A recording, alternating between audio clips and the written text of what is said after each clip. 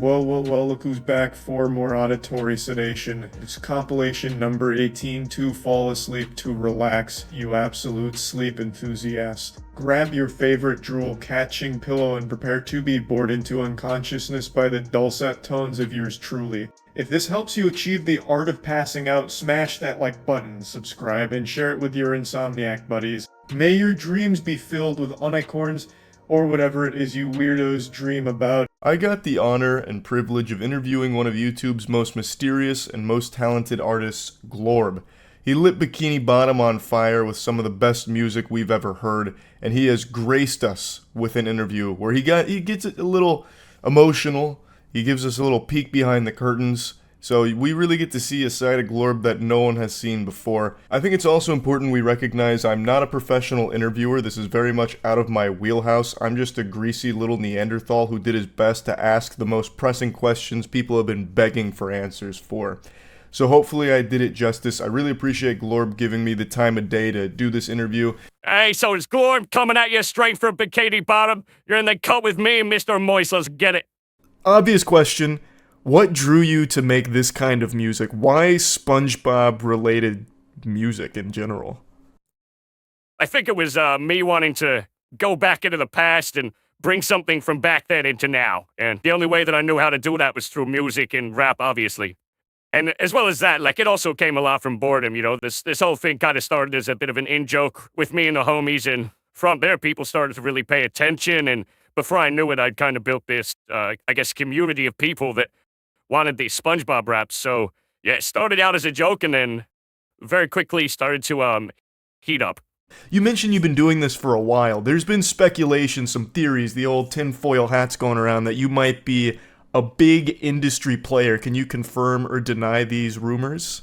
Yeah, I think there's a lot of people out there that definitely would have heard my main artist project, and they also listen to Glorb and probably don't haven't connected the dots that it's me. So yeah, you know, I won't give away too much, but there's that. Oh, okay. You're saying you are an industry veteran. You're not someone that just picked up the old SpongeBob voice changer and let it rip after, you know, graduating with a bioengineering degree or something. You've been in the scene.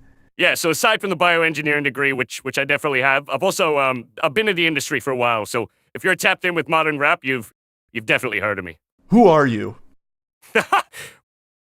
Well, you know, I'm Glorb, I guess. Yeah, but like, who is Glorb?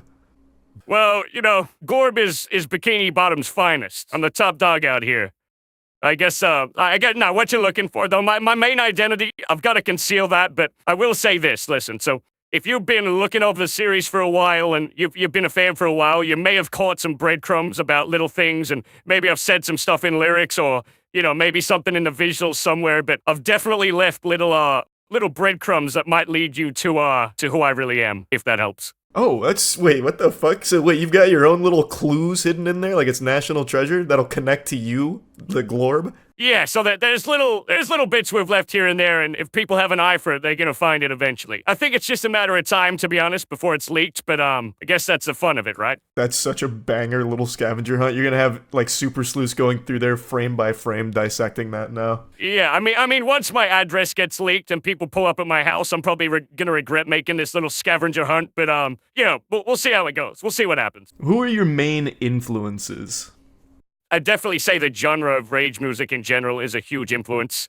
Any of these new modern rap wave sounds that we're hearing, and to be honest as well, probably my main artist project as well, but obviously I can't really go into that in too much detail, but yeah, just a bunch of these new synthy, rage-driven beats that we're hearing, a bunch of that is inspiring.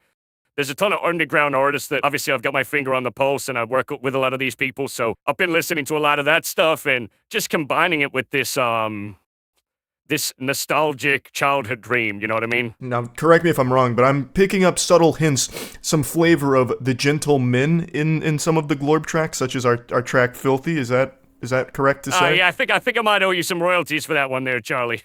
Have you ever ghost written for other artists? Yeah. I mean, I've done some writing work within the industry, and probably, I mean, I don't know. I don't want to come out here and act all cocky and say, you want to heard my stuff, you want to heard my writing, but yeah, I've done some ghost writing for people, and obviously my main project as well, so, but that's something I really want to dive into more, because throughout, I think, this entire SpongeBob thing, I've really realized that I enjoy writing from the perspective of these characters or other people that exist out there. So this whole thing has been a giant experiment in ghostwriting in a way. Awesome. Well, I love to hear that. I mean, you're clearly very talented at it. No, thank you, my friend. You know, that means a lot. I do appreciate that. So something that I think is, well, you already kind of mentioned this to me, but we'll put it on record. Has Viacom ever reached out to you? Nah, so Viacom haven't reached out to us yet.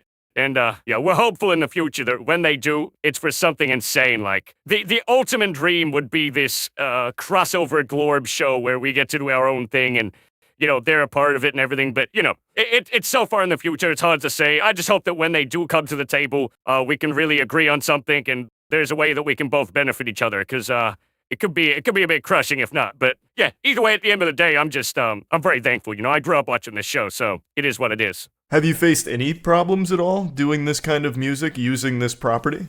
Yeah, well, we ran into some issues early on. So me and my team, we basically had to deal with a group of scammers online. There was a group of these dudes in a Discord, and they ripped down my song, the Sandy song.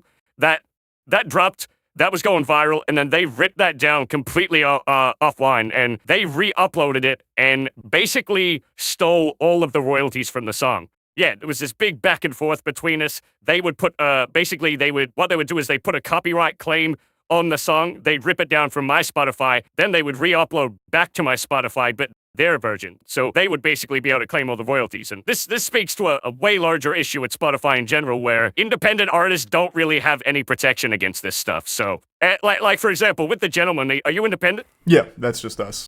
Yeah, so in that case, and this is going to sound horrible to say, but I could just go onto your Spotify, put a fake copyright claim in and say, oh, Charlie used my snare at 55 seconds. Like, even if you did it. And then Spotify essentially, they legally have to believe that, and they have to rip the song down. And this goes for independents. It's a different story if you're with a major label, but this speaks, like I said, this speaks to a way larger issue with Spotify and the music industry in general, where you basically have a bunch of these kids going around, scammers, literally just taking people's money, and they can target anyone that is an independent. And hell, even some major label artists get hit with this. So that's what we dealt with, it was insane. No, there's some dirty scoundrels out there for sure. And I have no doubt you probably handled them accordingly. They're probably dead now and buried would be my guess. Don't go digging in the jellyfish fields. I'll leave it at that.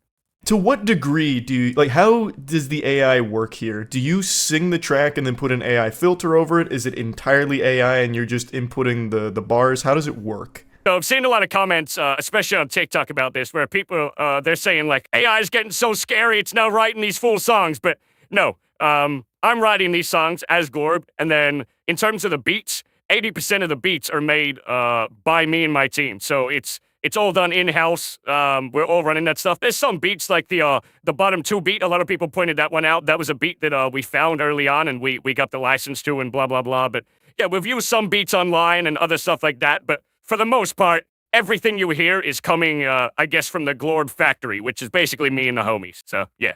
And when it comes to the voices of that, so right now you hear me as Dankton, but basically what I do is I make sure that I hit the voices as close as I can. So when it comes to Mr. Krabs, I'm going, you know the crab like money. You know, we're doing it as close as we can, and we're voice acting it 95% of the way there and letting the AI do the rest. Yeah, I think that's what makes it so crisp. I think if it was entirely AI doing most of the work, it wouldn't sound as clean. It wouldn't hit as hard. Yeah, it'd probably sound like shit, let's be real.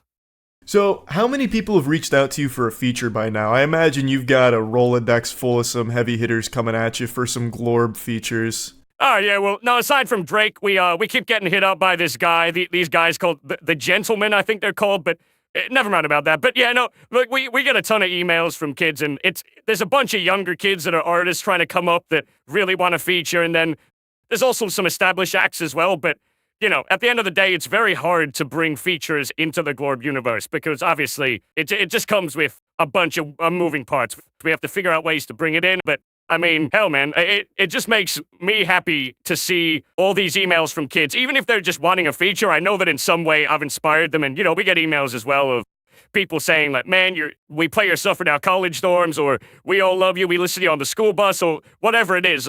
It's just so cool to see so much love and so much passion for this project that I've created. So yeah, it's awesome. But in terms of features, man, I mean, we might have to make a little exception for the gentleman. We'll see how that goes, huh? All right, well that's pretty exciting though. There could be a Glorb feature. You could do like a Hatsune Miku style live concert at some point. Is that something you're thinking about? Yeah, I mean, I don't want to go too much into detail, but all I can say in regards to live shows is keep your eyes peeled. Something's coming. Have you ever thought of branching out beyond SpongeBob for this style of music? Is there any other like properties you have your sights set on, or is Glorb always going to be in the SpongeBob universe? Yeah, so there's a fabled Family Guy track out there, and I've never released it, but I put a snippet into the Discord early on, and then ever since then, it's whenever someone new joins the Discord, they eventually come to realize that there's this secret Family Guy track that's hidden, and, you know, I love it, though. Everyone in the Discord really wants that song, so eventually, maybe. I might drop that song, but once you involve all these other different, I feel like once I bring other shows into this, then it kind of convolutes the storyline that I'm currently trying to go through, and I also just I really want to see this whole SpongeBob Bikini Bottom storyline played out. I really want to tell my story and what I have in mind for the future of the Glorb universe. So I kind of want to get that done, but there's definitely a part of me that wants to really crack into some other stuff. But, you know, at the end of the day, I always have to keep in mind, the more IP I go after, let's say I do Simpsons or Family Guy, you know, the more problems it can bring into this whole thing. So I have to be very careful, you know? That's a really good point. That's the deep cut Glorb lore right there. But you're right. If you started targeting other IPs that might not be as chill as Viacom right now, you're collecting like the Infinity Stones of lawsuits. So that could be pretty dangerous. Yeah, they'll punch my shit in for sure. So then you mentioned the storyline here. Why don't you tell everyone what the whole story is for the Glorb universe here that you've crafted? Because it's more than just music. You are actually telling stories. Like they have like a continuing plot thread that runs through them. No, 100%. And I think this whole Glorb universe really just came to life once I sat down and started to write from the perspective of these characters. It's like they took on a life of their own. So, you know, it's this whole world inside of SpongeBob that's almost a continuation of how their lives have gone since we left the show as kids. So since we've stopped watching it, we've grown up. It's almost like these characters have grown up alongside us, and they've gotten into just as much shit as we have. So, you know, obviously I'm not blind to the dark realities of the world, I guess. So there's a lot of violence in this show. There's a lot of, you know, there's gun violence, there's drug sales, there's a lot of shady business dealings. There's also, you know, there's heartbreak and there's relationship problems. And, you know, it's basically the world that we grew up with as kids when our lives were innocent is, it's become like our lives now where we're adults and it's not so innocent. Essentially, it's SpongeBob on crack. Yeah, no, absolutely. And you don't have to tell me about the fuckery that's afoot there, man. I'm still checking over my shoulder daily just in case Dankton's around the corner or something, airing it out. Like, it's scary. Like, you've got some villains out there. Karen's getting run through by everyone with a pulse in Bikini Bottom. Like, that bitch is everywhere. It's crazy. Yeah, you know, she definitely had her time around there, but I feel like she really brought it back to how things are meant to be with that Vengeance song. But you gotta watch out for Dankton, too, man. Like, he's a block spinner. He's an op shot. And speaking on that, I will say this. So I'm not too sure when this track is gonna, when this interview is gonna drop, before or after, but yeah, we will be seeing the return of Dankton very soon, and things are gonna get pretty hectic, and people might even say things are about to get a bit puffy. She might be taking this to motorboat school. That's all I'm gonna really say about her. But in terms of other characters coming into this show, I do want to get the entire cast. So pretty much every single character from the SpongeBob series into the Glorbiverse. And, you know, when you've got that many personalities mixing and there's so many different characters, you're bound to run into so much fuckery. So I can't really say too much, but I'm thinking that Bikini Bottom might need a mayor soon, and we may have to have a little bit of an election. But you never know what could happen. I've heard those things get pretty violent. Yeah, anything can happen. Anything can go wrong there. What's your what's the track you're most proud of? What's the favorite track you've worked on? You know, that's a hard one. So I think in terms of the song that I think bangs the hardest, it's got to be the bottom two. And I think everyone knows that, too. That song is fucking crazy. It goes off. And I think that song, I think a lot of people resonated with it because it went above and beyond the whole SpongeBob universe and into, you know, just a banger, a viral banger. And I guess coming from that, I think a personal favorite of mine has to be Vengeance. Rapping as Karen was such a challenge, but that was a heap of fun. I really loved that one. And I gotta give a shout out to Can Gangsters Cry. I really do not make that type of music too often as my main artist project. I'm not known for it at all. So to do that track and see how well it was received and see people genuinely just loved hearing it, even though it was so different to everything else we've done. It was honestly heartwarming. It was amazing. So yeah, there's that. Yeah, and that's what it's all about, experimenting. I bet this is a really nice creative outlet to try things you don't normally do in your mainline projects. Yeah, I mean, the whole thing that makes it so exciting and new is I'm not writing from my perspective, so I get to dive into these characters and, like, man, as my main artist project, I'm never gonna sit there and talk about jellyfishing or spinning the block and leaving holes in them like SpongeBob, it just can't happen. So the fact that I get to do this like this, it's really good. It's like a creative writing exercise, and it's also, I get to dive into these characters, and in a way, like, I'll find myself taking on attributes of these guys when I'm done in the recording session. Like, I'll have an imprint of Dankton in my brain, which, I gotta watch out for that one. No, it's awesome, man. Like, I get to really dive into this and fully express myself in different ways. It's insane. I love it. Yeah, I totally get that. So then, I'm sure you know of some of the other SpongeBob AI-related artists. Have you listened to, like, Boy What and all of them? Oh, yeah, of course. So, yeah, Boy Watt is fire. He actually DM'd me shortly after he started because he was like, oh, yeah, the Glorb stuff inspired me, blah, blah, blah. And we had a great chat. He seems like a lovely dude. Fully support what he's doing. As well as that, there's your boy Sponge, who is amazing. He's been at it for years. That guy's amazing, too. We've spoken on Discord and that. Great guy. And you gotta give props as well to Oddwin. I'm not sure if he's still doing this stuff, but his shit was fire, man. He was really dope. So big love to him, too. Let's shout out the animation, because another thing that really stood out about the bottom two when it really popped off was people like talking about not only is the music incredible, but the visuals that accompany your tracks are always top notch as well. Your animator is Thrill to Will, correct? At least for some of them. Yeah.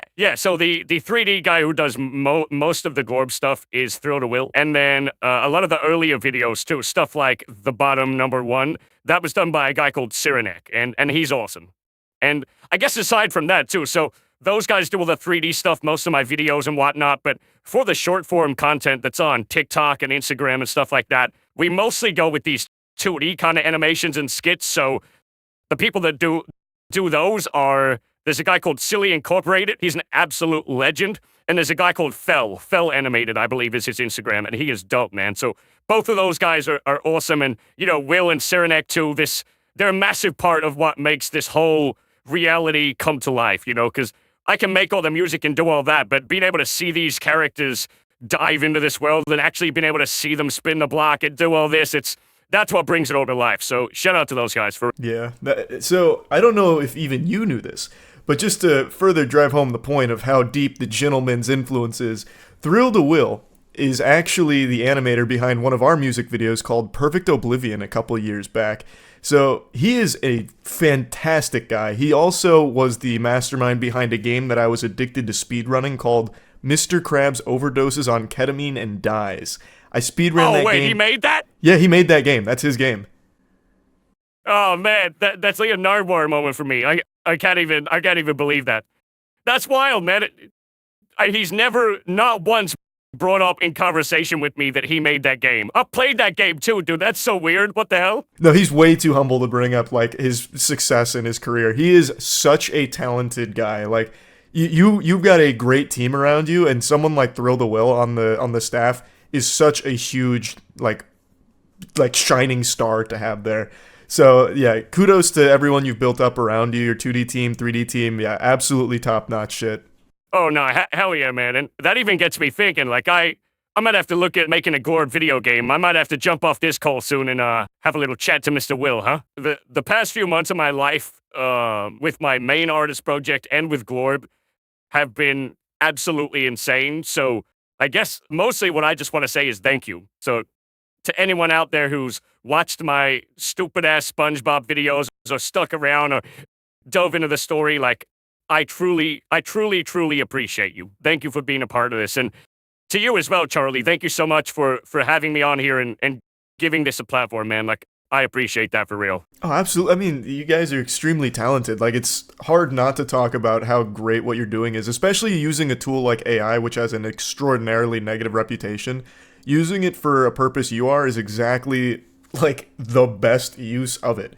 It's harmless, creative, it's fun, it's engaging, like, it's something that deserves the praise. So you've earned all your flowers here. Like, I can't wait to see where Glorb is in a year from now, because I really do think maybe you don't do the Las Vegas Sphere, maybe there are a bunch of sticklers over there or whatever at the Salty Spittoon, but if you start doing like the Glorb live concerts and all of that, like I really think it's the sky's the limit for something like this. You guys are super talented. No, thank you, man. And yeah, like I said, like none of this would be, I guess, possible without the people supporting me and also the team involved in making this, from the animators to the producers and everything. So yeah, I just want to say thank you, man. And I guess one thing that we have really been looking into as a team is kind of creating our own Glorb television show. And nothing's in works yet, but the idea is there. I would love to have like an Adult Swim-esque, hip-hop infused, violent-ass kind of kids show. I think it'd be sick. But yeah, nothing concrete yet.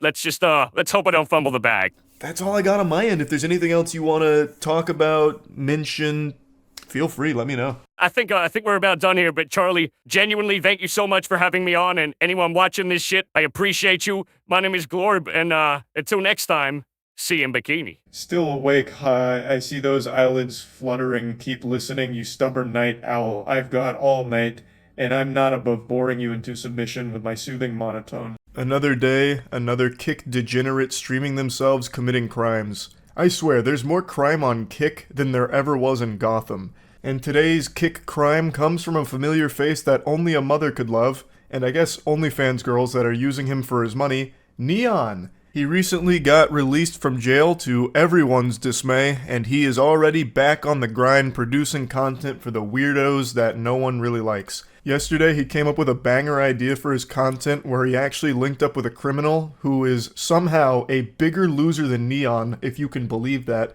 His name is Squeeze, and he's considered the most dangerous driver in New York. He rents supercars and then films himself driving recklessly on public roads, endangering the lives of all the innocent people around him so he can attempt to goad the police into chasing him so that he can flee.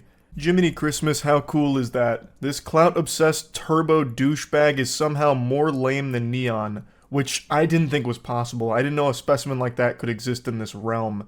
So the two of them together, that was a match made in heaven. If they weren't streaming, they probably would have been fucking each other. Two ultimate losers coming together to commit crimes. So they streamed on Kik, of course, driving recklessly, and then it ends up with them in a hit and run. Okay, alright, we're good. Calm.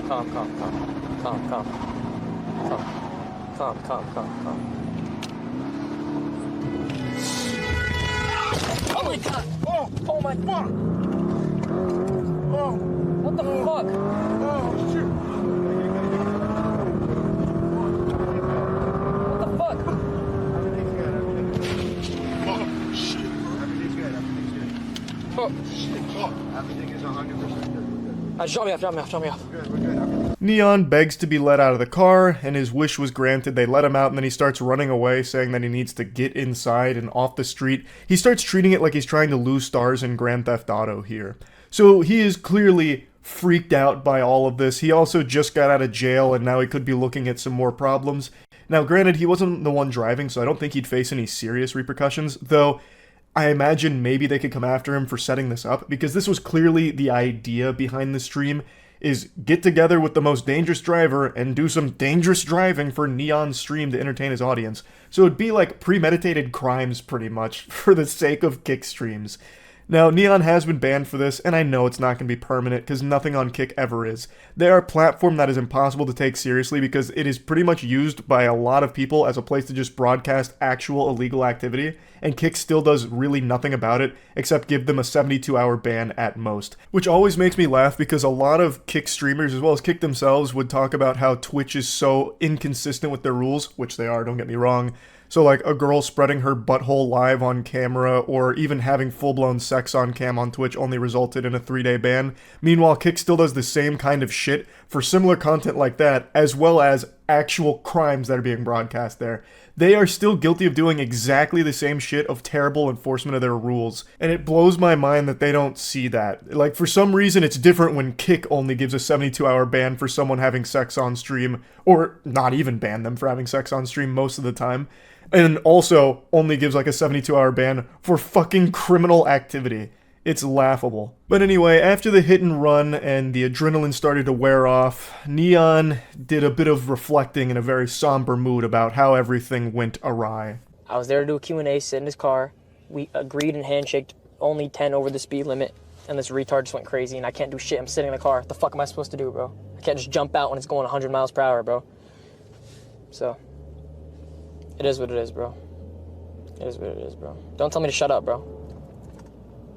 Don't tell me to shut up, bro. Shut up. I like how even his own chat is bullying him here. Like I've always said, if he wasn't a streamer, he would probably be a professional swirly victim. Like, his face would know the inside of a toilet bowl better than anyone else on the planet.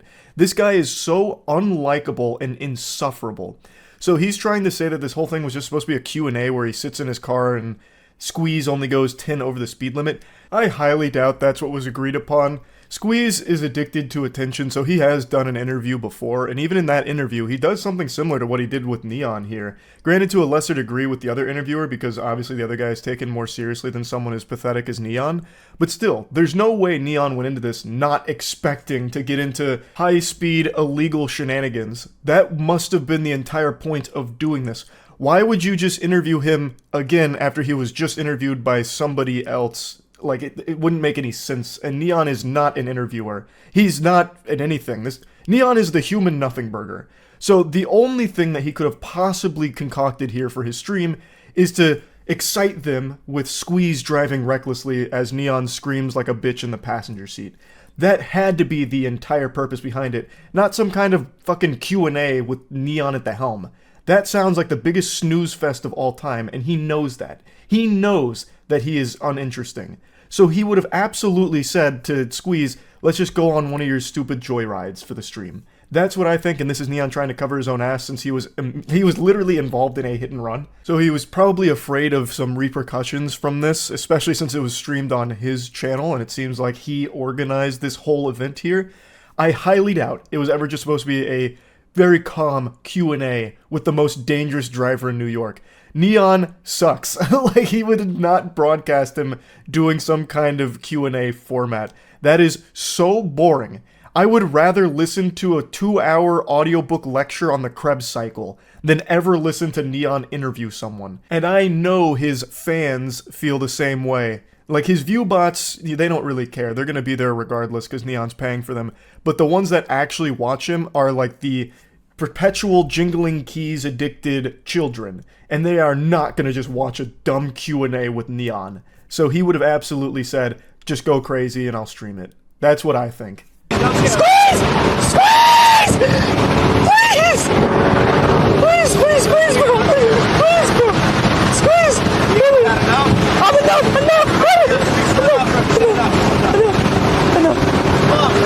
Come on, bro! Please, dude! Please, dude! Please, dude, no. The cop's right there, Oh my god, he almost crashed! Chill, stop. Stop, you're tripping. Squeeze, that's a cop, squeeze, that's a cop. That's a cop, you're tripping. Even before the hit and run, this just seems unwatchable. Who wants to listen to him peek the mic through squealing the entire time? Plus, I just find this entire activity of driving recklessly on the interstate super fucking cringe. I can always appreciate talented driving, but that's not this. This trend of douchebags just driving extremely fast on the interstate and weaving between cars cutting up is not impressive. Like, I don't think there's anything impressive about that at all. My fucking grandmother used to do that when I was a kid, and I hated it then too. She used to cruise around on the interstate taking me to Perkins in her 1978 Chevrolet ass tutor or whatever, and she'd do this, and there was nothing cool about it. My grandmother used to do this, and it wasn't cool then either, but now all of a sudden there's a lot of people that think it is, I guess, because it's becoming somewhat popular. It shit sucks. All you're doing is putting your life and everyone else's life at risk for nothing, literally nothing. I did do a bit of a deep dive on Squeeze in particular though. He does seem to be a pretty talented driver, especially when it comes to drifting. But all he uses it for is this illegal criminal shit and putting people's lives on the line for nothing. Why not actually do something cool with that ability? Why use it for this garbage? It's fucking frustrating, it's infuriating. And the best case scenario is when Squeeze inevitably does crash doing some of this content, he doesn't take anyone else with him. But yeah, anyway, just wanted to talk about this a little bit. Another classic kick crime. That's it. So yeah. Seriously, you're still conscious. Either you've developed immunity to my sleep-inducing powers, or you're secretly binging cat videos. If you're awake, close your eyes and count sheep. Or penguins. If that's more your style, If you're asleep, good job. You've mastered the art of snoozing through my rambling. It's been said that a wise man can admit when he's wrong, but a stupid man can never admit fault. And after a video we posted yesterday on the other channel, I've come to an epiphany that I'm a combination of these two things. I am a stupid man that can admit when he's wrong, but isn't happy about it. In fact, this frown should tell you all you need to know. We did a video where all of us did the What's in the Box challenge, which is that dumbass content that's become a bit of a trend where people put their hands in a box that they can't see what it's in, and they have to feel around and figure out what it is they're touching. And I always thought it'd be super simple, just an absolute slam dunk. You're just feeling shit. Like, how would you not know what a grape felt like, for instance, and why would you be afraid of it? So I went into this, puffed out chest, when we did this as a joke because we thought it was so fucking dumb. And it turns out it is much harder than I would have ever expected it to be. Is there some? Oh, there's something here. This is a bird. Oh. This is concerning. Why is it so fluffy? Is this thing alive? It is. 100%. I feel it moving. I can feel a heartbeat. Okay. I think I know what this is. I think it's a dead bird. It's a pipe cleaner spider. I grew up on that shit. And yet when I got into that room, I couldn't recognize it anymore. I put my hands in the box, and immediately it was like this brain nerf. It was like that scene in Space Jam when they put their hands on the basketball and it saps all of the NBA players' talent away from them. That's what happened when my hands entered that box. I thought it was I thought it was alive. I thought it was a creature in there. And yet I ended up still choosing a dead bird anyway. So I didn't even go with what I actually was wrong about. I went 2 levels of wrong deep. And I was also the only one that was this off about my guess of what was in that box. Everyone else, superstars. I'm gonna whisper it so they can't hear. I'm gonna say pipe cleaners. Can't wait to see what mousetrap this is. Oh, that would also be good. He just fucking ripped it. Yeah, he just raw dogged it. That's a little Halloween decoration spider. A little goofy pipe cleaner spider. For some reason, when I couldn't see what was in the box, I always made the assumption that whatever I felt in there was alive. It carried over to the second round as well. Is there actually something alive in here now? No, it's over here. What the fuck is happening?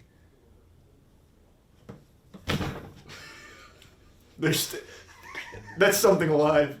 It's a turtle. It's a big fucking turtle that you glued prickly spikes on. I don't know. It's not a plunger, but you use it to clean a toilet bowl sort of thing.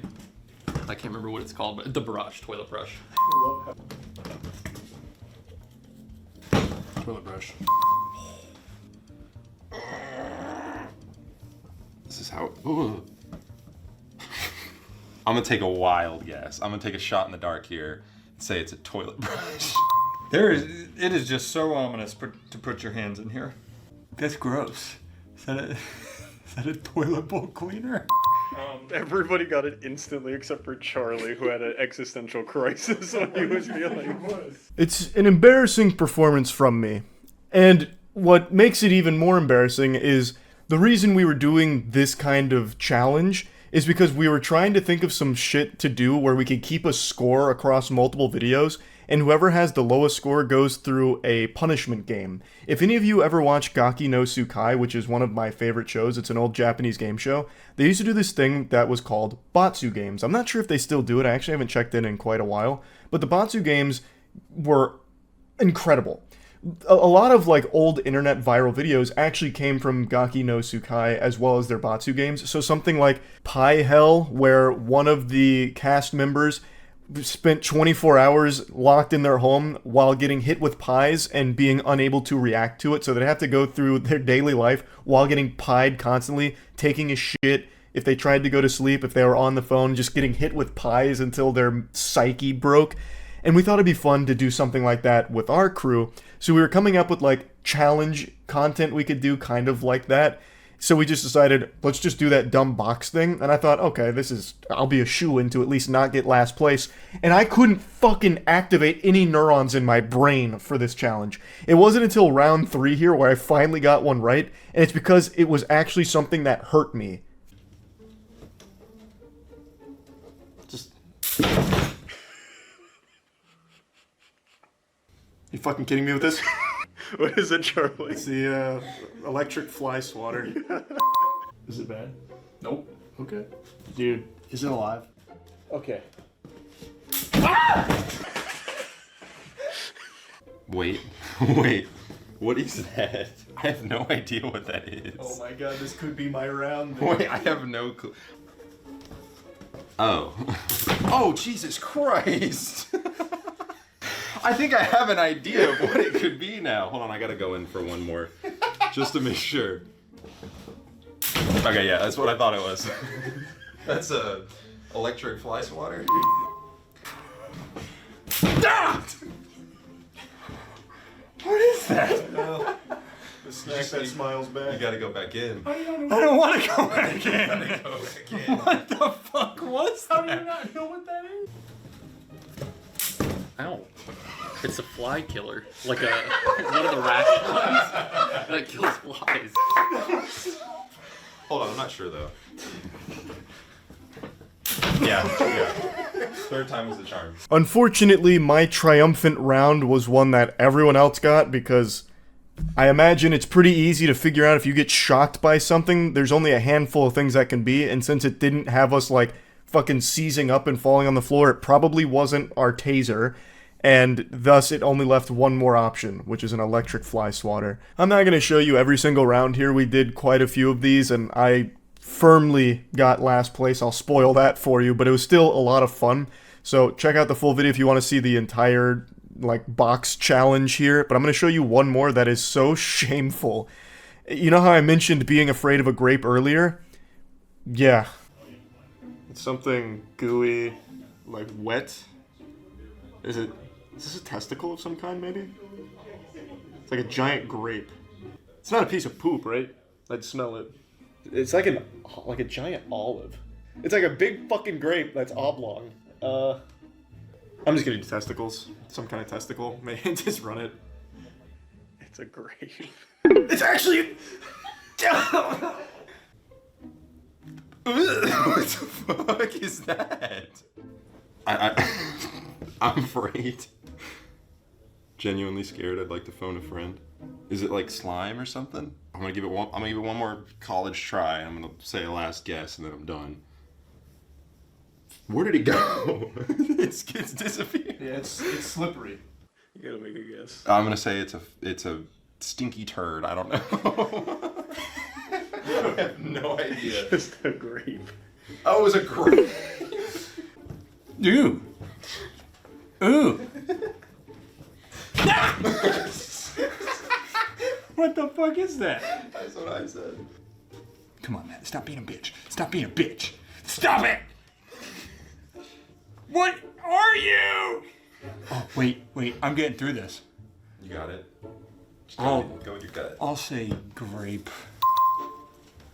I've learned from this experience that if you can't see what your other senses are touching, your imagination runs wild, convincing you that what you're feeling is either the grossest shit ever or like harmful. It's very weird. I've never actually had that before. Like, actually, that's not true. I guess fishing around in the dark, like if you have to go take a tinkle in the middle of the night and you don't feel like turning the light on because it, hurts your eyes, it flashbangs you, and you go walk over to the toilet and you like happen to touch something that you don't normally feel, it does kind of freak you out. At least it does for me, but maybe I'm just a pussy. But even still, I didn't expect it to be this difficult for me to deduce what I was fucking feeling just because I couldn't see it. I thought it would still be really easy and obvious. But yeah, anyway, it was a lot of fun, and I just wanted to talk about this a little bit and how embarrassed I was. So that's really it. So yeah. These are without a doubt the craziest text messages I've ever covered, and I know that might be hard for some of you to believe considering all of the wackos we've gone over, but trust me, this takes the cake of lunacy. They are so outrageous that I at one point threw my hands in the air and said, "Enough is enough, fiddlesticks, this is fake. It has to be fake. It's too ridiculous. So I did a little bit of digging, and it seemed other people also thought that they might be fake. So after going through the evidence they compiled, it turns out that this is most likely real. The person that these posts seem to originate from actually did show up apparently in some court documents confirming a divorce. So from what I can tell here, it does seem like these are real, and the story here is legitimate, which is so fucking sad. And the man in these messages needs to be confined to Arkham Asylum ASAP. Dude needs his own personal padded cell, and you're about to see why. All of this hoopla starts because a mother breastfed her child. The husband says, "You've been breastfeeding? You know how I fucking feel about that." She replies, "What time are you coming back?" He says, "I don't know if I am." She says, "Why, are you mad at me?" "Yes." "What did I do? It's just the breastfeeding?" "That. The feelings it gives me and how I finally understand that you truly don't respect me." And she says, "I do respect you. I just thought we could compromise about the breastfeeding. Talk about it. If you don't like seeing it, maybe I can just do it in a different room." Weirdo's mad because the mother of his child is breastfeeding that child. Is there a worse possible reason on this planet for anger? I can't think of a single reason any sane human being would be upset about something like that. Unless it's like some kind of crazy situation like, "Hey honey, I just got some phone calls from some concerned parents. Apparently you tried to breastfeed our son Geronimo at the football game. He's 15 years old. Maybe it's about time we wean him off of that. We're scaring the other parents here." But this, they're talking about a newborn baby. She's still in the hospital with the newborn. He continues, "Well, we didn't talk about it, you just did it. And it's not about seeing it, I know it's happening. I'm done." Done? "Let me know when you're being discharged and I'll be there." Like, you're divorcing me? You go behind my back and do something I've stressed about not doing. That's no different than lying and shows how little you respect me. I wasn't meaning to disrespect you, I just wanted to give Wilder breast milk since he was born early, and I know it's the best thing for him with the antibodies and other stuff he'll get from it. The only thing wilder than that name is the husband's brain-rotted brain. Absolute delusion here to be making a huge stink about her breastfeeding a newborn. So, the name Wilder, and you're about to see they actually have another child named Hunter, spelled with a Y. Those two names really set off my bullshit alarms. Like, it was really giving me the heebie-jeebies of, this is fucking fish paste. This is baloney. But again, from what I've seen with what people have found, because the original poster and everything, people did a lot of super sleuthing. From what's been put out there, it does seem like it's legitimate. He continues his rampage, saying he's not a preemie, he was born at full term, it's still unneeded, he's still bigger than I was when I was born, and you could have always asked the nurses for a pump. It's a proven scientific fact that breast milk is no better than modern formula. He's wrong about that, by the way. Modern formula is fine for women that don't want to breastfeed or can't. I decided to fact check that claim, do a little research on it. Turns out it's not a scientific fact. You know what is a scientific fact, though? That this man is clinically insane. So keep in mind, I am not a breast milk scientist. I'm not a connoisseur of boob juice. I'm not the lactation lord. But from the bits and pieces I read about breast milk versus formula, it seems that breast milk is still the most recommended way of getting nutrients to your baby, if possible. She says, I know, but the benefits of the breast milk still outweigh the formula. Latching helps drop the milk better than the pumps. He says, yeah, the benefits to where I'll never be able to look at you the same way again. She's confused, as everyone listening and reading this is right now, scratching their head, wondering what the fuck is wrong with this weirdo. She says, what do you mean? You think I'm a bad mom for breastfeeding? And he says, I think you're a bad wife. I think you don't respect me. I think you took a joy away from me. I think a lot of things. Took a joy from you? I don't understand what you mean. Formula can still be used. And this is where he drops the bombshell. He reveals where all of this anger and hostility comes from. I enjoy your boobs. Now they've been in another man's mouth. I now no longer enjoy your boobs. He goes Neanderthal mode. Boob sucked by baby. Boob no good to me now. No want tit no more. His own child he views as competition because his newborn son suckled his mother's bosom for milk.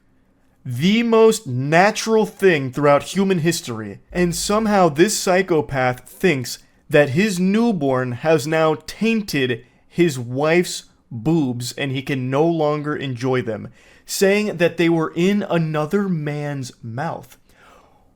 Wait until he finds out where that baby came from, because that baby came out of his wife's vagina. Well, actually, I guess that's not true. I bet there is a non-zero chance that this unhinged maniac forced his wife to get a C-section, so that way her vagina wasn't ruined by another man. I bet there's actually a really high likelihood that that's exactly what happened. And that's scary. This dude is so fucking red-pilled, he won't even let his own newborn son touch his wife's body. I bet he also wouldn't even let his wife change their son's diapers, because he views them as competition. He'd bust into the room, "I know what you did, bitch!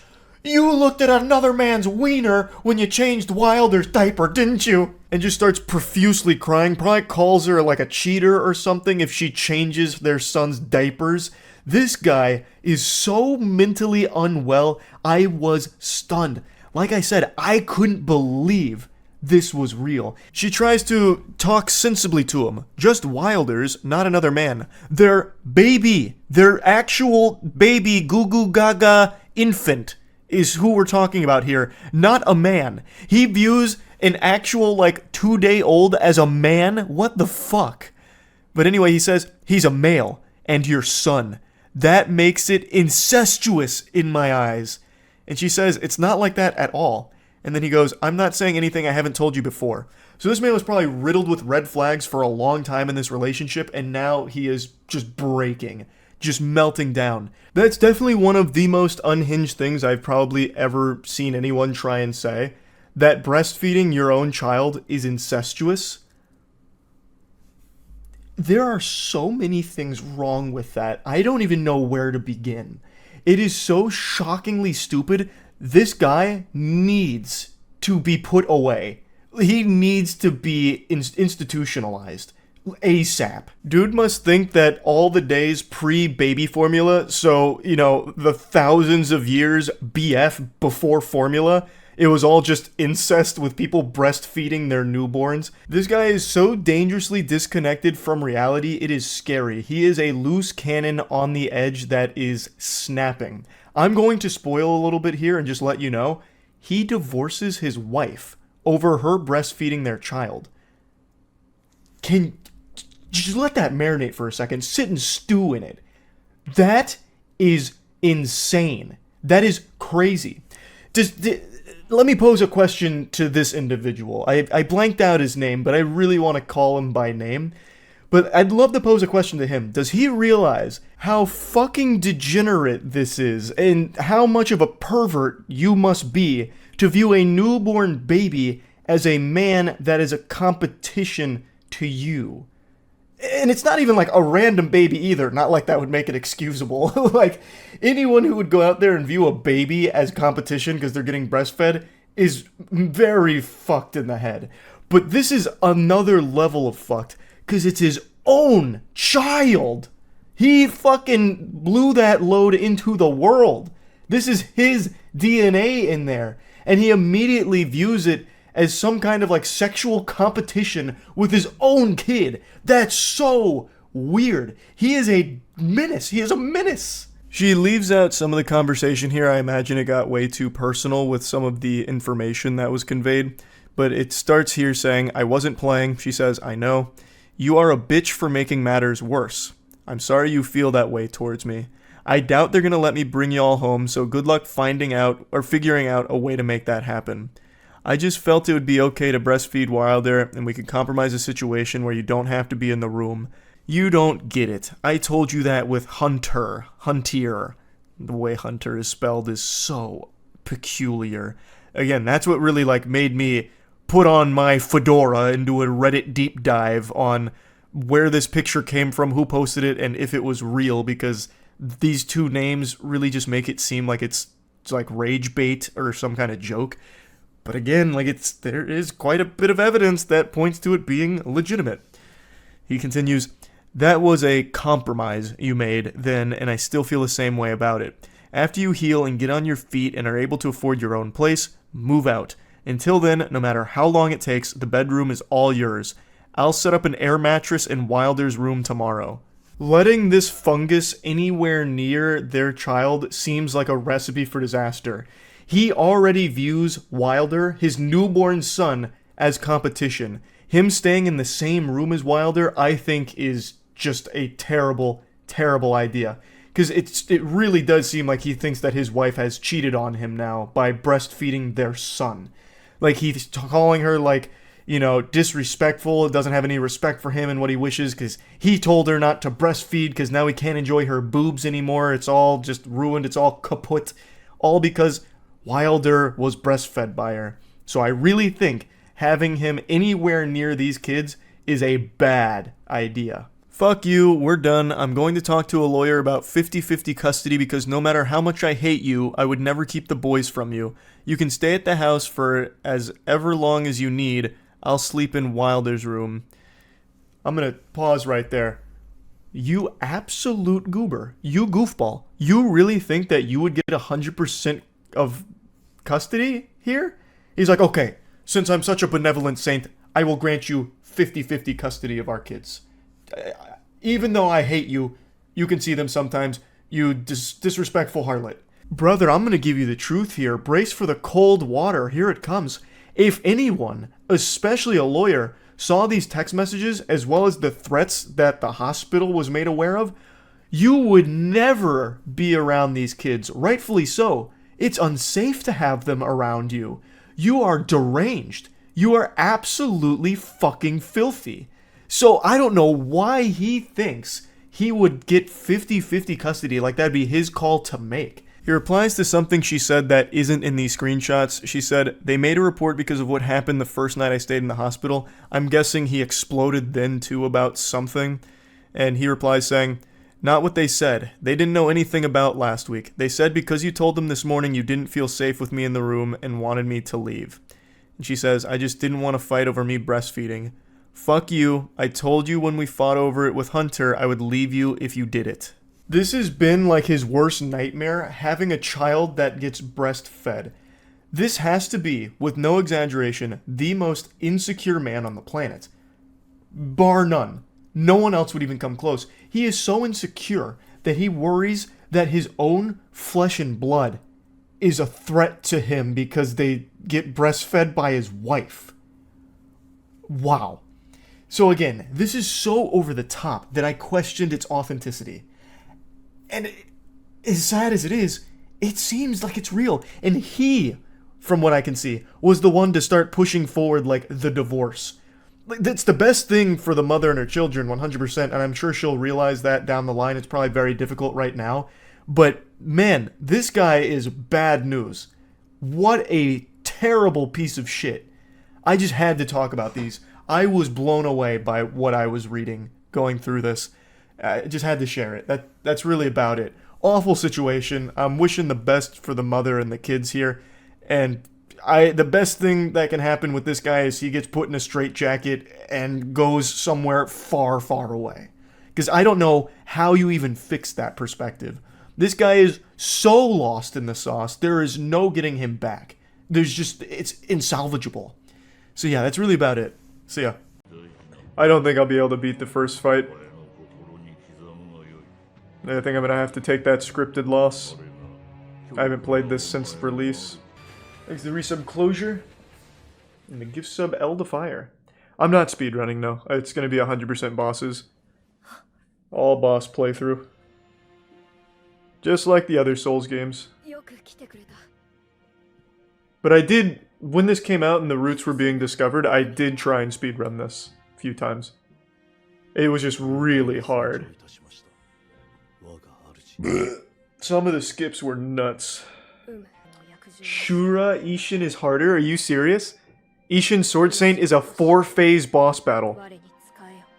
It's not even close. With Shura, it's just the, what is it, Lady Butterfly? Or not Lady Butterfly.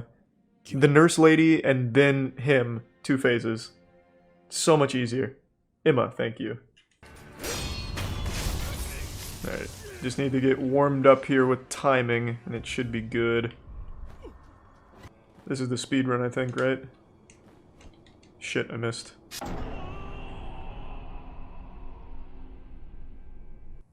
I'll try and beat him. I don't think I will, though. We'll see.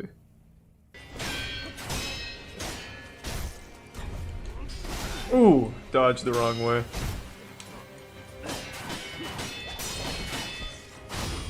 God damn it. Oh, I thought it was the big one. Damn, I fucked up.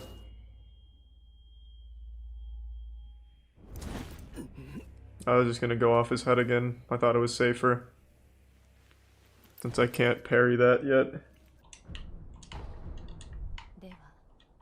Alright, let's fucking go. Time for the ogre. I still remember trying the ogre skip for like 2 hours when this game came out and I was trying the speedrun. But that was on PS4, where it was supposed to be really hard to pull off. I imagine I might be able to do it on PS or on PC. It was the frame rate, 100%. That's the only reason I couldn't pull off that skip. Human eye can only see 30 FPS. Is that a fact? Wild. But gamers can see 60. Gamers are above humans. We're the next evolution of the species.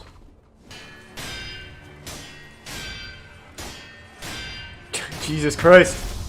Thanks to resub Feet Sarah.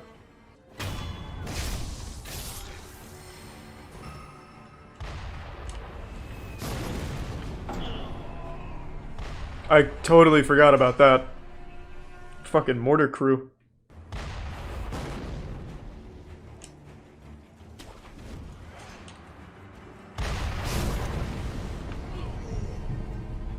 Well. Jesus Christ, come on.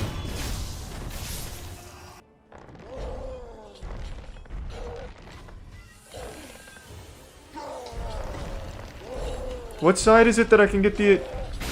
Okay, it must have been the other side. Oh boy.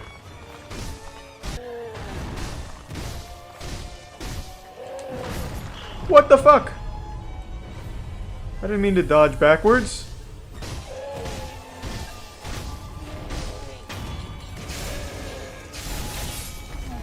Health is an important watch posture. Yep. You will literally never look at the boss's health. It's only posture. How is that not fine? At no point will I ever kill anything off of its health without posture being broken.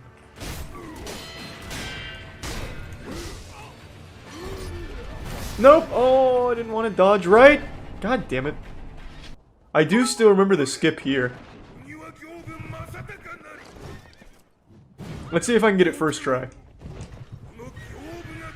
Shit.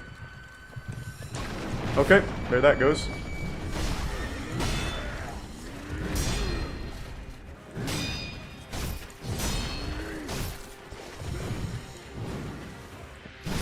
What the fuck?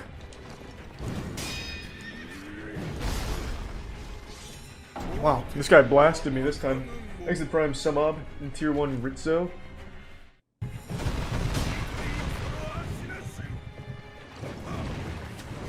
Oh boy. Come on! You son of a bitch! What the fuck?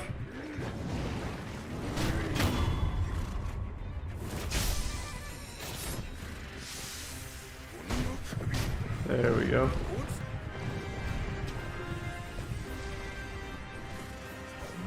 Oh, alright, very good.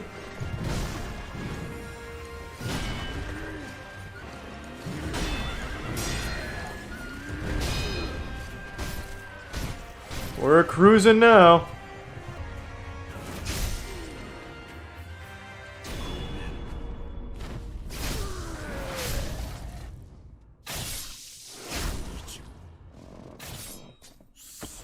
Dark Souls 2 is definitely one of the weakest, but it's still fun.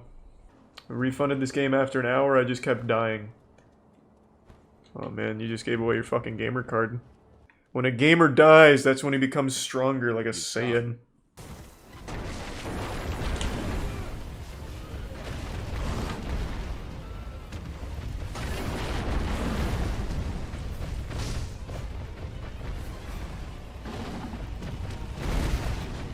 God damn it.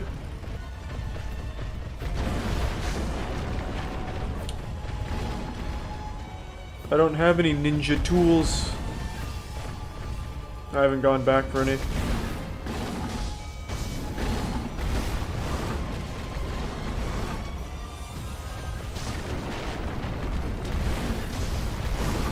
Oh, you gotta be fucking kidding me.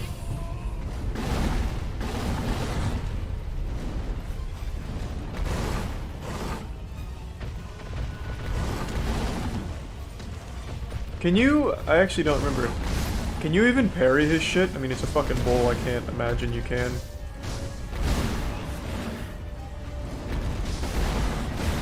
Wow. I'm getting blasted by this guy. You can.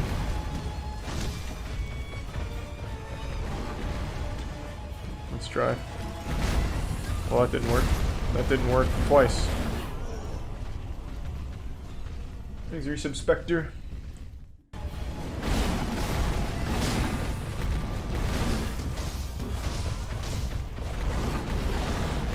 What the fuck? I'm getting blasted by the bull.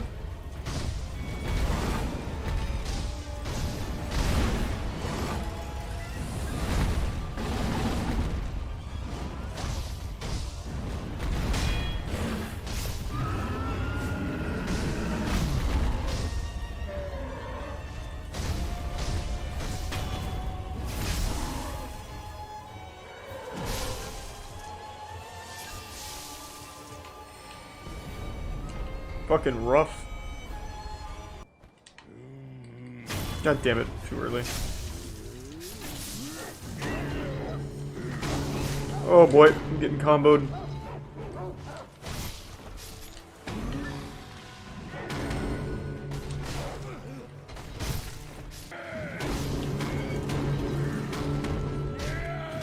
What the fuck? What the fuck? Alright, very good combo. Oh boy. Oh my fucking god. Well. That bell guy is nutty. He popped off. Yeah, fuck it.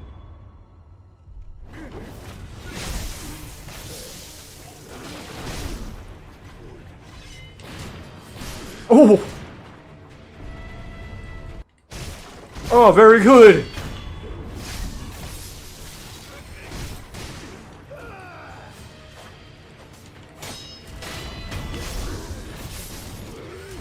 Oh my god.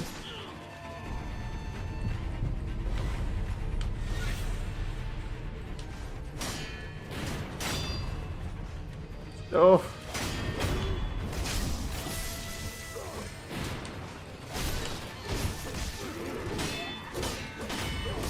What the fuck? That's the first time I've died twice to the same guy. Alright. Oh my god, that guy just fucking got me with that shuriken.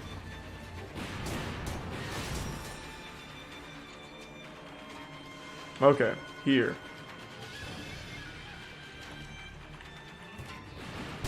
Oh god, Jesus Christ! Come on!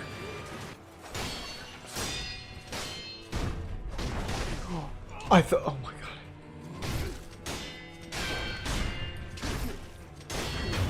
Well, I'm just gonna immediately rest. I don't think there's any point in continuing that one there. That was embarrassing. He got me with a big slap.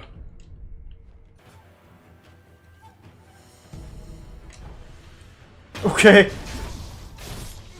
Poor guy.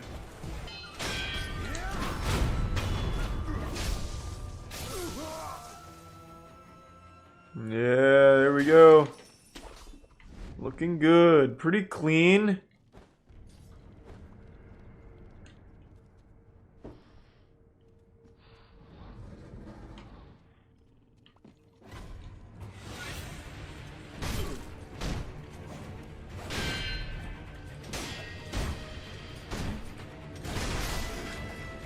Okay, I'm stuck.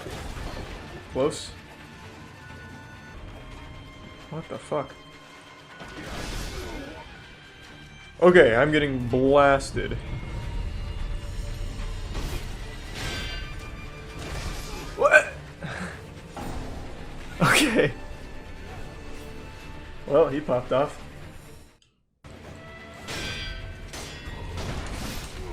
I see. I thought that was something I could... Oh my!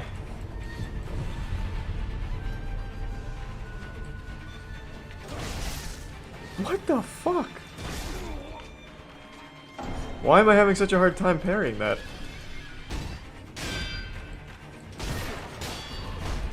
Ugh. I can't move. Oh my god! What the fuck?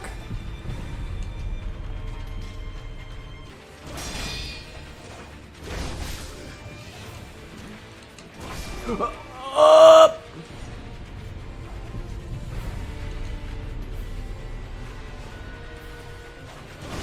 I really thought that would hit first.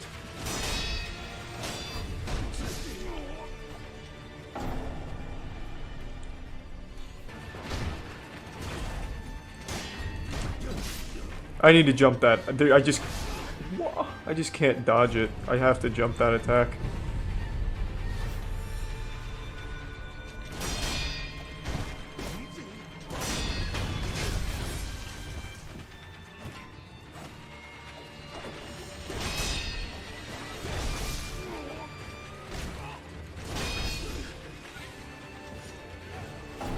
Thanks, Risha Becky. Wow, this guy is absolutely blasting me.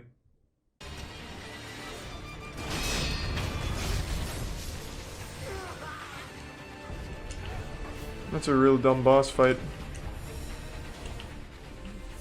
No room to attack, I guess. Alright. This is Jynxzi though. I remember the speedrun strat, bringing him to the door, using the sugar and just attacking the door and it hits him on everything.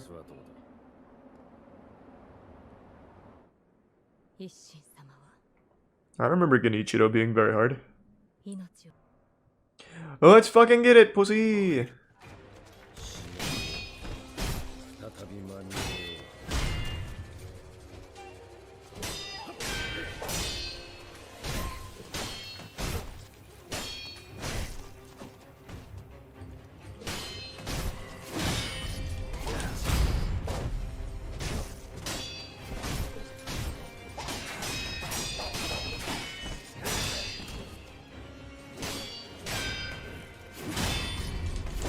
Oh, fuck my posture. I wasn't paying attention.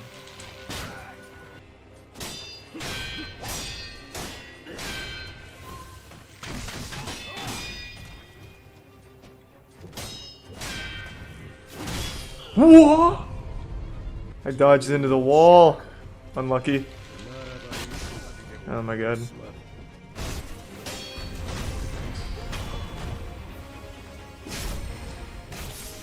Let's go! Let's fucking get it!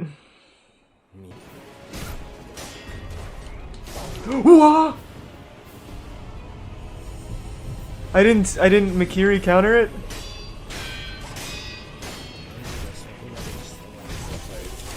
Oh my god. What a shame.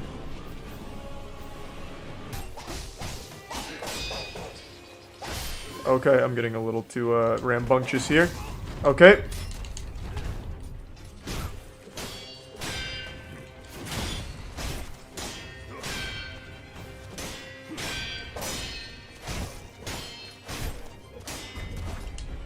What is going on? I keep dodging instead of getting the counter.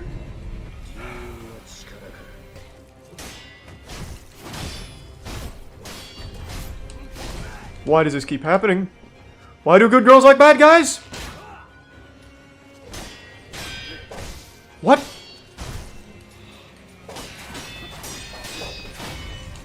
Yeah, I saw that coming. I panicked.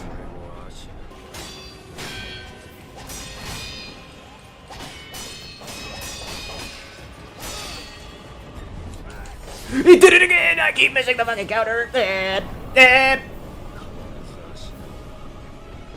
Oh, that was so free. Why do I keep... what am I doing wrong? Why every time when I try the counter do I end up dashing instead of just doing the counter?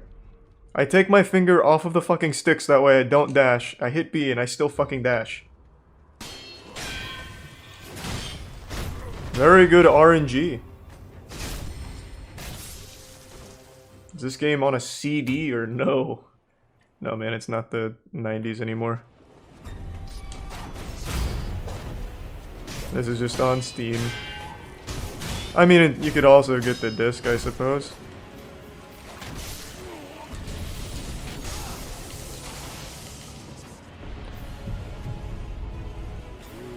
What did I do wrong there about redirecting the lightning?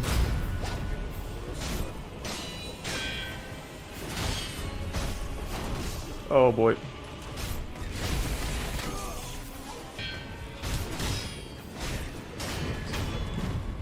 Whatever.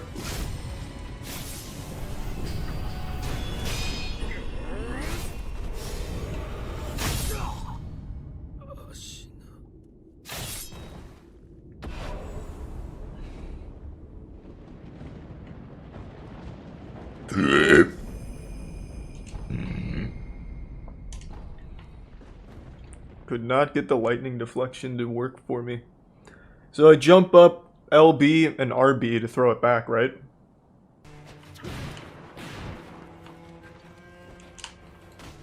How in the fuck do I get up to him? No! Thank you to 10 gift subs, DK. Very good, there goes all my health.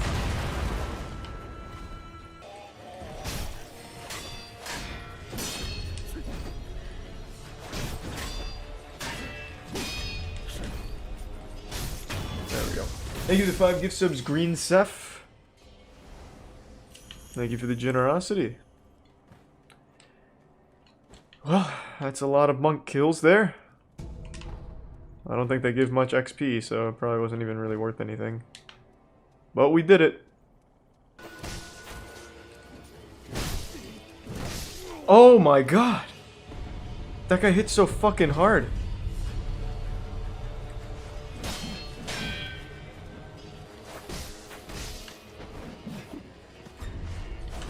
Oh my god! Thank you for the 10 gift subs, Zango. Really appreciate it, man. Well, that guy's harder than like every boss so far. Wow, that guy's fucking crazy. Well, I definitely don't feel like fighting every monk again. So I'll just skip that. There's like 10 more I can't think of. How did that guy see me? That guy's got the best eyesight in all of gaming. Holy shit. Oh my god, oh my god, this guy's going nuts.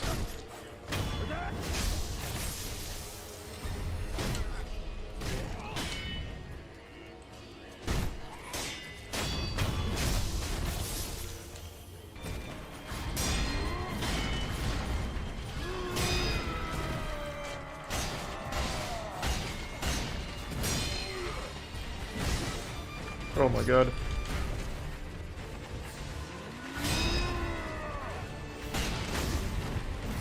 Oh, you gotta be fucking kidding me with that.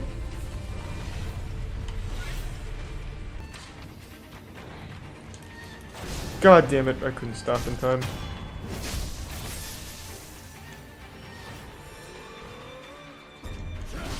Ooh.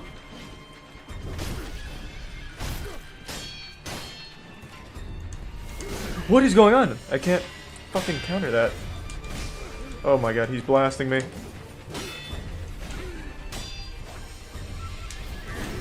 Finally.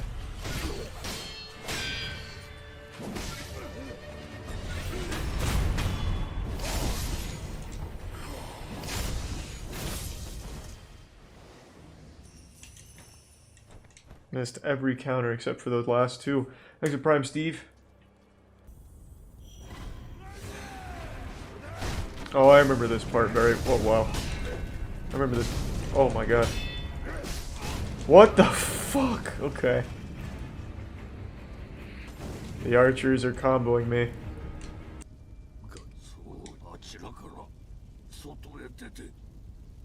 Do my dance on TikTok? What dance?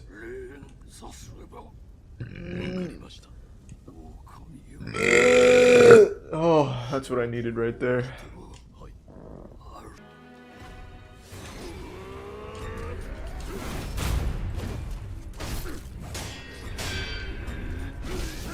Oh, you gotta be fucking kidding me. Wow, what teamwork. Very in sync, boys. Very impressive.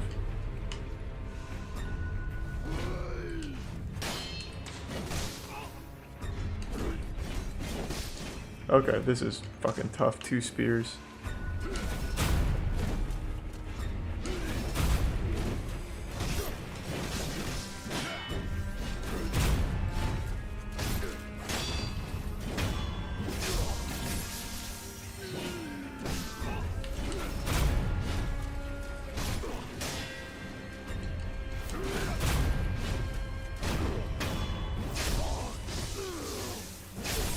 There we go.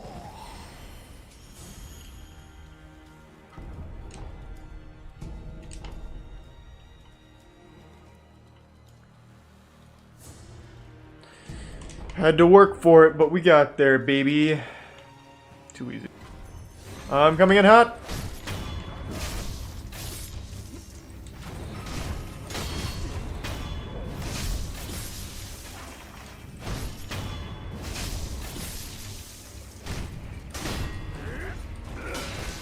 Oh. Oh. What the fuck?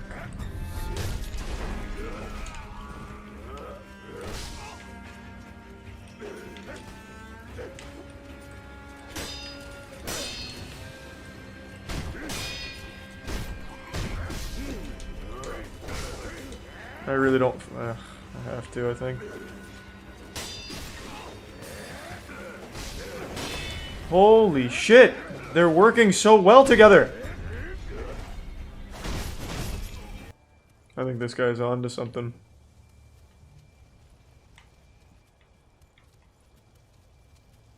What? Come on. Come on. He looks so scared. Jesus Christ. Come on. Okay. Very sad.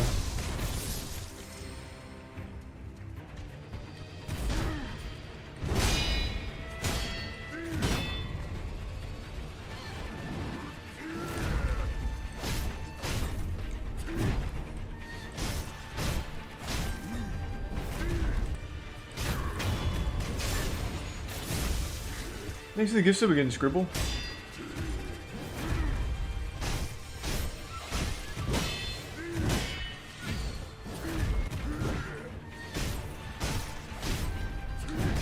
Oh, not like this. What?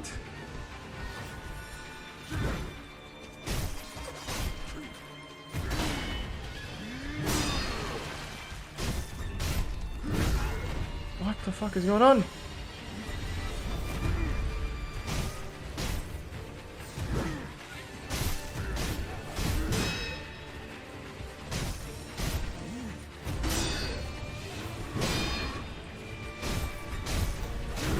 I really committed for it and it paid off.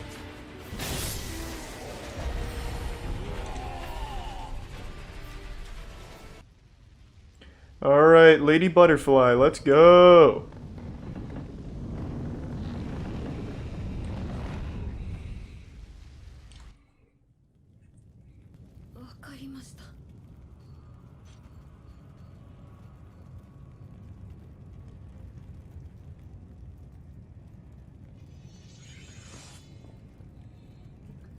Let's fuck her up.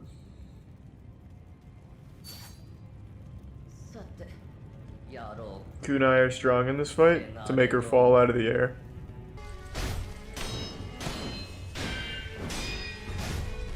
Ah, I meant to jump. Fuck.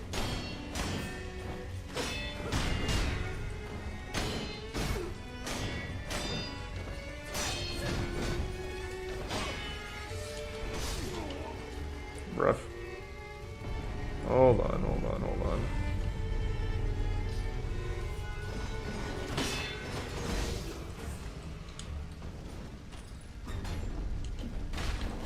What? Oh, I couldn't see. I thought I dodged that. Fuck!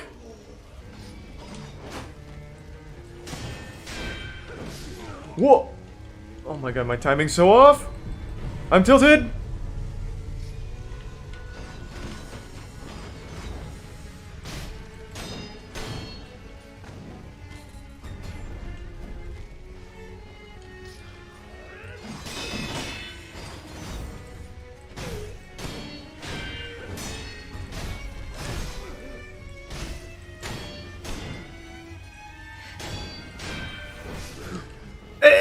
I can't believe I got hit by the kick twice!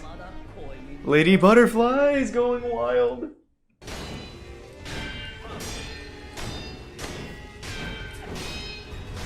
No! Oh, I couldn't fucking jump in time!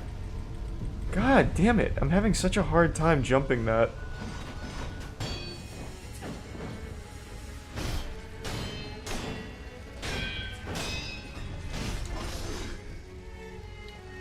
I just cannot get that. Thanks to the resub, Jackie Chan. Wow. I don't remember struggling on Lady Butterfly at all at any point, but now I just can't do it.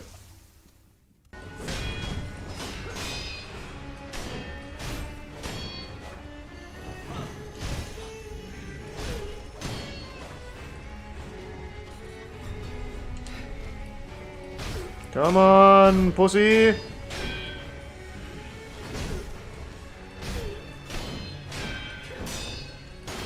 There we go.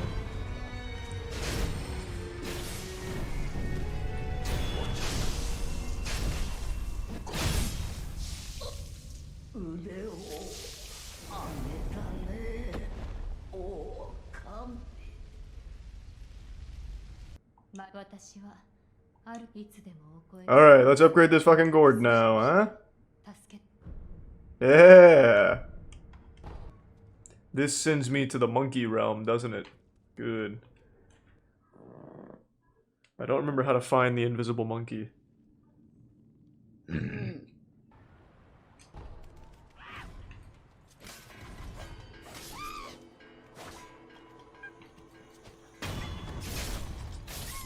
That'll teach ya.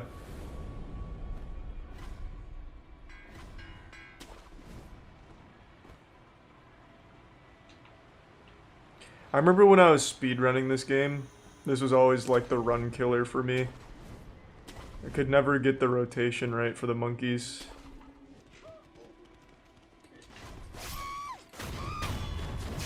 That was nice.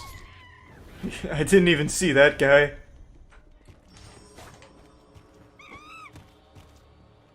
Is it possible to die on this boss? Yeah, you just have to really fuck up. Oh, shit! What? What just happened? Did he die from that?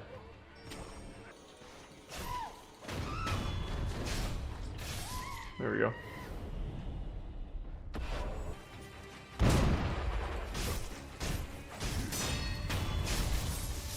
Take the prime Kenneth. Very good, very good. That's how we do it. Oh, I remember this was a good farming location for skill points. Because there's an idol right here and this guy gives 280.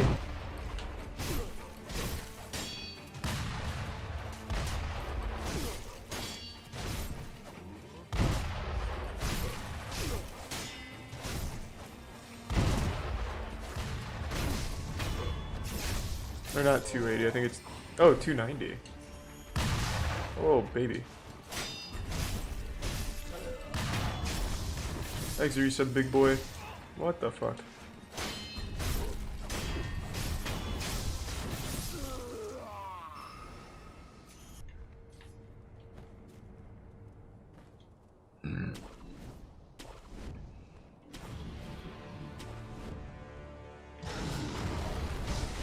Rough.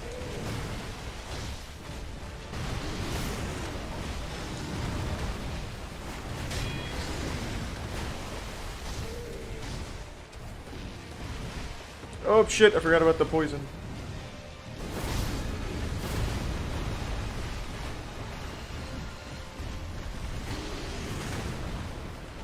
Nope.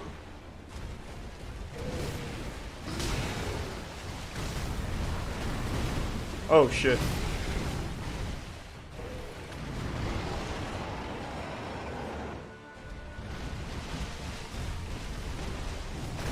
Oh! Oh my god, he's popping off right now.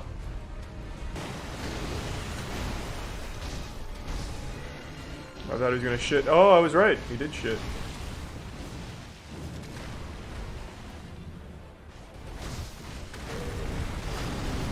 I keep dodging left instead of right. I don't think I get this first try, but we'll see. I dodged left again! God damn it. No! You son of a bitch!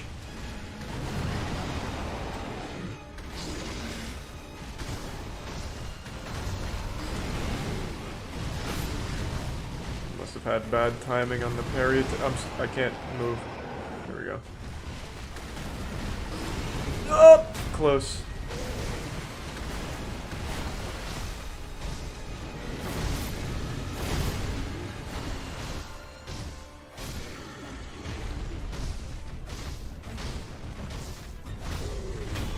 Alright. I don't have spear, but apparently that's really good for this phase. I guess we'll see. I don't have it, but we'll see how it goes without.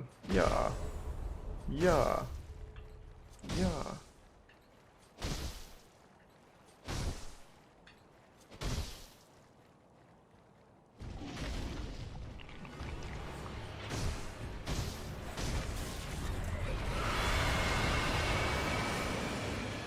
Okay, I didn't remember that. Come on. Oh, what the fuck?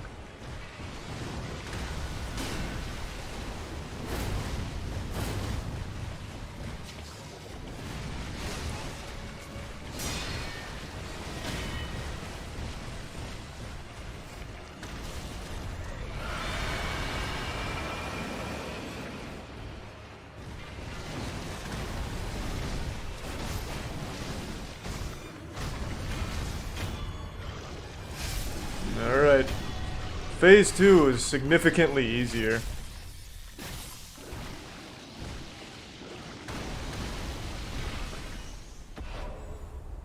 Alright. Not bad. Oh, I forgot all about this guy.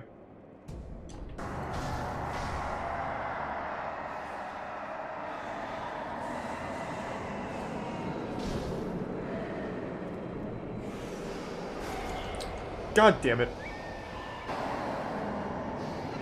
Confetti or umbrella? I think I have some confetti. Son of a bitch. I don't have an umbrella, but I do have confetti, I'm pretty sure. I'll just do it on the next attempt here. Fuck. Exit tier 1 Banthony. Yeah, I forgot all about this guy. And thanks to the resub Apollo Zito.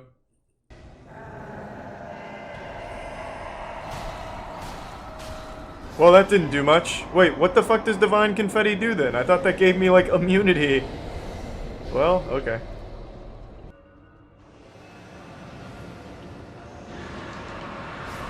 Oh! Holy fuck. Jesus Christ.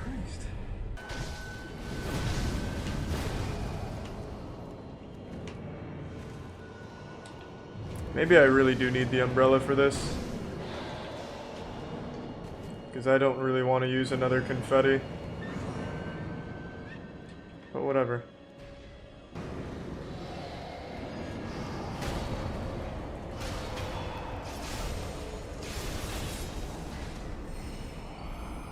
Jesus Christ. 2 confettis. What a waste. Is this the way to, Fuck. What's his name? It's one of the snake guys. I forgot his name. Yes, yes it is.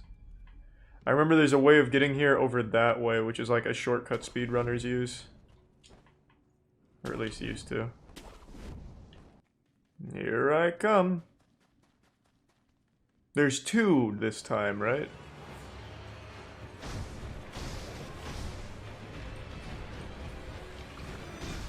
Shit.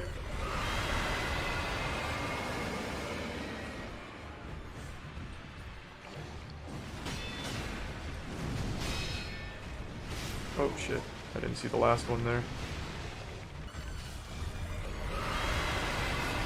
What? Oh, I was running into a rock. Rough. Fucking rough, it's okay. Oh! I didn't get my sword up in time. Oh boy, oh boy.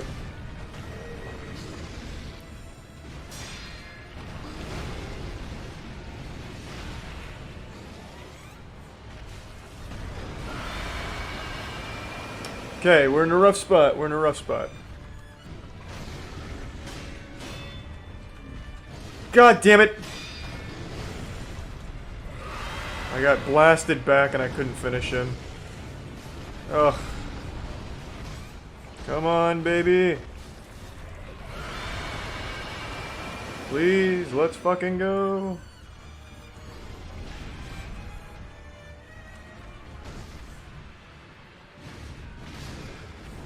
I didn't get my sword up in time!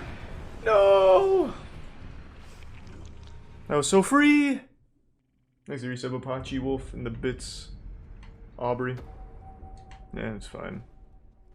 Almost first tried. Oh! What? Okay, unlucky, unlucky. It's okay.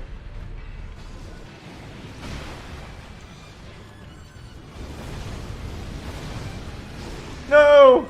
God damn it. I'm committing way too hard for this now. God damn.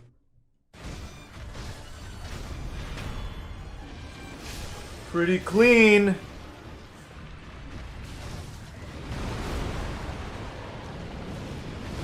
Okay, very unlucky.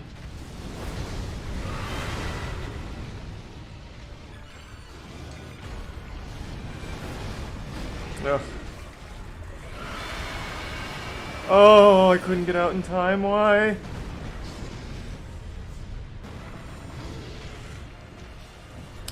I need them to separate. There.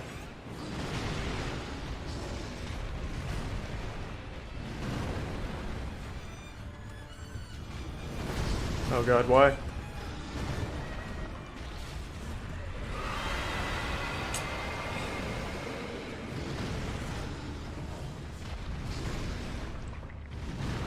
Okay, I'm gonna target the other guy.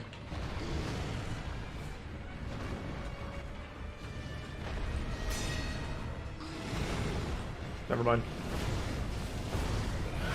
No fucking way! I thought that would... God, I thought that would be enough.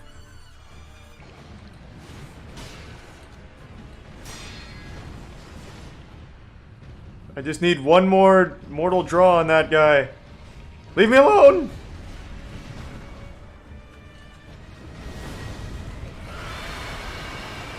Fuck.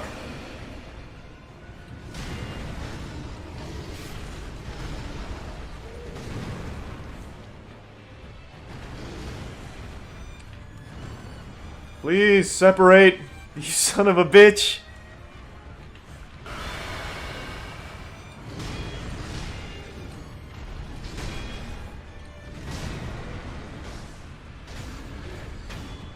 Wait just a minute. The Wonder Boy.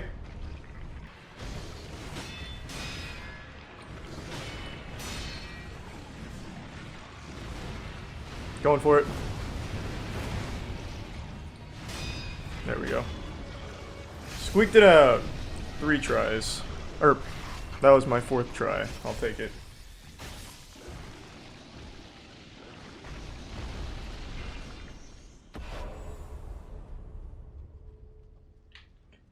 That was big. We buckled down. Not bad, not bad. Now let's get some more Ashina arts. I can get the double. What's better, getting the double right now? Or just grabbing the last passive? Just go double now? Okay. This area sucks so much ass. I don't really remember it that well. I remember there's the monk at the end of it, and there's like a really cool speedrun strat where you like jump off the, like to get a cheese on it. Jump off the tombstone, and you can get like a backstab on it. It's pretty cool. Try it? No, I definitely can't. I haven't tried the speedrun for this in... Fuck, I don't know. Over a year and a half. No, longer than that. 2 years at least.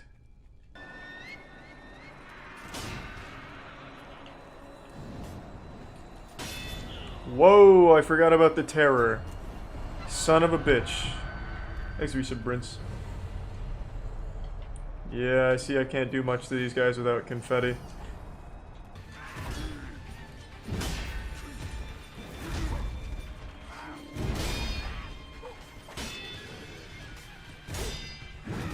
I just want to kill the monkey.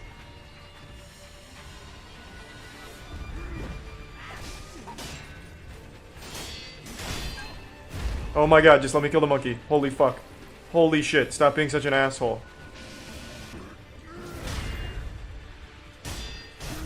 Oh! No fucking way! I committed too hard.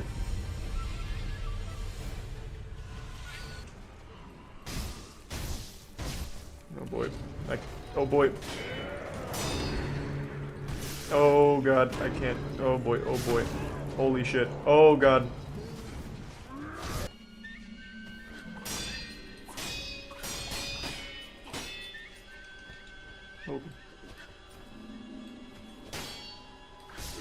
Oh, I didn't get it up in time. Fuck.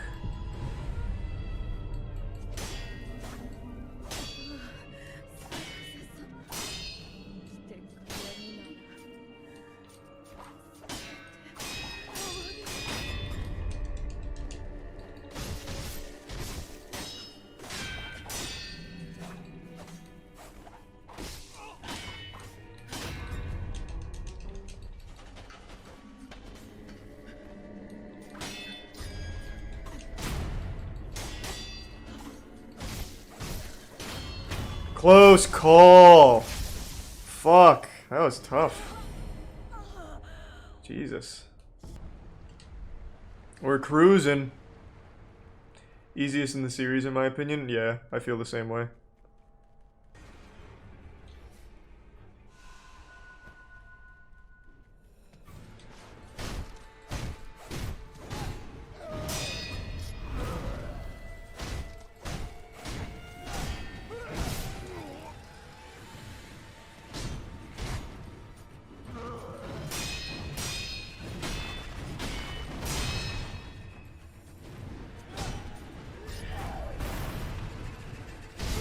Oh, you gotta be kidding me. I don't feel like using confetti.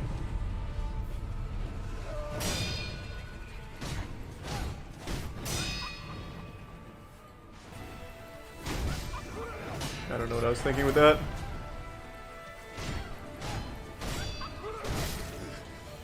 God damn it.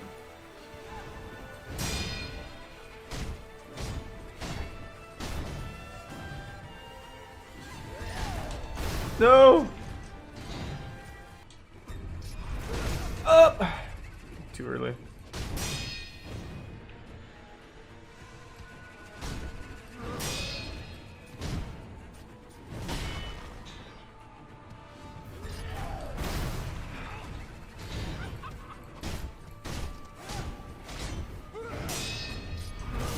Oh my god! I keep missing the Mikri counter!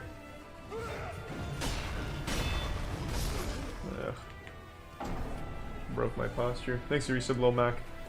I'm not using any items, I'll be fine. Yes, I know about snap seeds. Like I said, there's a really cool speedrun strat where you use the snap seeds, get them in a specific spot, and jump off the gravestone in the back, and you can just kill them instantly. I practiced it a little bit back when the run was fresh.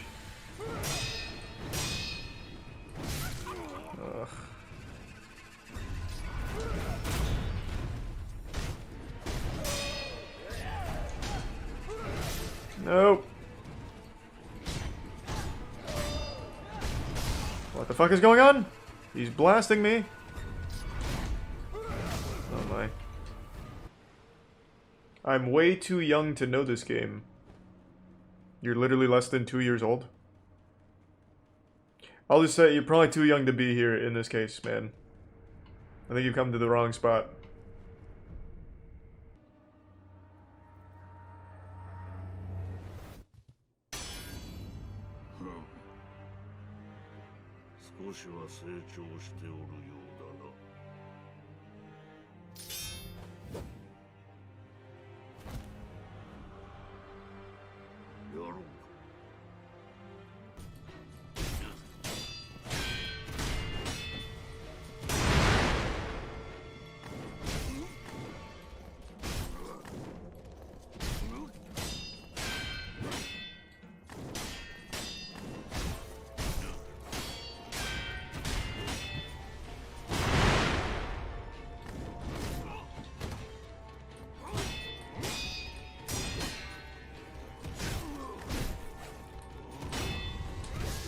Unlucky. Fucking posture broke at the worst part.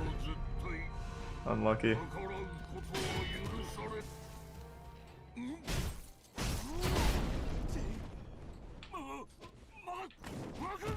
Nope. I can't see. Forgot about that.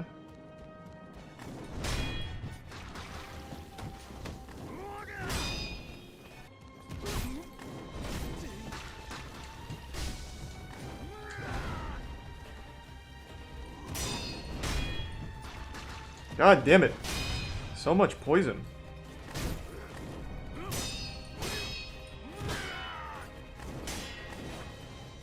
I'm playing it real slow just to be safe.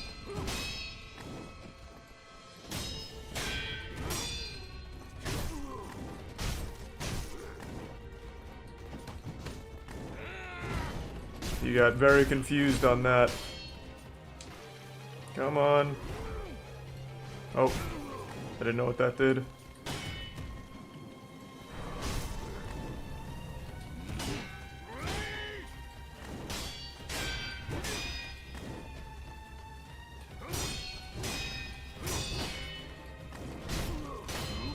First try! Easy.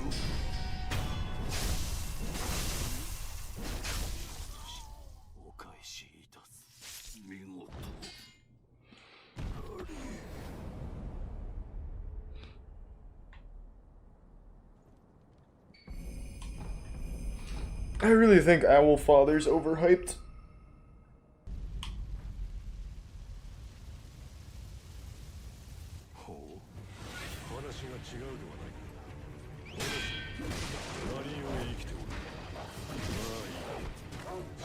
Jesus Christ. Oh.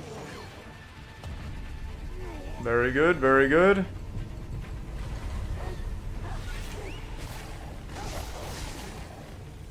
Misclick.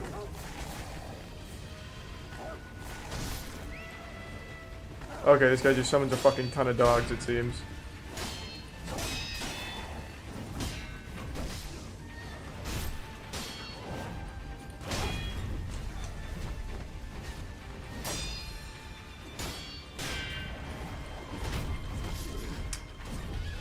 Okay, that guy fucked me up.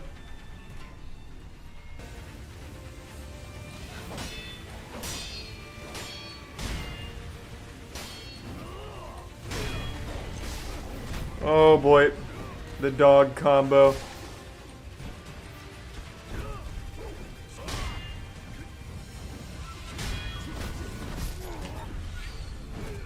God, this guy's going wild on me.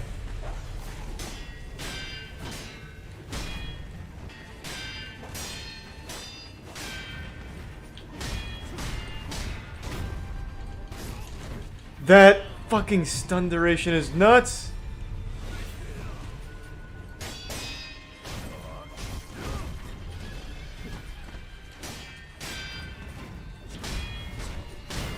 There we go.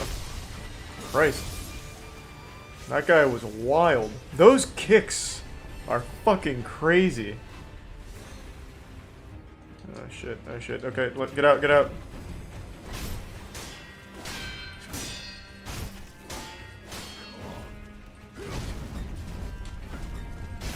Oh boy, oh god, Jesus.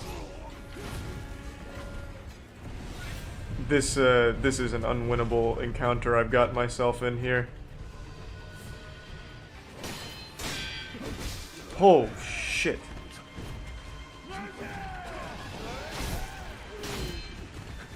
Up.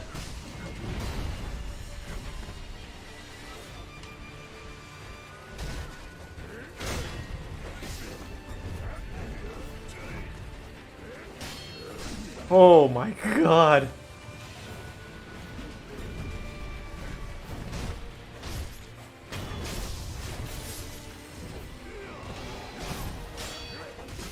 I don't think there's a whole ton I can do here to squeak out of this one. Maybe I can try and lose aggro. What? Oh my god, this guy's fucking me up.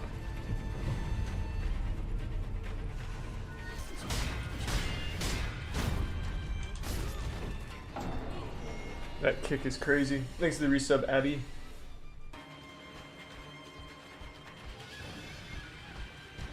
If I can just pull him alone, that's fine too. Oh, what the fuck? Oh, what the fuck? Okay. Thanks to the resub, Grey Jacket and Cobbly. Really went for it. What the fuck?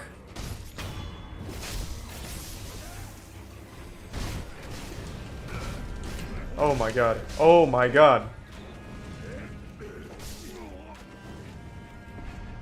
Very good.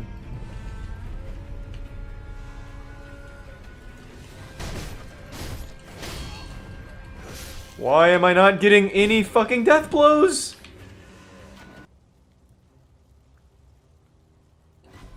What?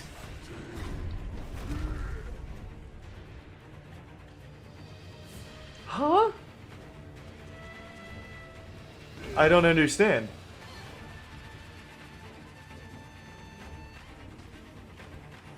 The fucking red circle was still up when I attacked.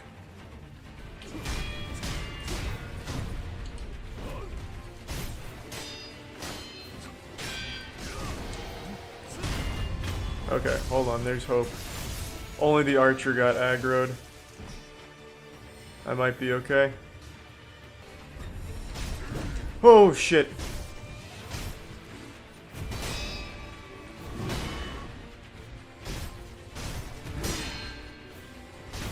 Close call. Fuck me. I had to sweat for that. Oh, alright. We got it though. Alright, let's fucking go! There's quite a few people that say this is the hardest boss in the game. Why can't I talk to him?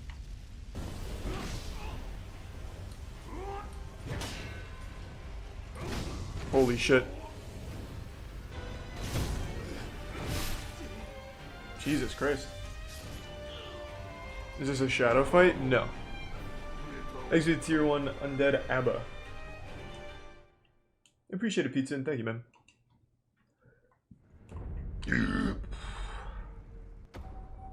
That was big. He popped off. So why couldn't I talk to him? Is that a glitch, or are you just supposed to go in there swinging?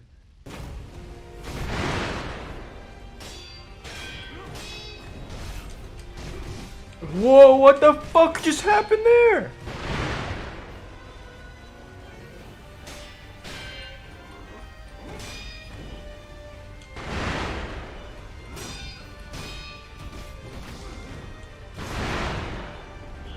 Holy fuck, sometimes I just can't move.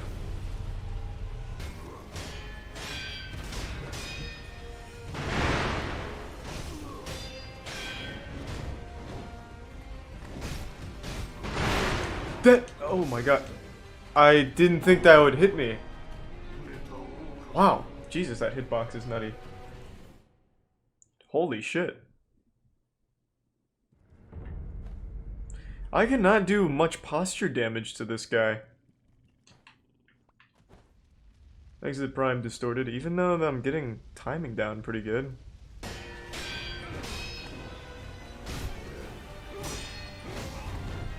I can't move! Oh my god!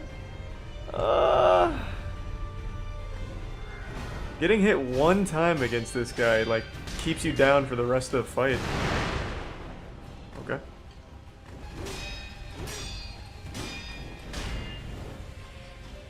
Perfect blocks, or parries rather. Still not much posture. Oh my god.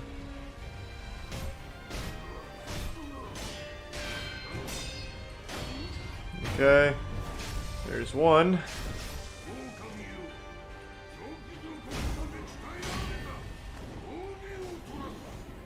Okay. What the fuck? What in the fuck just happened?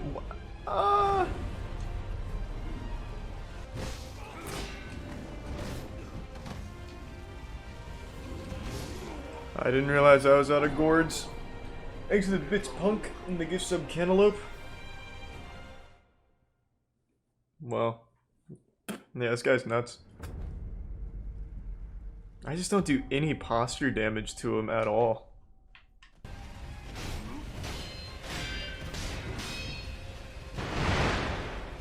Stuck. Very good. Very good. All that momentum right down the shitter. I couldn't get around the pole.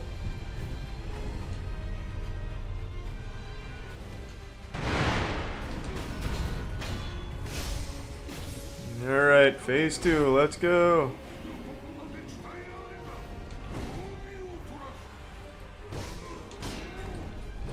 Okay, very good. Nice and quick. Jesus Christ.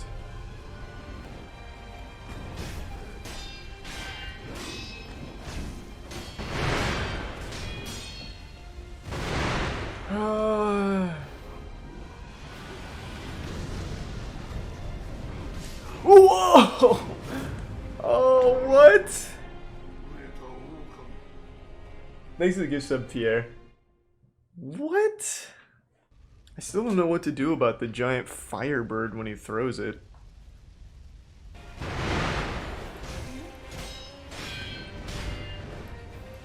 What? Okay. I don't understand how mine was not first. That's sweet though, Pierre. Increase your attack power. Oh yeah, that's a good idea, that's a good idea. Can't believe it. Oh, what do you mean? How do you... What is happening? How do you dodge the fire owl? I tried running forward underneath it and it still hit. Thanks for resub, Shazzy and DK. Or DJ and Wayne. Jump over it. I tried that last time though. Okay, before I lose all my fucking skill points, I might as well just spin these. Or actually no, you can't go below, right? So it just puts me back at 6. You can't actually fall under it, can you? No, I'll get it like this. It's not like damage is the problem, man. I just get 2 shot.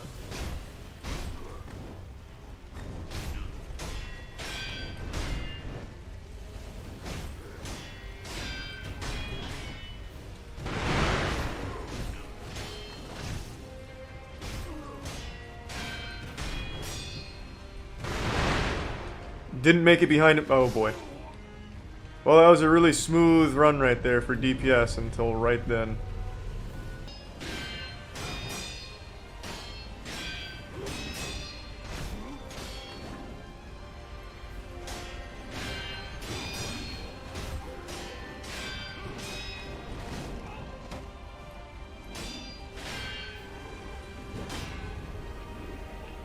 Okay, I'll take that.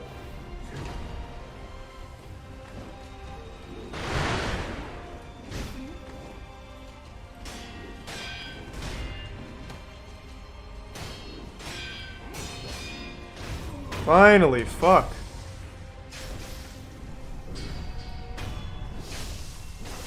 Jesus Christ.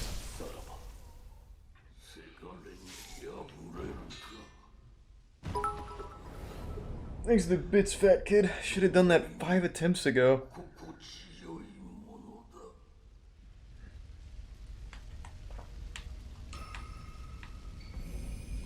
Alright, let's fucking get it.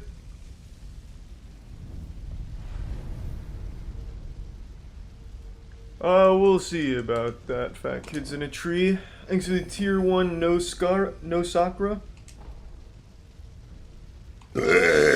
Jesus Christ. Alright.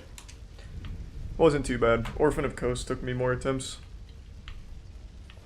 That was, I think, like right around 15. Stopped counting. No, I'm not gonna cheese the demon. I'm gonna do it the old-fashioned way, thanks to the Prime Breakfast. I don't have Umbrella though, so we'll see how this goes.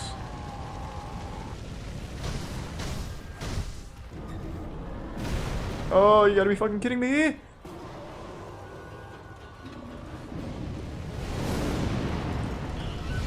I do not know how to dodge that. That shit hits every time. I feel like I might need the umbrella just for that.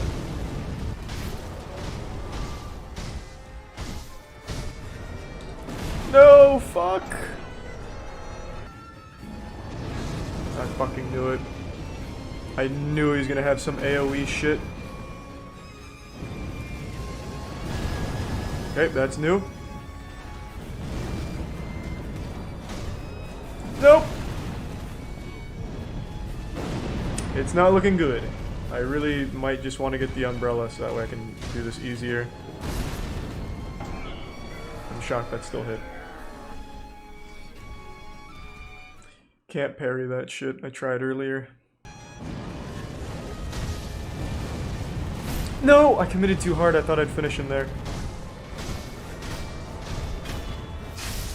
Thanks to resub cauliflower.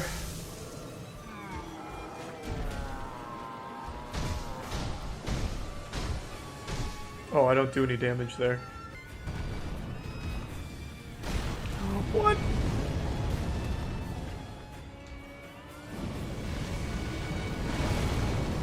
I'm coming, pussy. Let's go. That hit! Okay, wasting a lot of good gourds here.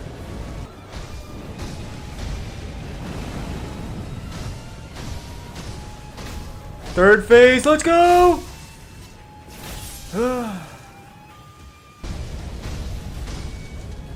Oh, I got stuck!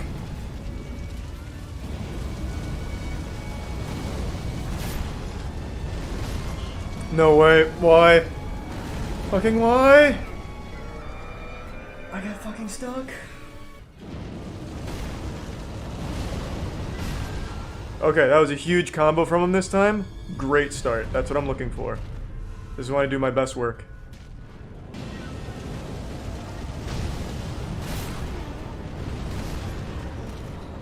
Wow, his combo game in that one was nutty. Here I come.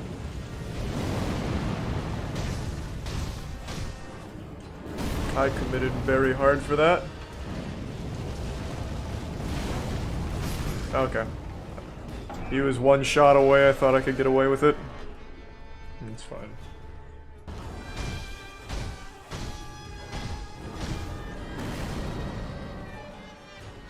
Here I come. That attack is fucking oh my god. It is undodgeable. I don't know how to... Where are you supposed to go? No, I'm on my way. I don't know how to dodge that, but there it goes. I don't... That fireball, if he uses it, is a guaranteed kill on me. I've tried dodging every direction and I can't get away. I've tried jumping away and I still get hit. I don't know. That was fucked.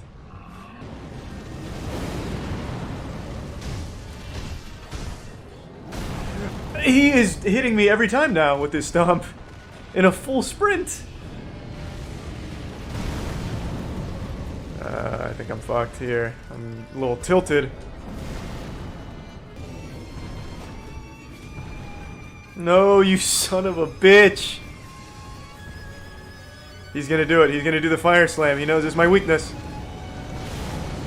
Luckily, I got right up in his ass for it.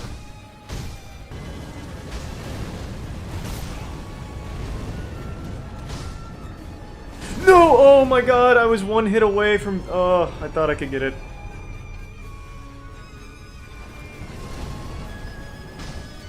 Those 2 hits, it turns out.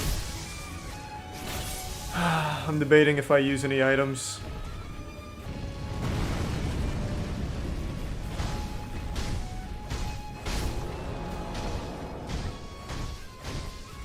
I'm using an item.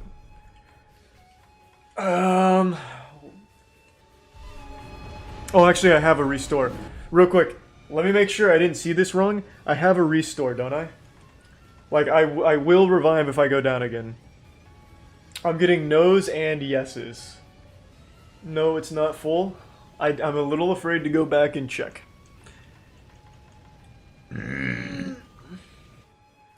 I can't decide if I use my shit. Do I just use the Juzo? Because I'm afraid if I use it and I don't beat it here, it's a big fucking waste. Most people are saying no. I can't decide. You sure, Chainsaw Man? I'm gonna trust you, Chainsaw Man, and you better not lead me astray.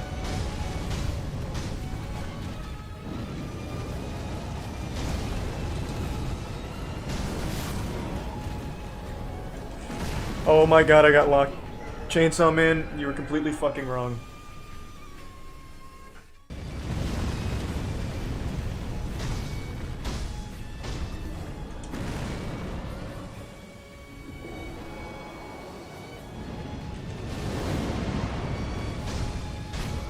Didn't need the Jizo, but I would have rather had it than not.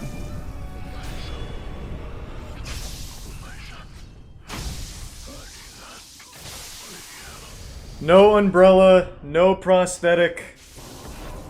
I used rice and I didn't need the Jizo. Okay, we fucking got him. Holy shit, that was tough though. Not gonna lie. Total, how many attempts? 12 deaths. Not bad. Alright, next up, Ishin Sword Saint. What's the idol for it? Alright, let's see how Ishin Sword Saint treats me this time around. This shit took me 3 hours the first time I got to him. Thanks to the gift sub Zoo. And I got him in a bitch ass way. I played like dog shit against him. I cheesed him. No, I didn't umbrella cheese. I literally just waited for one attack and hit him once and just repeated that for like a 40-minute fight. I will definitely not beat him first try, I can assure you of that. It's a 4-phase boss battle. No chance.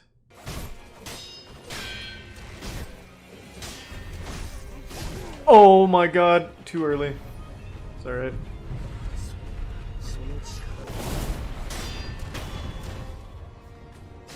Okay.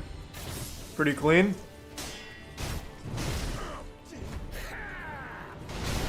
Oh, fuck. I forgot that that actually did damage. I tried to jump it. Not bad, though. First try on the 3rd phase. That's not bad. That is not bad at all. Holy shit, he's popping off.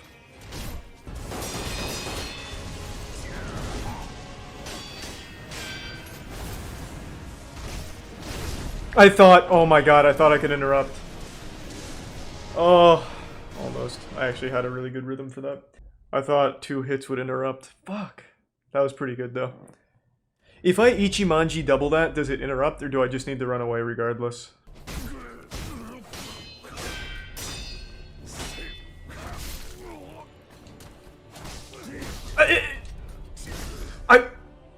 Oh, yeah, that was good. Okay.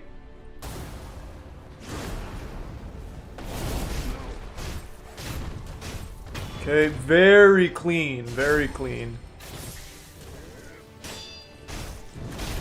Okay, just don't get hit by this.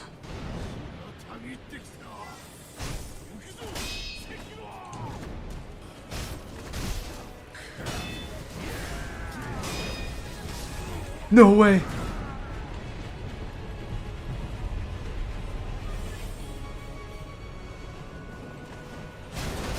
I can't believe how unlucky that is. I can't see. Oh my god, that was such a clean run. Oh, such a clean run up until that.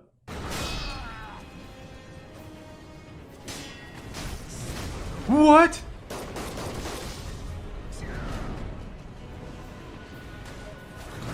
I can't believe how unlucky this has become.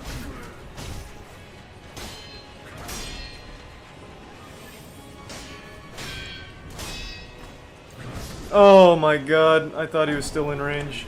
Thanks to resub Baked Potato and the gift sub Steve Swift. I hate that. I hate that.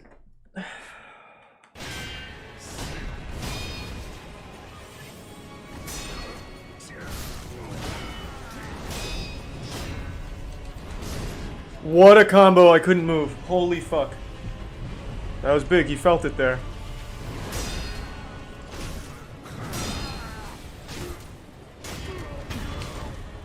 Phase 4. Thanks to resub Jfro.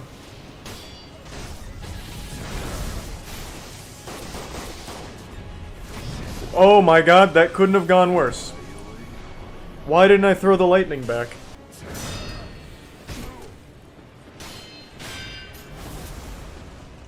Nope! How did I jump to the side instead of jumping on him? How?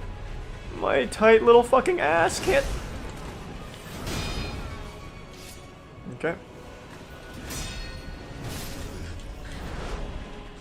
Well, this run's dead. It was pretty clean, though. Oh my god, he's really going in.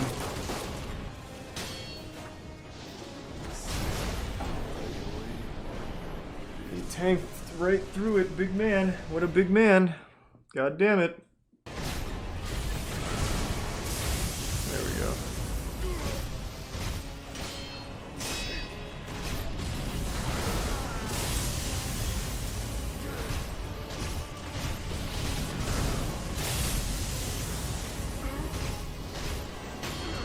Fuck, finally. I got really lucky with the RNG, he just kept spamming it. How many tries? God damn. 13? That's not bad.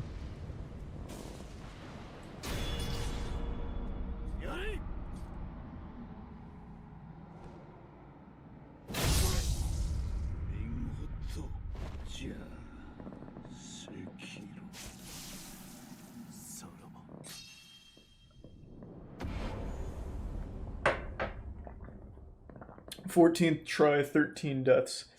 That's not bad. Yeah, Orphan of Kos, much harder. So, across every single Souls game, after doing every boss now, Orphan of Kos took me the most tries with 27. Second place was Nameless King at 17. And then there's like a couple, like Dancer, Demon of Hatred in this that took me between 10 and 20. Or 10 and 15. There we go.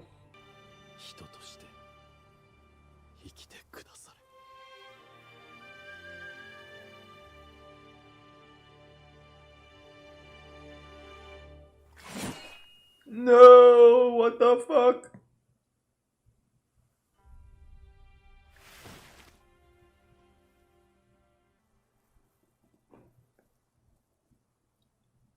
Have fun being human, loser.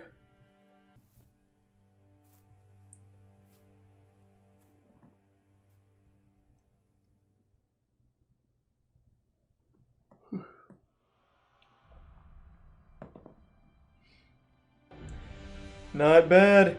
That completes our Soulsborne marathon. We've done every boss in every Soulsborne game. Has technology gone too far? That's for God to decide. But in my opinion, I don't think it's gone far enough yet. But after what I learned last night, I think we're reaching that point. We might be coming up to the Great Filter, and its name is the Orifice.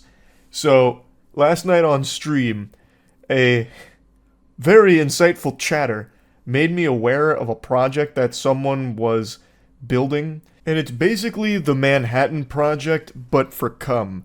So, they've made an AI sex machine. It's like it's equal parts fleshlight and equal parts partner.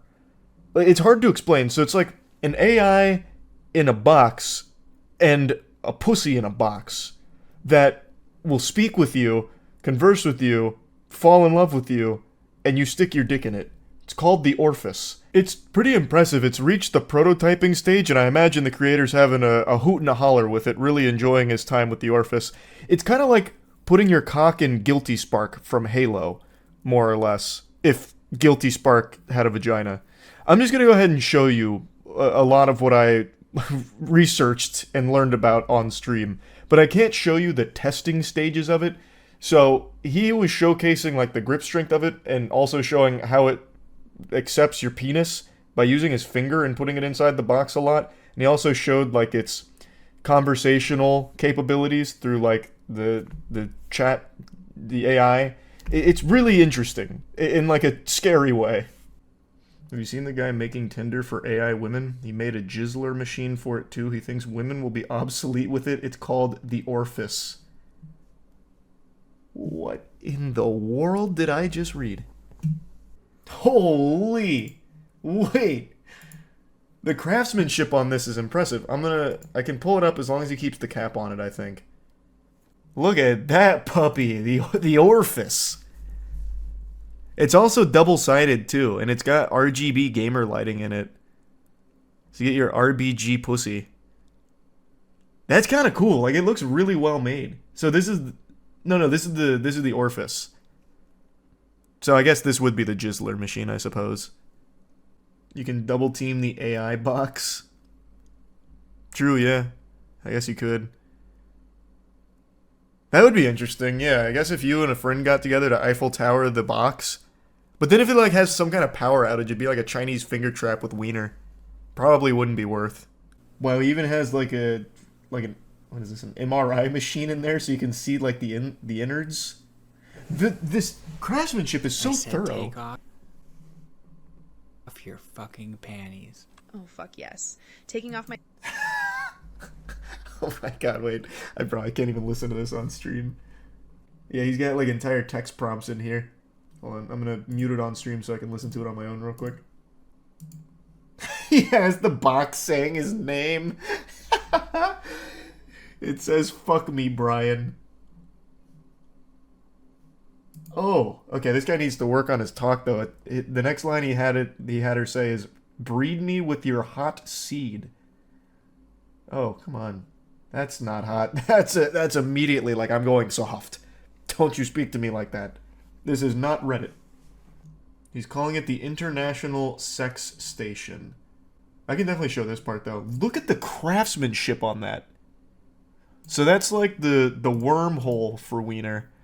This is the base of it, and then he puts the fleshlights in there, I guess. I mean, they're more than fleshlights. Like, it looks like they're handcrafted. Custom. This looks like something NVIDIA would have made. His demo is really cool. I feel like I could probably show the demo, just... I don't know, it's probably not worth the risk. It just doesn't look very vaginal-esque. So I feel like it'd probably be okay. And he's using his finger to show it. And then he has like an MRI of the inside so you can see what's happening in the box. It's unironically impressive. You could ejaculate into the multiverse with that. That's true. You could. You could send a load back in time. It is very impressive, though. If this ever hits the market, I'm going to try it. I've got to try it. The future is here. It doesn't look like there's any planned release date yet. He's still in the prototyping stage of the Orifice. But here's the features. It's an adult toy with computer vision system, text-to-speech, speech-to-text, and LLM, and generative moaning. I don't know what LLM is. I don't know if that's a technical term or a sexual one. LLM. And here's the blueprint schematics. John Tidor has returned. He's back with a vengeance. Here to steal our Tinder dates. Are you gonna have it call you moist? If he gets like prototypes out, I'll order one and I'll come up with like a really cool speech it can say to me.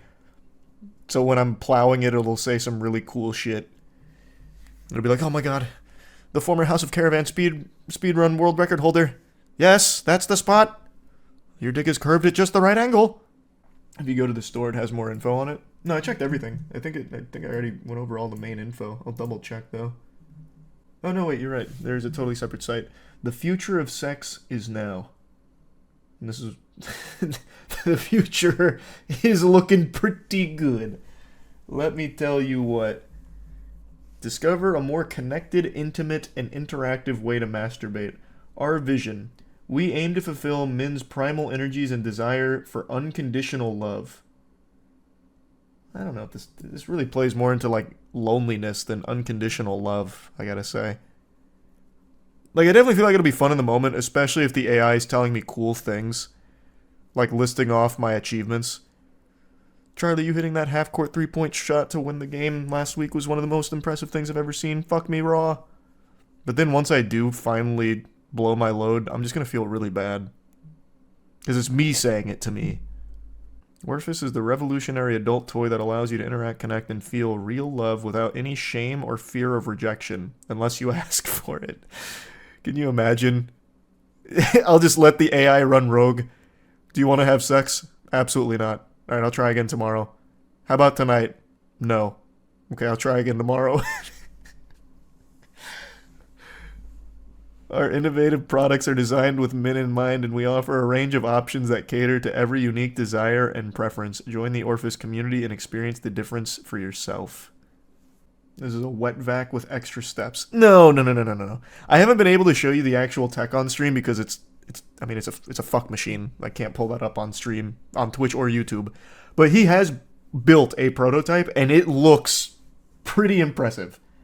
Like, the inner workings of it, it's very fleshy. It looks bio. Like, it looks organic. Authentic. If you scroll down, there's a video of him testing the grip strength. Let me see. No, this is the video from the other site. Yeah, I already saw these. With his finger. But no, from everything I see, it's got strong grip. If one malfunctions, do they have a guy who has to repair them?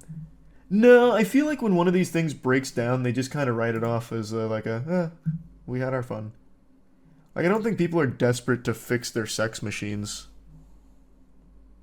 Like, they're not going to have a service hotline number. Imagine the AI starts operating without consent. Yeah, the box, like, rolls its way into your room. Charles, it's time. No, God, Orifice, please! I'm still sore. Have mercy. No! Ah! Why does it have the RGB lights? Because it's cool. What do you mean? Their mission is to fulfill men's primal energies and desire for unconditional love. That includes RGB. Can you imagine if you had sex with a human being right now, and the second you penetrated, fucking gamer lighting just starts blasting out the wazoo? I'd go crazy. I'd be like, yes!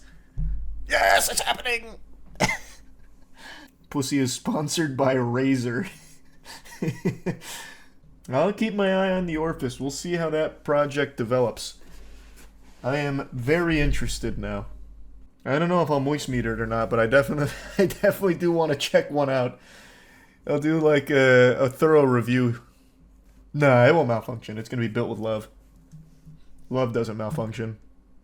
I remember in high school, my Spanish teacher had a poster on the wall that said, "We all smile in the same language," and I thought that was wholesome and cute. We all inhabit this space rock, and we all have our differences, but a smile, well, that's something we all share in common. And another thing that every single person on this planet shares in common is our disdain for this streamer. There's not a soul on this earth that actually likes this guy. His own community only follows him to try and get him arrested or beat up. And when it comes to those two metrics, his community is more successful than the Beatles. The amount of times that his chat has gotten him beat up or arrested is incredible. Like, this man can't go live without getting his shit pushed in or it finishing with him in handcuffs, all because he's following the chat's advice.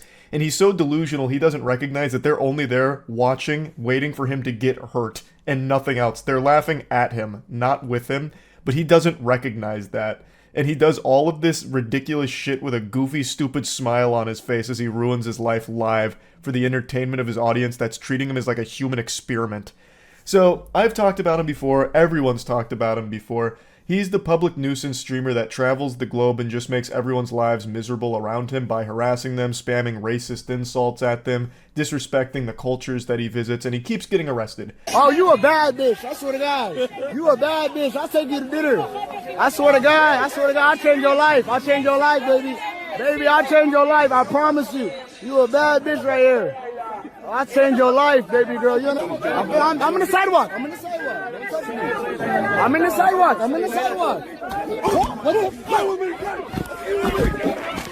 Okay, I'll go. What the fuck? Okay, let's go. Relax. Relax. America.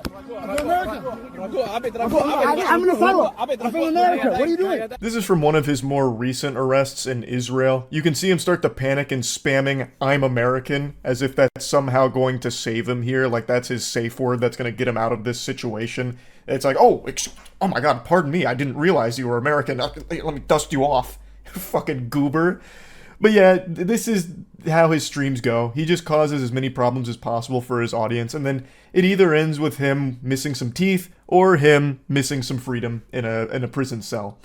But unfortunately, no matter how many times he gets arrested, for some reason, they keep releasing him. They keep letting him out of the slammer.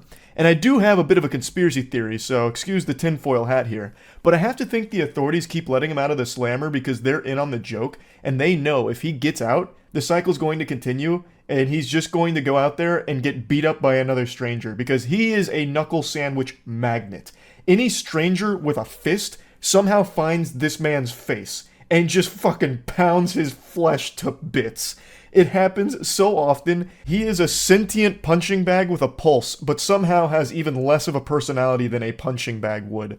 But it is admittedly very entertaining watching him get fucking brutalized every time he goes live from problems he himself starts with people. Honestly, I'm surprised he doesn't beg just to stay in jail. Like, it's probably safer for him there. Because I don't even think he's ever even thrown a punch back during any of these altercations. He just, like, his arms are like limp noodles, I guess. Because anytime that someone starts beating him up, he just sits there and fucking takes it. It's like they're just beating up a corpse at that point. Like, it's so weird. This guy's a fucking loser. Everyone knows that. I'm not even going to bother saying his name because he's just a vermin whose brain is so poisoned by clout that the only thing he thinks matters in the world is attention. He needs attention more than he needs oxygen, so I'm not going to be saying his name. I'm sure you've already seen this NPC plastered all over the internet. He's one of those very few unifying moments that brings everyone together because we all dislike him the exact same. It's one of those things where no matter our differences, we can all come together and spit on this guy together, because he super sucks. He's just an absolutely deplorable, worthless piece of shit. So, you might remember him most notably from his infamous Japan trip, where he spent 90 days in jail, and then he got released. You know, he was talking about how he'll never make videos again or whatever, and then the second he's out of Japan, he immediately goes right back to doing it and starts gloating in their face about how, like, he got away with it and it was all unjust and all that, and then immediately goes to Israel just to do the same shit again, gets arrested, and does more shit like this. I'm America. Don't touch me, bitch. Don't touch me, bitch. Don't touch me, bitch. I'm from America, bitch. Don't touch me. I'm from America, bitch. Don't touch me. I'll slap that ass. I'll grab it, too. Donald Trump told me grab it by the pussy. I'll grab that, too. Stop playing with me, bitch. I'll grab it by the pussy right here, nigga. I don't give a fuck. Influenza is more likable than this guy. And also, for someone who apparently doesn't give a fuck, you sure are super sensitive about people making fun of you and hurting your feelings. He was threatening to sue YouTubers that made fun of him. He somehow thinks that this is a flex. He's trying to say it's defamation, libel, and slander, and that he's going to be issuing cease and desists. I'm honestly impressed that his spelling is correct here. I thought for sure he was close to illiterate, but maybe he had his lawyers draft up this tweet. But then again, his voice really does shine through with the last statement. It's gonna feel so good spending your YouTube ad revenue on coke and hookers. Yeah, that really sounds so hard. You can't get pussy unless you pay for it. What a big alpha male man you are, brother. But anyway, this is a bunch of hooey. This is a bunch of barnacles. Like, what a load of fish paste. There's no way he has the capacity to sue anyone because his lawyers are way too deep into fighting all of his criminal charges across the globe. They're having their own, like, Avengers Endgame moment with all of these lawsuits from all of these different countries. There's no way they'd have time to tackle some YouTuber squabble. I don't even know why I'm pretending for even a second that this is real. There is a 0% chance that he has any lawyers at all. This is just a sniveling worm flexing his non-existent lats for his community that treats him like Bozo the Clown, where they can toss tomatoes at him while they watch him ruin his life for their entertainment. He doesn't have anyone in his corner, let alone some lawyers. This man is totally fucking alone, and the only solace he finds is in going live so that way his audience can cheer as he gets his ass fucking pounded into oblivion on the sidewalk per usual. What a miserable existence that is. I don't even know why he's even trying to put on this facade that he has lawyers or any ability to have a lawsuit against somebody. I guess if there was to be a deeper message of this video besides just making fun of this pathetic person, it would be that I really hope at some point he does get thrown in jail for an extremely long period of time. He breaks so many laws and broadcasts it proudly online and makes a mockery out of all of the legal systems that he's taking advantage of here because he keeps getting released. Why? That doesn't make any sense. Keep him in prison for this shit. It'd be totally understandable and it'd be a huge PR win. That's such a rare occurrence where you can get an absolute PR slam dunk by locking up a live streamer. You would get applause and fist pumps out the wazoo from the entire cyberspace if you announced, "We are not releasing him anytime soon. He will spend this many years in jail for the following crimes that he committed and broadcast online." Make an example out of him. Like, I don't know how he keeps getting away with it. But yeah, he is still currently doing the same shit, and he will continue to do so until he is eventually either dead from this or in jail for a long period of time. So I just wanted to talk about it and make fun of him again. That's really about it. So yeah. It's baffling how common it is for people to live stream their most embarrassing moments on purpose. They're filming their own lowlights, their own worst ofs for the montage of shame. Things most people would want buried forever, they are proudly with a smile on their face broadcasting to their audience for content. Today, an extremely trashy stream clip has gone viral with a streamer named Elisa Jordana firing up a live stream after learning that her boyfriend has been cheating on her. I'm going to go through most of what happens in the stream, but the clip everyone's seen, which we'll get to towards the end, is at the very end of the stream. It's about 2 hours and 20 minutes. She gets her boyfriend in the car, and then she starts attacking him while she's driving. So she starts physically hitting him.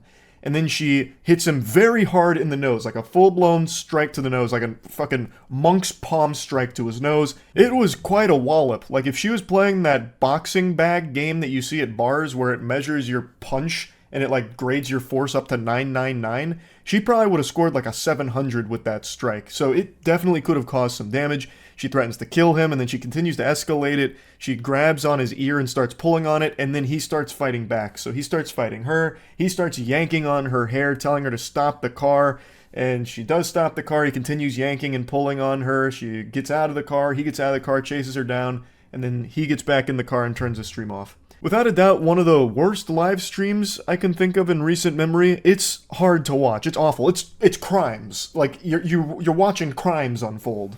He lied so much to me. He lied so much to me. And he lied and he told her I'm just like a streamer and it was just an investment. And like the whole time he was talking to me, he was talking to her. The whole time. Gadzooks, what in the fuck would possibly possess you to want to start a live stream after learning something so heavy? That makes no sense. How poisoned must your brain be to possibly come up with an idea like this? Learning that your boyfriend has been cheating on you and then immediately turning it into a stream for content? That's incomprehensible. I don't understand why people want to broadcast every single waking moment of their lives to a bunch of strangers online, a ton of goobers who are just going to sit back tossing popcorn down their gullet because it's just entertainment to them, even though it's your life that's being ruined in real time. Why do that? Fucking Jack Bauer couldn't torture me enough to force me to go live after learning something like this. He could put all the jumper cables he wants on my nipples and scrotum. I still wouldn't do it because it's a horrible thing to want to put out there. I couldn't even imagine just firing up the stream. Hey guys, this one's going to be a little bit different than usual. Turns out she's getting piped by another man right now. They're steaming ham as we speak. Oh, thanks for the $6. Charlie's girl is slobbering on my meat. Ha ha ha. And sending her money on Venmo. Yeah, but why are you surprised? I'm not surprised, Brandon. I'm not surprised. Actually, I'll go to Tanger's Outlets right here. I just don't get why you would cry over him, dude. Like, you already got money. You already supposedly got money from him. I did, but he still was very bad, Brandon. Yeah, so what do you think would happen if you're going to marry him, this and that? I'm not marrying him, Brandon. I'm obviously not marrying him. Yeah, but I'm saying if you... She then goes for this joyride, or lack thereof joy, and it's the most distracted driving I've ever seen. No exaggeration. She doesn't even pretend to be paying attention to the road. She is glued to her phone or reading the chat, I believe, because she does get donations. She has text-to-speech enabled, so she is getting donations throughout this stream. And she is always looking at something other than the road. That is extremely dangerous, not only to herself, but all of the people on the road around her. And you can see that she busts out that crazy U-turn and gets honked at because that came out of fucking nowhere like a jump scare to all the other drivers. This is just, it's unhinged. This is, again, unacceptable. It's illegal. You can't be driving like this. I understand she's upset after finding out her partner's been unfaithful. Anyone in the world would feel the same way. But not many people in the world would handle it the way she is, by starting up a fucking live stream for people to be tuned in on with everything. Not only is she very dangerously behaving here on the road, but she then starts just dropping all kinds of personal information publicly. Just publicly revealing a lot of things that 100% should stay private. Why is that a no? Okay, I'm gonna go to Tanger's Outlet actually with his card right now. All right, let's do that. Tanger's Outlet. Let's go on a shopping spree. Hope you find your way home. 48 JSK. Not that much money left. Should I spend this money? Sparrows for everyone? Another lore dump for you for why she drove to the mall here. It's because she had his wallet and stated she wanted to go on a bit of a shopping spree with his cards. And then on stream, she actually opens his wallet and shows his driver's license and says, should I drop his cards in the Discord? So threatening to also just show his cards to her community. She then takes money out of his wallet and says, should I buy food for everyone? Those are all crimes. Again, you're compiling evidence against yourself. You're doing the police's job for them. You are actually showcasing criminal activity. Now, unless I miss something, she doesn't actually spend any of his money. She doesn't actually use any of his cards there. She just makes the threats that she could and would do so. She does, however, actually open his wallet, and you can see his driver's license clearly because she's bouncing it around like something out of the Disney Channel. So you can see that, but I don't think you can make out any of his other cards. But regardless, this whole thing should have never been put online. I don't know why she made the decision to start streaming this. Again, she does have text-to-speech donations enabled, so it's possible that this is all just to get some, like, money from people that are sympathizing with her because she's going through something horrible. Getting cheated on sucks. But the way she's handling it is fucking awful. She's distracted driving, dangerously putting other people's lives at risk on the road, threatening to commit some criminal actions live. And then it ends with her assaulting him, physically assaulting him live. Like, this is a horrible fucking stream. And he thought, oh, Discord's stupid. A lot of people say that, right?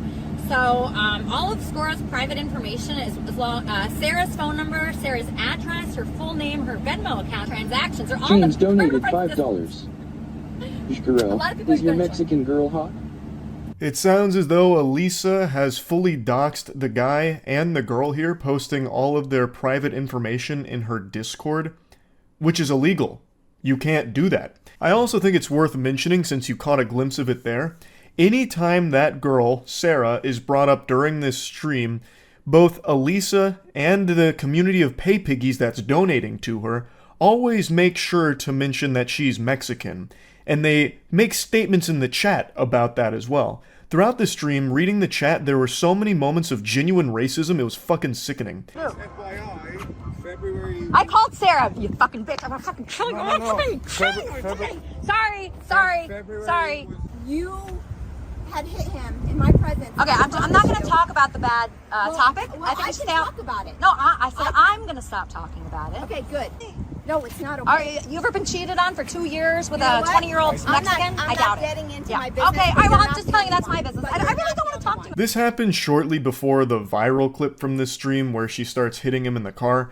So prior to them getting in the vehicle, she pushed him outside, and it was actually observed by someone who confronted her about it, because in this instance, her violent outburst was in broad daylight in view of public and bystanders. So someone came up to her, I believe it was an officer, and talked to her about it, and even during this talk, Elisa still finds a way to mention that the other girl is Mexican. Hello? Hi, Sarah. How are you? How are you, Sarah? Hi. Thanks so much for calling. I'm just gonna send you like 6 months of texts of your nudes and, you know, different sentences that he... Sarah, I'm sorry about this. Don't talk. Don't fucking talk. Idiot. Yes, Sarah, we're really sorry about this. I'm sending him your way today. Fucking... Yeah. No, so Bahram, how do you pronounce it? Do you know? I don't know. Shut the fuck up, cunt. Yeah, what's up? She's half your age. She's half your age. Delete the number, please. I cut out the ending here because it's a lot. Like, even this much, I don't even know if YouTube will allow me to show. I'm really not sure. It's legitimate assault. So she hits him a couple of times, the nose hit by far being the biggest blow. And then after where I cut it off, he grabs her hair and starts yanking and pulling on her, and she starts talking about how he's killing her, and the car stops, and then eventually she gets out of the car, he chases her down. I think she gets in another vehicle in the background, and then he comes back into the car and turns the stream off. It's a horrifying thing to watch, to be honest. As of right now, Elisa has been arrested. Her mugshot and booking information is all out there for this incident. There's no update on the guy or what's going on with that part of all of this, but what a fucking awful live stream. Now on Twitter, there's been a lot of debate about this video on whether or not the man's actions were justified in this situation, and most people are saying that they were, claiming that he was acting in self-defense. And it seems like the law would agree with them on that take, because from everything I can find, he hasn't been booked or charged with anything. Now, I think it's important we remember that the guy in this video is no saint. He cheated on his significant other. That is the behavior of a piece of shit. But under no circumstances does anyone deserve to be beaten like this. He's not a good guy, but he is still the victim of an assault. And I think all of the video evidence suggests that this was a case of self-defense. He didn't lash out at her or strike at her until she went in again for like the third or fourth time, assaulting him. And then he did fight back. Now, I do think there is a case to be made that he may have taken it too far, because he does yank and pull on her for quite some time, even once the car comes to a complete stop. So I think he probably could have gotten out of the car at that point and just left the situation entirely, but I also don't know the entire situation on where it was stopped, if it may have been dangerous to do so, I don't know. But overall, I do agree that this does seem to be him defending himself, like, from getting attacked in this vehicle. Overall, this was a fucking awful live stream. And I really don't think this is going to be the last of its kind that we see, because it feels like it's getting more and more common with people wanting to live stream every moment of their lives, even the worst parts of it. So there'll probably be more things like this in the future, which sucks. I think it's just an awful direction, but just wanted to talk about this. That's about it. See ya. Yeah, no, I heard Jynxzi's calling. I'm just trying to finish this up real quick. Just started old school RuneScape. Any tips for a newbie? No real tips, brother, but hopefully you're unemployed, because you're gonna need all the time in the world to grind that game. That shit really sinks its fangs in you for life. I'll tell you that much.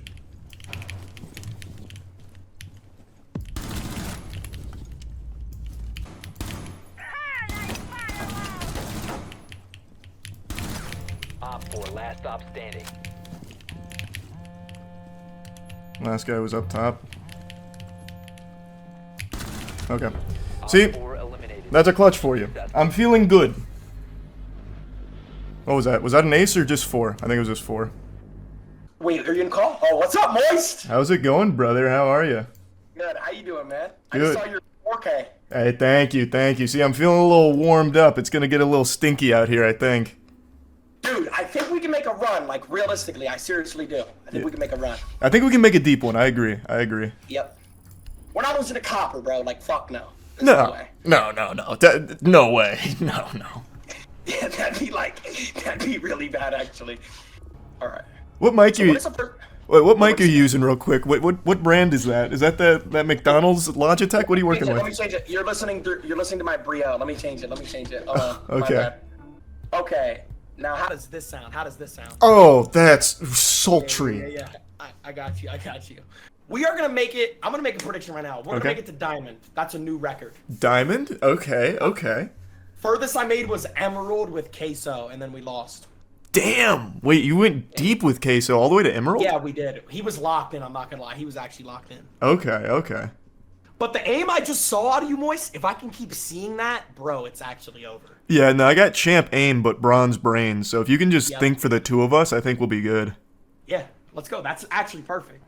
So who's your favorite operator in Siege? Do you play like just Demos on attack? Yeah, so I do mainly Deimos or Ace on attack, and then defense I really only play Rook because I don't know the maps well enough, and I can be super helpful just by playing solo and dropping t-shirts. Got it. Okay. Oh, the t-shirts.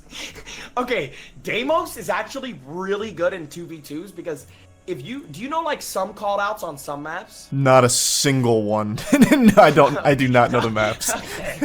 Well, shit. I mean, all right. Are we ready to go? Oh, hold on. Let me take a tinkle real quick. Hold on. All right, you're fine. Yeah, the tack tinkle. Give me 2 seconds. If All they right. ban Deimos, go Ace, whatever.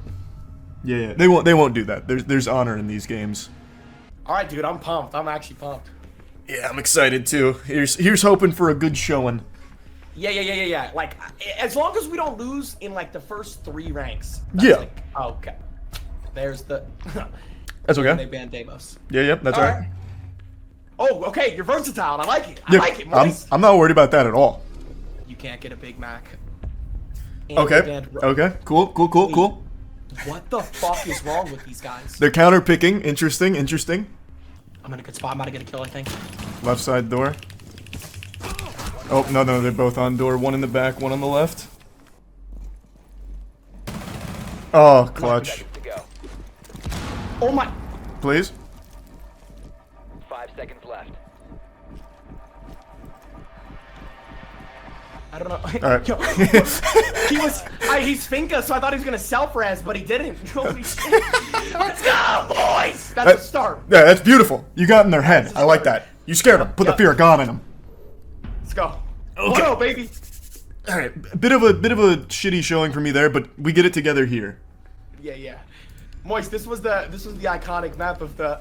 It was a misinput. This has history. This one does have history. Yeah, this was one of the most I think it's the most viewed Siege clip of all time. You're like I don't remember what you said. Someone was like, "I'll give you money if you kill him" or something. It was less than money. It was fucking RuneScape money. Yeah. Fucking It was schmeckles. GP, right? Yeah. GP or something. Oh, Mir is okay. Pushed out. Not super lit, but a couple shots. No. I got echo drone.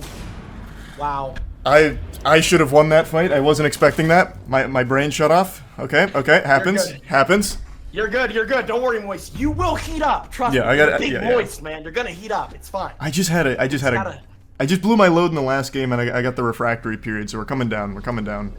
That's all it is. Where's it? I don't know where a good spot for these are. Be ready for assault. 5 seconds. What's his dad? Wait, someone hit a frost mat. Hit your frost mat, Moist. Oh, Good shit, huge. Moist. Good shit. That's what I'm talking about. Hey, Hit we your frost mat. got him. That was the one I put by the courtyard then. Huge. Yeah, I've never even seen someone do that frost mat before. That was kind of like smart as fuck, actually. See, that's what I was thinking. Yeah, that's how you gotta play, man. Just gotta play confident, man. I'm 5 steps ahead of him.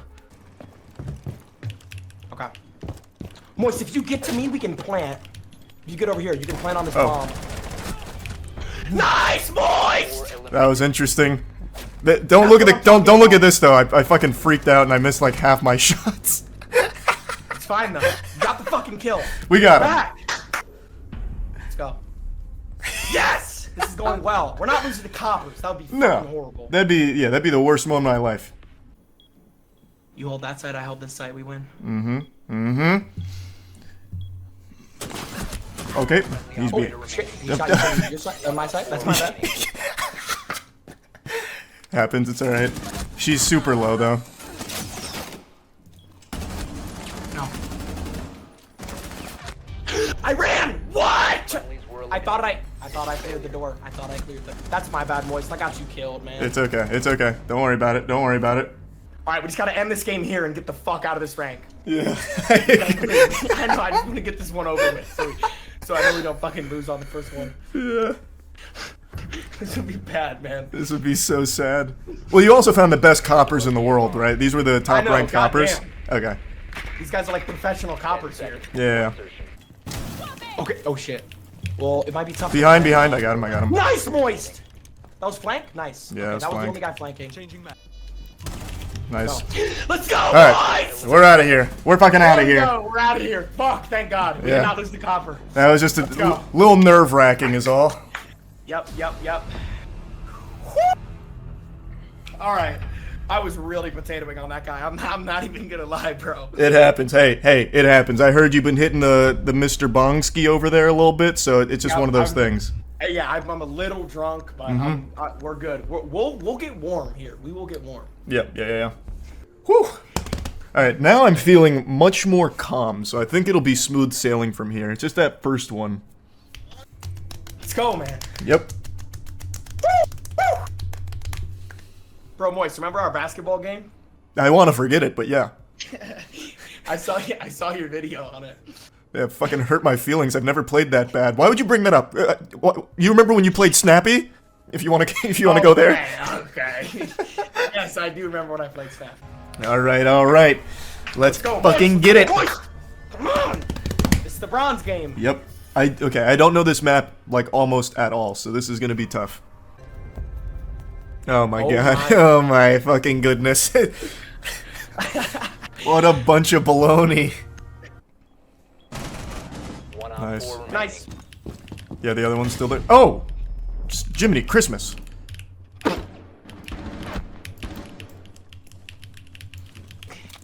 I don't know if I hit him. I might have. Got him. Wait, was that a two-tap? Yeah, Don't tell me that was a two-tap. just check this out.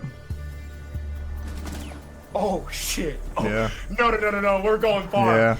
Oh Let's yeah. go, boys. That's Oh what you yeah. fucking do. See, you just gotta settle in. That's all we need. Just had to dial in, man. That's it. Just settle in. You've been gaming for what, like 25 years now, bro? 30 Yeah. years? Yo, fuck yeah.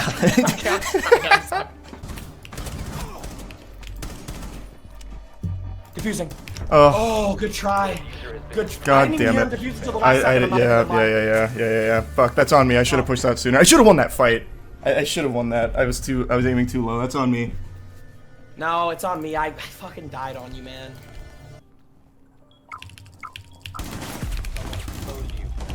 Shit. Tagged him. Yeah. Does looking away from it not stop it? Does, but it depends. Close on you, walking in on you. Good try, boys. I'm sorry, man. I died on you again. I'm No, so I sorry, should be bro. hitting. I should be hitting these shots. Like when that guy crossed, I should have hit that. Dude, I feel like you fucking headshotted both of them, bro. Like it looked like you did. Damn, I don't know why I'm missing so many shots right now. Dom hit the gritty. Okay, it's fine. We're good. Oh, I need to stop dying on you. I need to stop. Okay, hey, desperate times call for desperate measures. All right, let's play aggressive. I think slow rolling these rounds is not the play.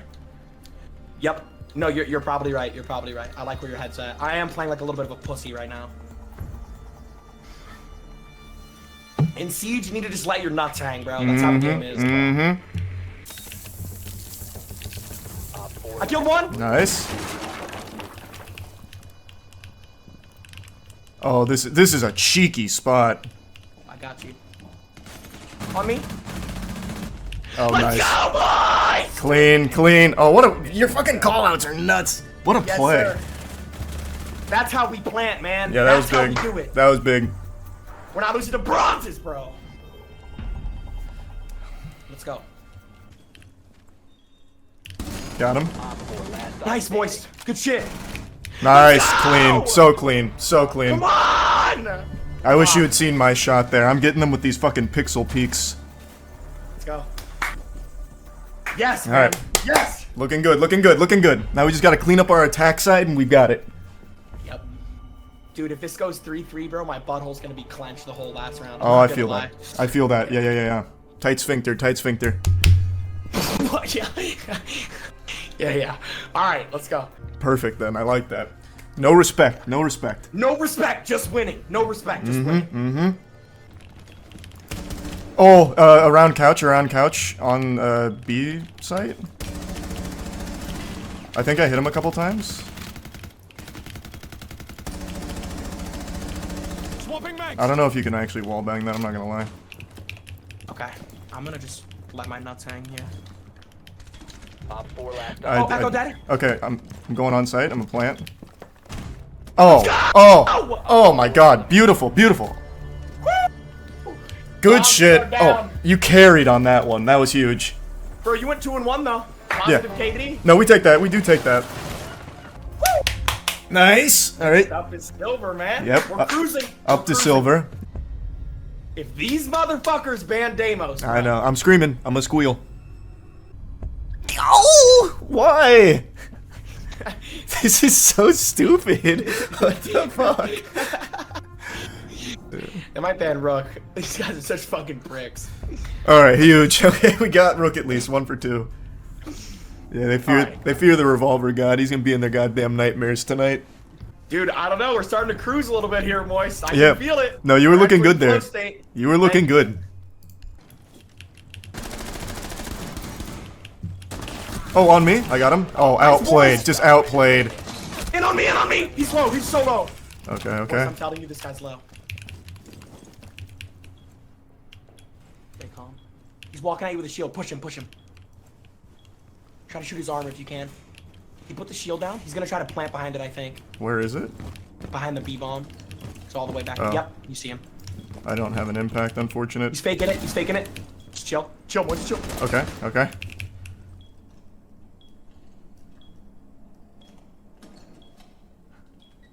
Going for the plant. He's trying to fake you. Gotcha. Whoa. Yep. I never lose those. Legitimately, I don't lose those. Go, Charlie! Okay, that was the best shot of the fucking. Oh my god. Yep. I love you. Yeah, I don't lose those. We needed that. We fucking needed that. A 2-piece. Mm-hmm. Marry me, man. Don't even worry about it. Just get on my back. Just get on my back. W Moist in the chat, man. Let's fucking go. Bro, you actually just shit on that guy, like actually. I know he's pissed, dude. Bro, whenever someone peeks off an Osa shield, they have such an advantage because of like the delay. And yeah, he's heated, bro. Yeah, he broke his controller. He might be AFK for this one. Yeah, he's fucking heated right now. You play on keyboard, right? It definitely looks like mouse, yeah. Yeah. We can split up a little bit. You have located a bomb. Okay. Oh, I see him. Oh my god! What? These poor kids are having a rough day! The other one's backside. He's hit chest. Okay. Nice. Okay, Moist. Now, whenever you're ready, you can... Do you want me to just plant? Oh! Oh shit! I got you, I got you. Down to 1. I did not know that was open.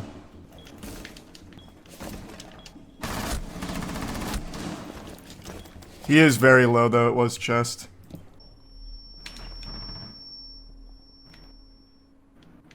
Nice! Fucking clean. That's my boy! Come on, man! 2-0! Good first pick, Moist. That's what I'm talking about. Thanks. Let's go. I don't know, man. Dude, we're dialed. We're doing better this game than any other game, bro. That's It's the right. highest rank yet. Yeah, we just needed to... We had to feel each other out a little bit. Yep. Mesh our playstyles. It's like in Pacific Rim, when you share the neural load, you gotta drift. I have no idea what Pacific Rim is. Fire. All right, a couple people probably got more it. Games, bro. I feel like you've played hundreds of games, and I've played like 10. I need to play more games. Planted. Got one. Another one's on Nice. me. Oh! Yes! Woo! I shot him through the smoke. Let's fucking go, boys! That's so huge! Bro, I shot 2 of them blinded. Let's go. That's big. Okay, now you're heating up. Baby!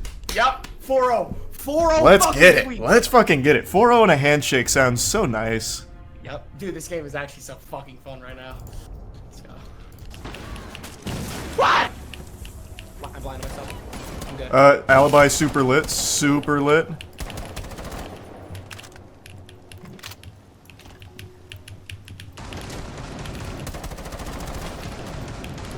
No! Down to 1. Moist the stairs to your left, to your left. Yeah, he ran down the stairs to your left. Yep. You have 1 bullet. He ran down the stairs to your left. Yep. Shit, I'm sorry. It's alright.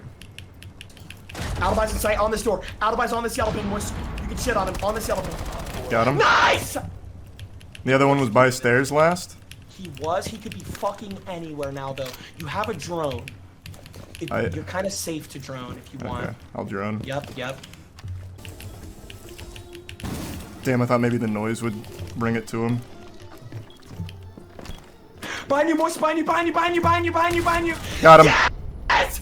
Good call out. Good fucking call out. I got you, baby. Huge. Let's go.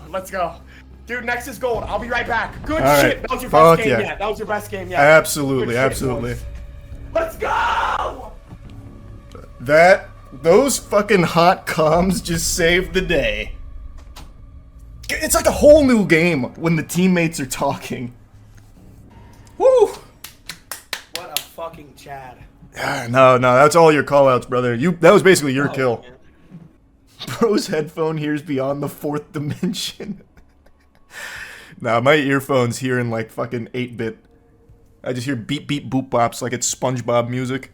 I can't hear dick in this game. Let's go. Alright, you ready? Alright. I'm back.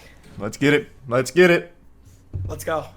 Dude, you're heating up. I'm heating up. Mm-hmm. It's getting scary. It's getting good now. Now the real gaming begins.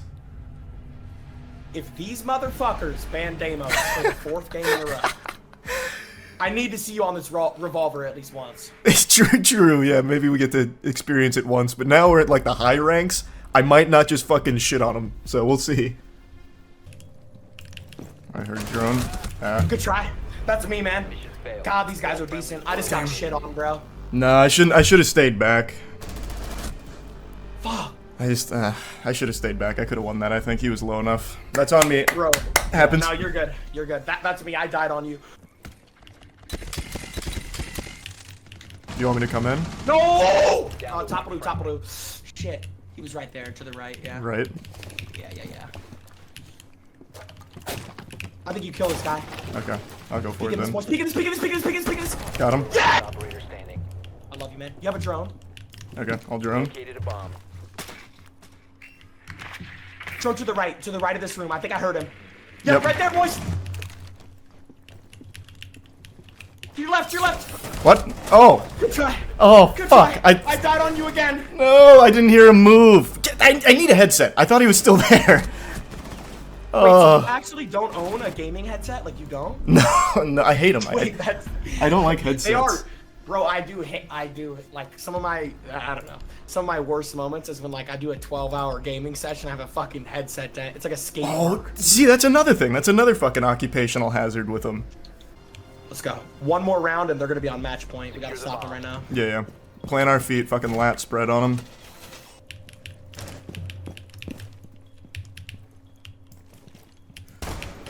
He knows how does he know I'm flanking, man? Like, in blue. He's walking on this door, walking in. He's walking in on this door. Got him, I got him. Clutch. I'm fucking clutch. Let's go! Who do you think you are? I am. Okay, your aim is actually fucking nasty. Good shit, Moist. Thank you. Bro, you're getting flicky with it, man. You're getting fucking flicky. A little bit, yeah, a little bit. A little swipey. All right, we're back in it, baby. Yep. Thank you, Moist. Thank you. No need to thank me. That's those hot comms at work. Yep. Bro, 0-3 would have been terrifying. That would have been tough. That would have been tough. Hold on. I'm trying a little something here. I got him. Got him. Nice, boys. He's still over here, I think. Yeah, he's in that closet. He moved. I got hit by the Fenrir. You could probably plant. You could probably plant in that corner. I got you, brother. Okay.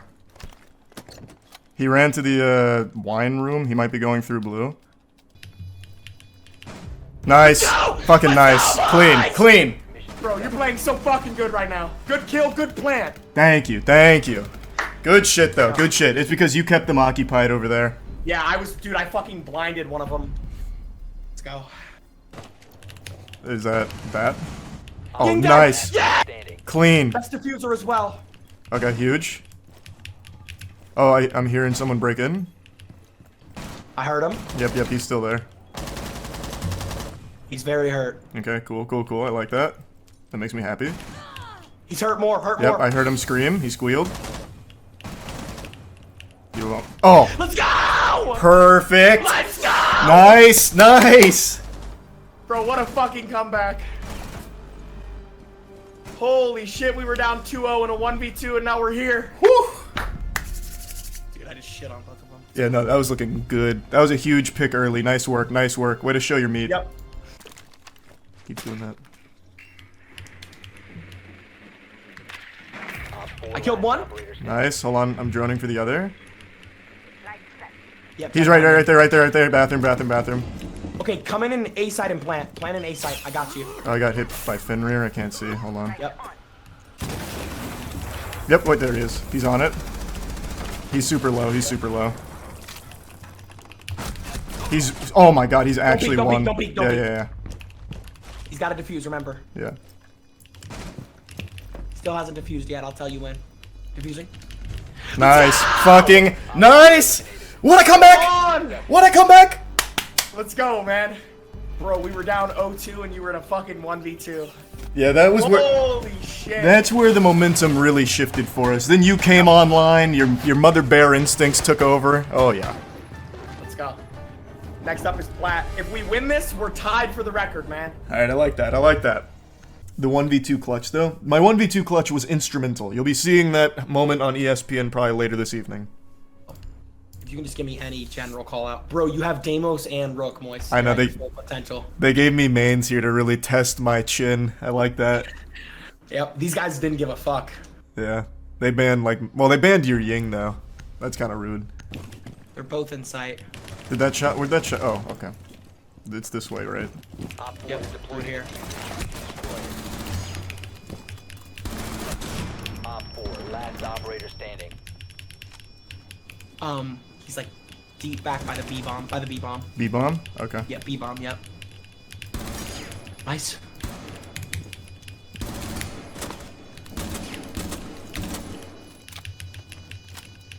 Still by the B-bomb. You saw his head on the B-bomb. Oh, okay. Oh, damn. Fucking try. Fuck. I could have had that. Dude, I got pinched. It's me, though. I should have asked for help way earlier. I just let them pinch me. Damn. Alright, one's on the A-bomb. Literally crouched on the A-bomb. Okay. Hold on, I'm just gonna frag that. Still on that A-bomb. Yo, wait, Moist. I can buck below. Hold on. I got him. Nice! Hold on here. I can death mark the last guy. Hold on. Yep. Tracker on the prowl. Oh, no, he went to the mute. No. Down to one friendly. Where was he? Oh. Yep. How far back? Was he by stairs? Very far back, yeah. You have a death mark if you want to take a one-on-one with him in the revolver. He just runs up to the mute. I just tried. But I'll give it a whirl again. Maybe he won't be a bitch. Ugh. Oh, the Fenrir above you, like right above you.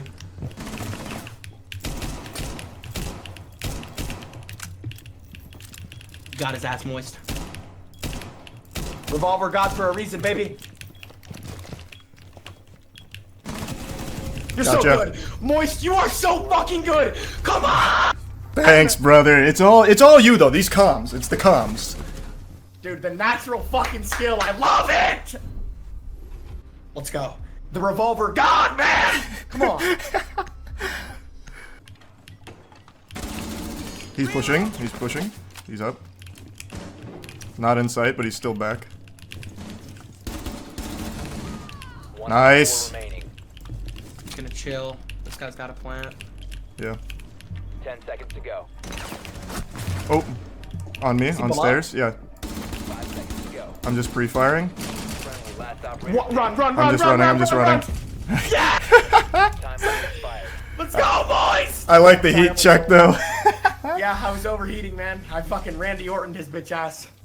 But he killed me. That was some Scooby-Doo shit though. He just came up the stairs the second I ran away. Yeah, I don't know why he's running up the stairs with 10 seconds left. That's beyond me. Yeah, still back here on this tall box thing. Like, standing on this. Valkyrie standing on this. On this tall box. Right here. Oh my god, I didn't even see her. Eliminated all friendly. Damn it, bro. How did this kid fucking know where I was? He just shit on me. Wow. Okay, Oh. these guys are Wait. nasty. He fucking pre-fired that. Yeah, no, he did the same shit, bro, the same exact shit to me, bro. He just pre-fired me. Dude, if they go in and plant, I can see 4 of them. Nice, I like that. Oh! There. Whoa, whoa, whoa, whoa, whoa, whoa, whoa. Hold on. Rezzing. Nope, nope, nope, they're on site. Where did he come from? Oh, they're on. Yeah, he came around. Nice, nice. Here, I'm on cams.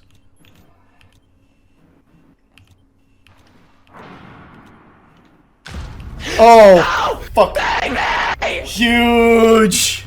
Calculated, man. Oh, let's fucking go. I love that. I love that. Let's go. One more round or we're fucking just tied the record. This was stupid to try and plant after Deimos. That was dumb. Reloading.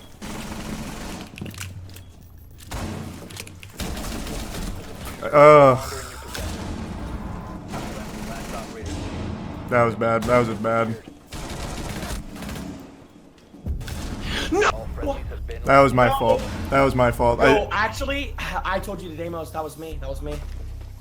Bro, Well, I you did should- Deimos? Yeah. That's alright. That's alright. It was a cool idea, though. Dude, I didn't think that. I kind of forgot that they could just know you're planting, man. I kind of forgot about that. I don't know where the other guy is. He might try to walk up your stairs, bro. Yeah. That's very likely. I'm just gonna try and hold it In down. breach. Oh, yep. Yep, yep. He's in breach. Oh my god. If he tries to plan, I'll kill him. Don't panic. Yeah, yeah. He's on site, I think. I can't really tell. I don't know where things. Oh no, he just came upstairs. There's one on site and then the other just came upstairs. Fuck. He didn't trigger my proximity alarm. Damn. 15 seconds. No. 10 seconds. No! Oh my god. All We lost him. Oh wait, you don't get overtimes in 2v2s? No. God Oh, damn it. Fuck! Wait, oh Yo, no! those guys were fucking nasty. I'm not gonna lie. Those guys were nasty. GG's, man. Oh. I'm sorry, Moist. Fuck, that was fun. No, that was good. That was good. I should have just Damn. stayed on. I should have just stayed on stairs. Now you're good, bro. I don't know how my C4 didn't fucking kill him, bro. It blew up right on top of him. But GG's, man. GG's. Yeah. Damn. Damn, Fuck, that that was fun. It was a good run. It was a good run. Yeah, it was a good run. It was definitely a good run. The rush round was like a real sell. Like, I don't know. No, that's all right. The rush round was a decent idea. I probably just shouldn't have death marked. If I didn't death mark, I think we win that. Yeah. GG's, man. No, good games, man. That was a lot of fun. Yes, sir. Whatever you do, don't turn around. You won't like what you might see behind you. It's AI. It's everywhere. You may even be AI soon, if you're not already. I've made so many videos, fear-mongering for AI, to be honest, but I really can't overstate just how big of a deal this technology is. Every single time I say that everything is going to be affected by it, every job, every industry, everything, people doubt it, and they'll have these holdouts for things that AI won't ever replace. And I just have to sit there and giggle and put my pinky to my lip like Dr. Evil as I once again say, firmly, you're fucking wrong. AI is such an unbelievable innovation, it's incomprehensible. the effect that it's going to have on us in 10, 15, 20 years. Once again, look at where we started with Will Smith eating a plate of spaghetti that looked like some kind of LSD fever dream type experience, to now, where you can have a very convincing video of Will Smith eating spaghetti and you need him to come out and deny it in order to confirm its authenticity. But for some people, that wouldn't even be good enough because he could be lying. He could be lying about eating that spaghetti, or not eating it for that matter. It's so crazy how quickly it's advancing. And one of the big things that I think is going to be affected probably before any other major industry is music. AI music is in a state that I didn't even recognize was this far along. There's a few tools to make AI music right now, but by far the easiest and most accessible, also probably the most sophisticated, is one called Suno, which I was using on stream and just goofing around making dog shit AI songs, but the songs themselves aren't really dog shit. If I didn't tell you they were AI and you just happened to have heard that in the background of a YouTube video, you might legitimately think a person made it. It's already come so far from the beginning of AI music a year ago, where it was really easy to tell that it was all AI generated, but now it's getting tough. So I just wanted to show you this. Like, I'll tell you that right now, the Eclipse tomorrow, or 2 days from now, isn't going to open any kind of portals. It's not going to do anything. The Hadron Collider, the Devil's Comet aren't working in cahoots to bring forth the Antichrist or anything. But I will tell you something that doesn't have anything to do with the Eclipse, but is bringing about a doomsday, is AI music. How many of you heard of Suno? Because I only recently just checked this out. This is alarming. So I've been playing with an AI music creator called Suno, and it is making jams that I would have no idea is AI. So you can put in your own lyrics or whatever, or you can have it generate based off a prompt. So let me just show you a couple. I was trying to make like a Deftones style song, but you can't use an artist name, so you have to just describe the music. And I basically just spit out lyrics in 30 seconds about someone's dick breaking in half. And the AI does an unbelievable job with it. It's fucking frightening.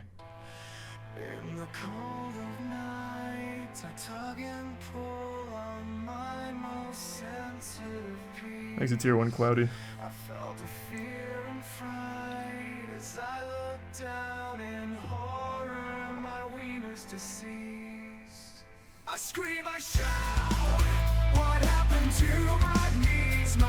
It wouldn't let me type penis, so I did penis, but he just says penis, unfortunately.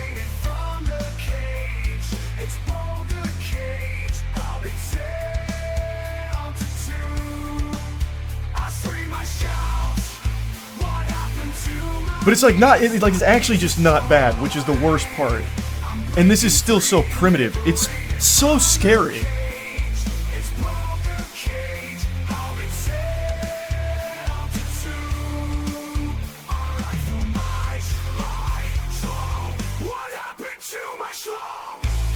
And that is a great hook. What happened to my schlong? I didn't even put that in there, by the way. That was the AI just starting to feel itself and get into a flow state, so it hits you with the what happened to my schlong. I could see an arena going crazy for that. But this has been out for, I think, about a month now. V3 just came out, I think, 2 weeks ago. And I was under the impression that it was still remarkably primitive. Like, it wasn't good or anything, and then I saw people on Reddit making songs, so like, I glued my balls to my butthole again, rubbing and tugging on my nips, and I was like, wow, this actually sounds like music. Like B-tracks on a 60s vinyl. So I went on here and I was like, maybe this is just an exception. But no, it just churns out pretty good sounding music. So then I let it totally generate the lyrics and everything for this one, and it came up with the Wiener song. The only prompt I gave it was Wiener, so it made this.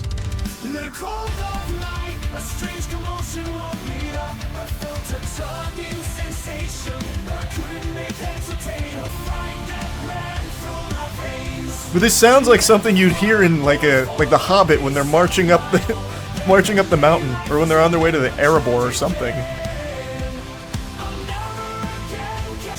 This is just Devil May Cry music.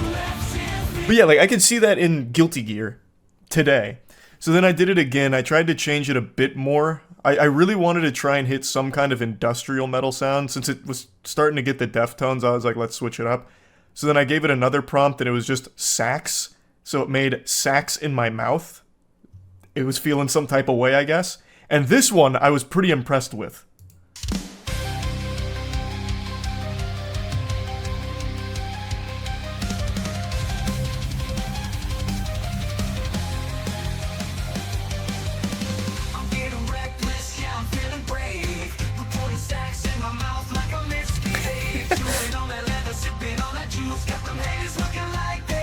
I did not write these lyrics, by the way. This is purely AI generated.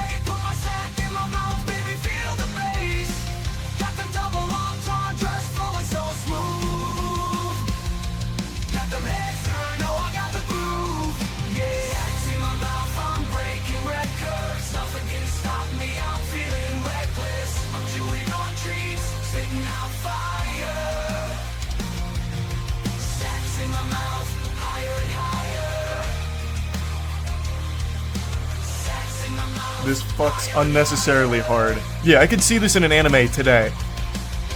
Why all metal? I don't know, I just wanted to see if it could do any decent metal. So then I said this was on the right track, but I wanted more, so I changed the prompt. This one was growing a second asshole, so it made evolutionary shift, and this might be its best work. In the circle of life, things are just the same, but I woke up. It's so passionate.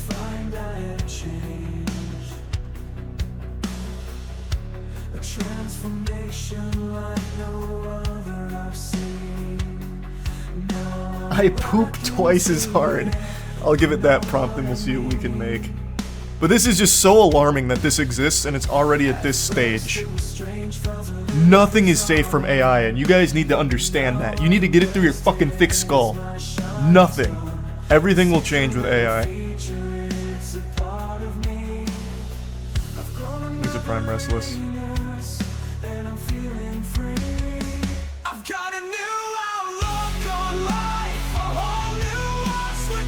Imagine if Disney Quest had this technology. True.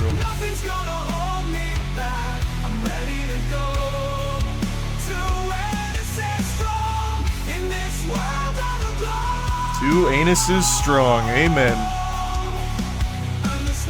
I have no doubt that a ton of artists are going to be using this. Maybe not to like fully make songs, but to kind of steer their craft. AI is just going to be integrated into everything. Actually everything. So here, that guy said, I poop twice as hard. Let's see what it makes with that. What kind of style? Oh, Midwest emo is not bad. Yeah, let's see a Midwest emo track for I poop twice as hard. The power of perseverance is what it gave me with that prompt. Sometimes life knocks you down, leaves you on the floor, but I won't stay defeated. I'm ready for the war. Where's the poop here? Oh, here it is, the chorus. I can't wait to see how that one hits.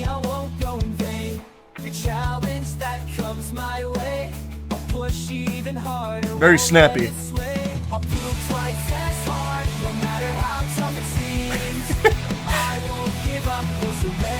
That's pretty cool.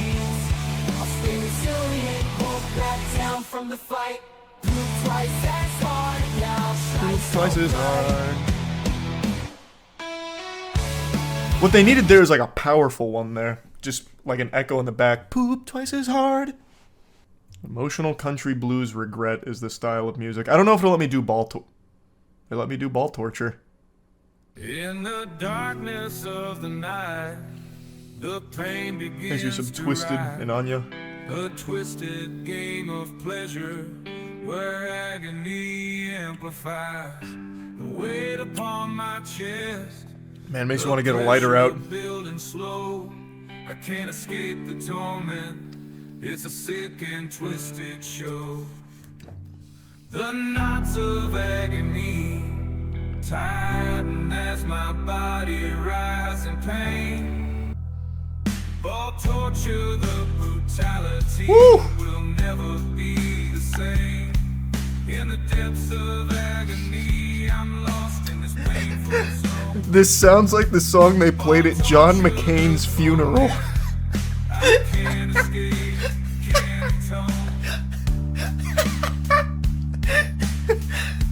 Yeah, the ball torture ballad.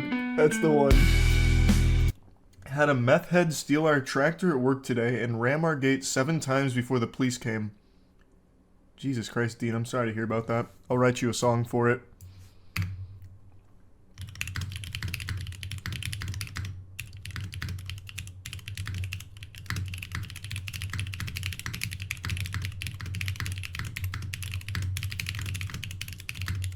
Okay. That was at least 200 words per minute, I'm just gonna say. That was kind of fucking clean typing. Can we just acknowledge that real quick? This is the Stolen Tractor Blues for you, Dean. Let it wash away your troubles. Well, my name is Dean, and I got a tale to tell. Tell it, Dean. About a reckless soul and a stolen tractor as well. What do you do? Not just in a tractor, it was our pride and joy. But that meth-head thief he wanted to destroy. Shit. Sing it. Came roaring in, ramming our gate with rage. 7 times he hit like a wild animal in a cage. Gooning for Christ. That's not bad. Do like break. Here, we'll mix 2 different styles very, very seamlessly. We'll do breakcore gospel. And see what it makes with that. That feels like it's gonna be tough. This might not even work. Chorus goonin' for Christ, that's what we do. Woo. Singing praises, lifting hearts, all for you, Lord, it's true. Kind of lost the plot in here somewhere along the way. I'm a goon for Christ, ready to spread your love. I like that. Lord have mercy, I done gooned again. Tripping on my own 2 feet, can't pretend. Alright. Lord have mercy, I done gone again. Tripping on my own 2 feet, can't pretend. Oh, I came in hot. I can see playing Sonic Frontiers to this. That's nice.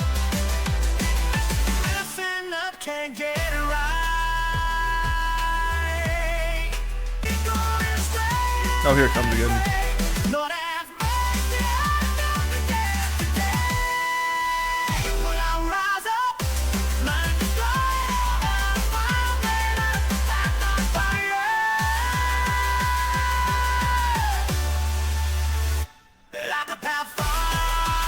Oh, that was a perfect time for Goon. See, if there was a real human soul behind that music, at that like drop right there, it would have been Gooned again! Something like that. But overall, I could see myself playing some Dance Dance Revolution of that, fucking full combo it. So this is how Disney made the songs for Wish. You're probably not wrong. I'm actually very curious. Let me write that one down in this style. Well, I don't know if I can use Disney. This is a great, okay, this is a really good title it came up with. Messes and Memories. For the dude who was telling me about the guy that came in and took a shit on his floor at work or whatever. That's a banger title. Very Blue Man Group.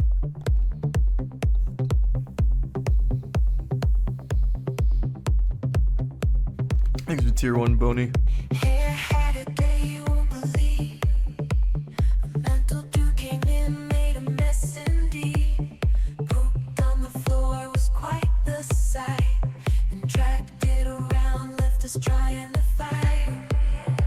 Woo!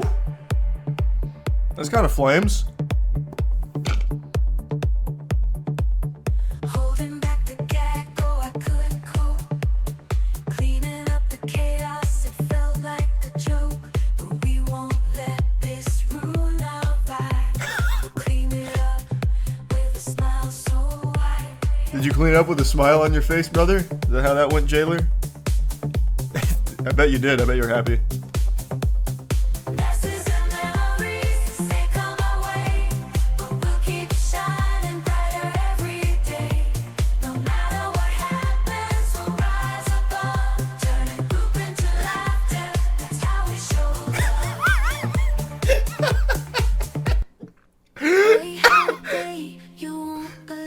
That was a fucking... Wow, what a chorus. I'm getting a thumbs up in that one. What a fucking chorus on that. Turning poop into laughter, that's how we show love. Oh yeah. Fuck, that's good. That one goes Insano style. Let's do a sea shanty about testicular torsion.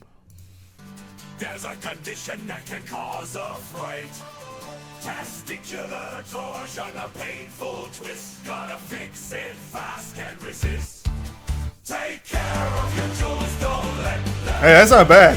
Medical help, don't let it hurt. Testicular torsion.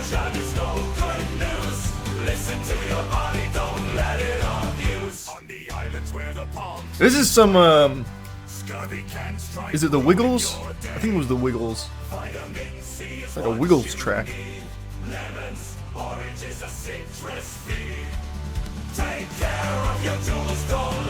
Or like Ailstorm. That's pretty good.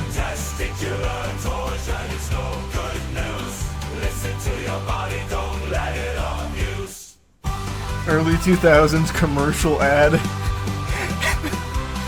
Yeah, true. I tried to be as very specific about cuckoldry as possible. It did not like that. Okay. The lyrics are inspired.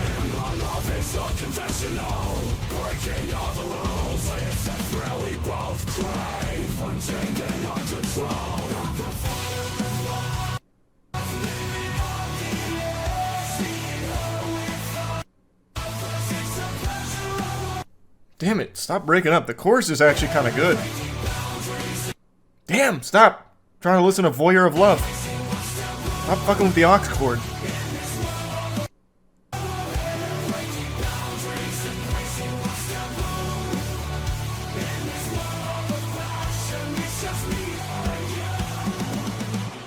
I like that.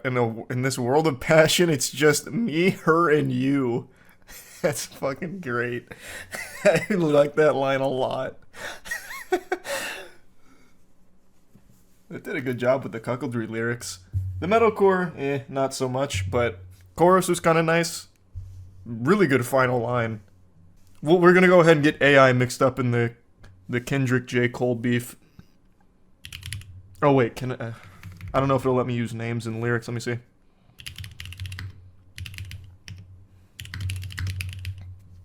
I know you can't do that for style of music, but I don't know if you can do that for lyrics. Wow. It immediately spit that out. This is Battle of the Titans. Let's see what AI's gotta say.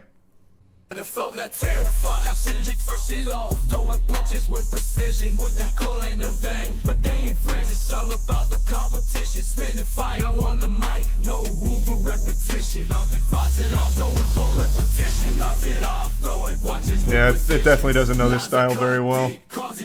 Yikes.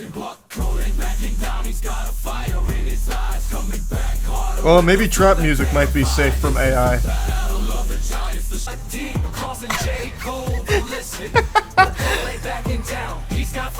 It's like what the Disney Channel would have put out for a trap song.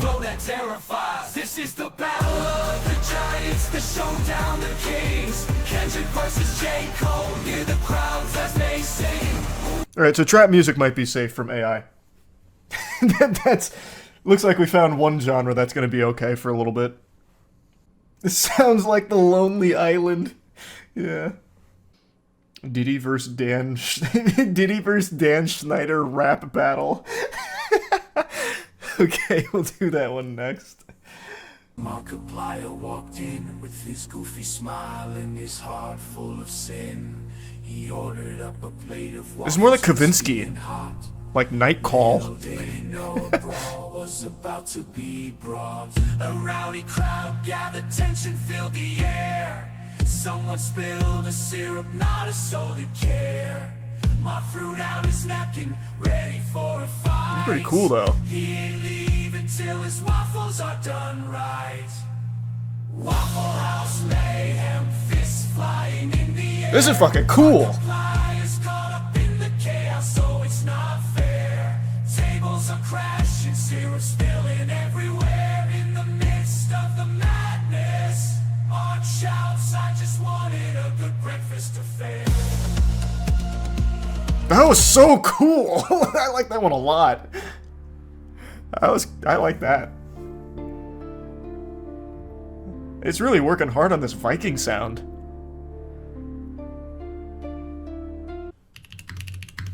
We already know it can't do trap, but we'll see how it does with hip-hop. Just general hip-hop.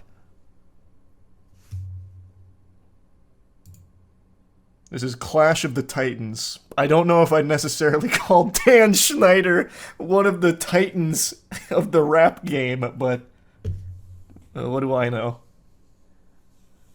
Baby, he's the king of the game. ruling the charts, bringing forth. This is the same. Whoa. Hey, I thought I wouldn't notice. They use this exact same line in the Trap Kendrick J. Cole beef track I tried to make.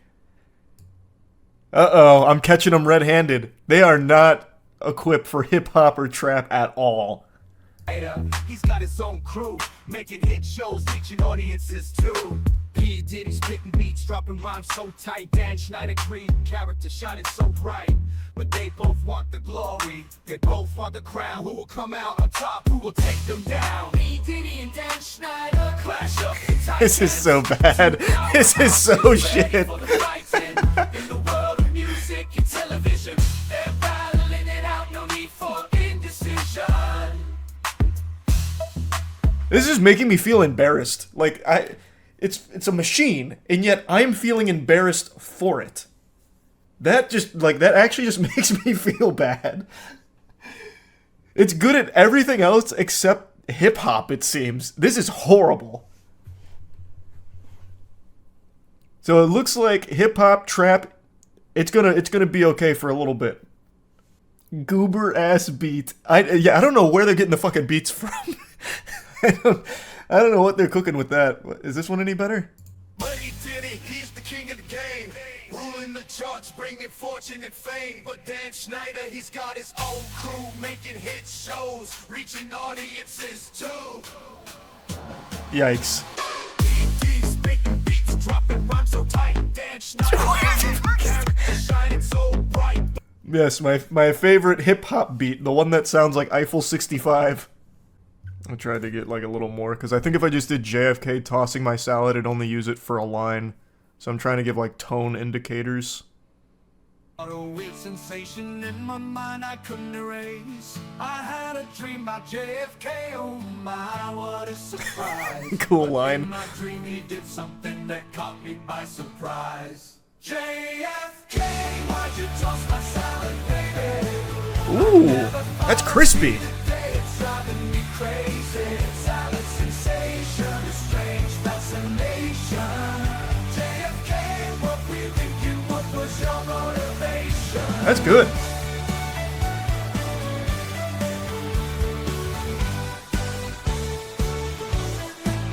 I called my therapist to talk it through. She said sometimes dreams It's not really like an Irish pub song, though. But I can't shake the image, it's stuck in my head. JFK tossing my salad, now I'm catching myself wondering what he said.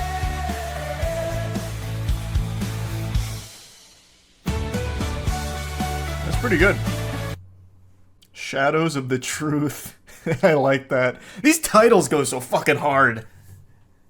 That's great. Shadows of the Truth for an Epstein didn't kill himself song. The AI knows.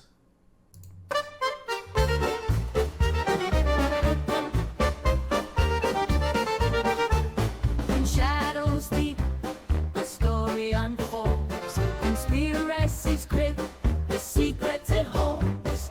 I like this. Demise, a mystery untold. The evidence presented, a puzzle of gold. Wait, whoa, cameras malfunction. Cameras malfunction, guards fall asleep. Oh, wait, it's on to something. Timeline is twisted, suspicion runs deep. Autopsy report, it's hard to believe. Was justice served, or did power This is like the new Rasputin song.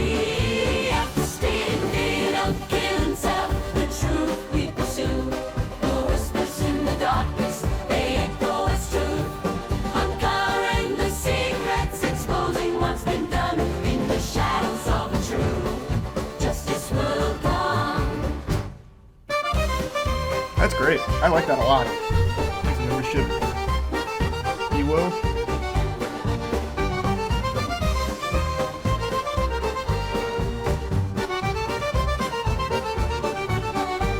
Some smooth things jazz.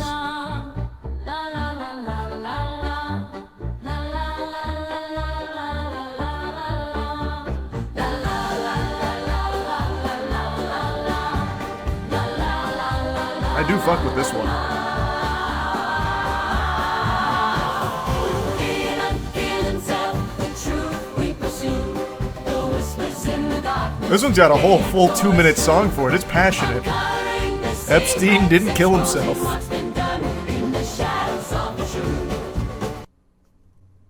Oh, cut it. It's buffering. Unlucky.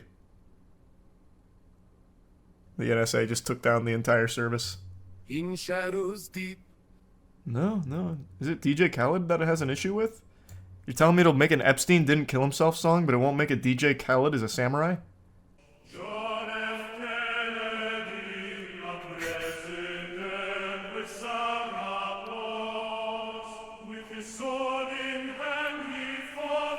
Brings a tear to your eye. It's like the soundtrack to Nier Automata. The JFK battle song. Imagine this comes out like Metal Gear Rising.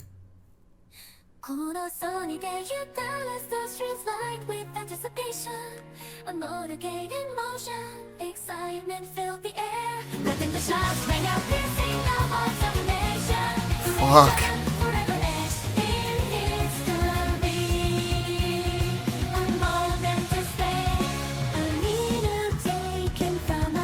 Do an anime intro style synopsis of the events of D-Day. In the sands of Normandy. This is like almost a good educational tool. Like if I was a teacher, I'd start just fucking generating my lessons with the fucking Suno AI here. Just have anime AI music sing the lessons for me.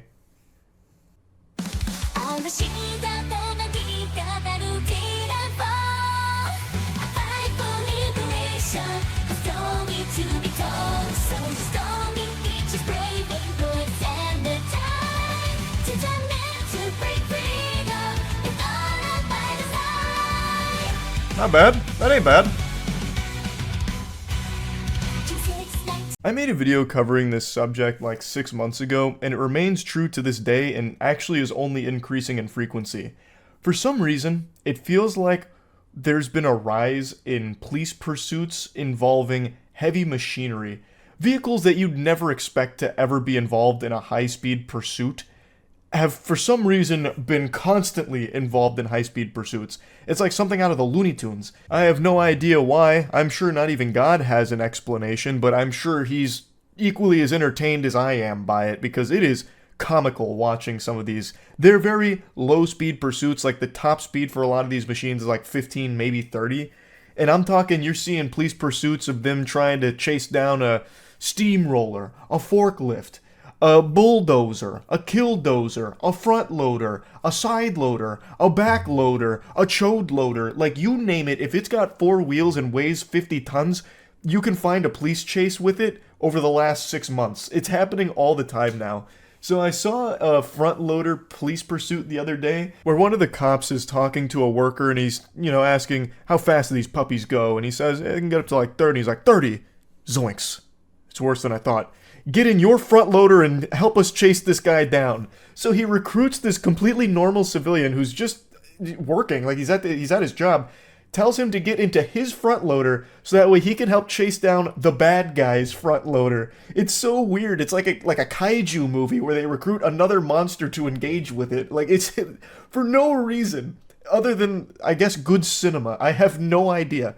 But I have to show you that clip. Also, I have to show you this other clip that I saw today about a guy who was trying to evade police, and he hid behind a car in like the most obvious position imaginable. And yet the cops didn't find him for like over a minute. They swarmed the area around him and just kept walking right by. It's like all of those scenes in a movie that get criticized when it's a stealth section where the good guys trying to like take cover and like all of the bad guys walk right by them and for some reason never see them. Or like in a video game when the AI keeps like running right by the bush that you're peeking out of even though like you're in plain sight, for some reason they're not alerted. Like, I now start to believe those things after seeing this clip. Like, that's no longer unbelievable to me because of what I've just witnessed with this guy's hiding spot. Oh yeah, I kept getting tagged in this all afternoon. It says, bro was 1 second away from losing 4 stars in GTA. I'm guessing it's like a really weird pursuit. I haven't watched it yet, but this must be poppin'. And it's been a little while since I've seen an interesting pursuit. That's not true. We saw the one the other day with the guy in the bulldozer, where the police told another guy in like a front loader to chase him down. Let's see if this beats that. And then you can see it right there, the suspect trying to get into somebody's property or this is like the trying end of to the pursuit, hide, it seems, but though. doing a very, very poor job of it right there. LAPD coming to a stop. Oh, come on, guys, he's right there. The officer's running right by him. That's cute. They're going right by him. I'm sorry, Angie, our pilot today, talking on O2, trying. And admittedly, from this angle, I wouldn't have thought to check behind that car either. I'd probably just run straight up there like an NPC too, to be honest. Oh my goodness, I just feel so bad for those officers. Oh, true, yeah, this is making the their way news back chopper, now. isn't it? It's the blue car. There we go. Somebody's getting the information. Somebody's got to be getting the information. Keep coming around, Edge. Keep coming around. Keep coming around. That suspect, unbelievable. Oh, he's gone prone. We're watching this live, and you have to understand that these officers, they don't know what the information that we know. But again, that LAPD helicopter just arriving. Holy shit, I'm never going to criticize video game AI ever again. Oh wait, no, he's absolutely going to see him. Information. There you go. There you go. And now Busted. that suspect Yeah, he going pointed into at him. custody. Wow. Wow. Or not. They haven't Does seen he- him yet. Oh. This is unbelievable. There we go. Oh my gosh. What was this? Wait, what? Did this guy not see him? He's literally looking at him. Was he not alerted? What the fuck is his field of vision? Be getting that information. He even There like you go. points at him, doesn't there he? You go. And now that suspect going into custody. Wow.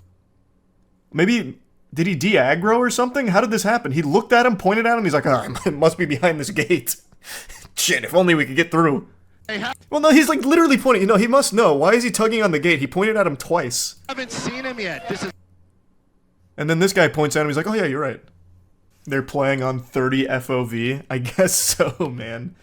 He's behind a tire too, partially out of view. That's what I was thinking. So I think his biggest mistake, if I was to, I don't know, be a criminal evading arrest tactician expert, I think his biggest mistake was going prone. He spread out his surface area, which made it a little easier to see him. I think that's the only reason he got caught, because this guy looked under the car and must have seen at least a piece of him. And then when they went to the gate, like maybe if he was still just crouching there, they wouldn't have noticed. Perhaps. What he needed was one of those like ninjutsu smoke bombs. If he just had one of those in his pouch, like if he had put one of those in his loadout, he would have popped one right here, and he would have been fine. Do you see the footage of the bulldozer police chase from a week ago? Cops asked one of his coworkers to stop him in another bulldozer. Disgruntled former employee hijacks front loader and leads police on a slow-speed chase. Why would they ask someone to try and stop him in another bulldozer? That just sounds like they were doing that for fun. How would that possibly give them any advantage? Stop. Stop. Oh shit, he's hitting the turbojets. Hey! Stop! Activating afterburners. radio. An individual who's driving a four-wheeler tractor is not stopping for me. I have no way of stopping. I mean, if you gave it a light jog, you could catch up. He's gonna go out the main road. I control him. Grab your machine. What is it? One of those things? How fast is it? What? They can get up to probably about 30. 30? Grab that. Quick. That heavy equipment can get up to 30? And also, why is he telling him to get in his heavy machine? I still don't understand the strategic importance of that. We're in front of Victory World Church on Brook Hollow. Oh god. Let them fight. Oh, he's trying to hit him with a pit maneuver there with the bucket on it. Why did he tell him to get in the other bulldozer? What was the point? Or not bulldozer, front loader. I guess maybe flip it over. This is like a scene out of Godzilla Kong New Empire.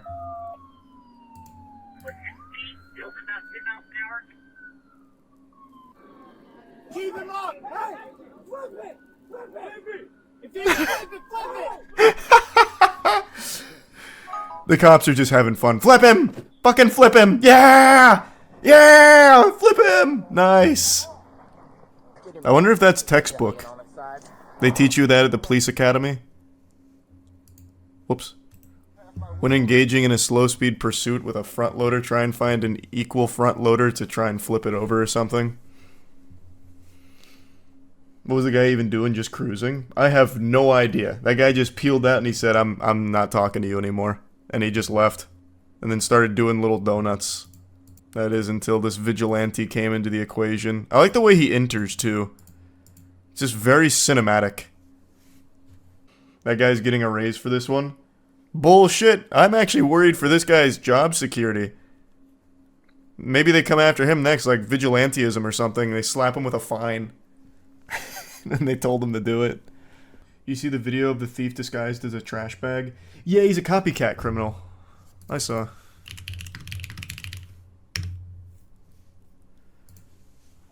This guy just stole a page out of the playbook from the guy who did this exact same thing with the traffic cone.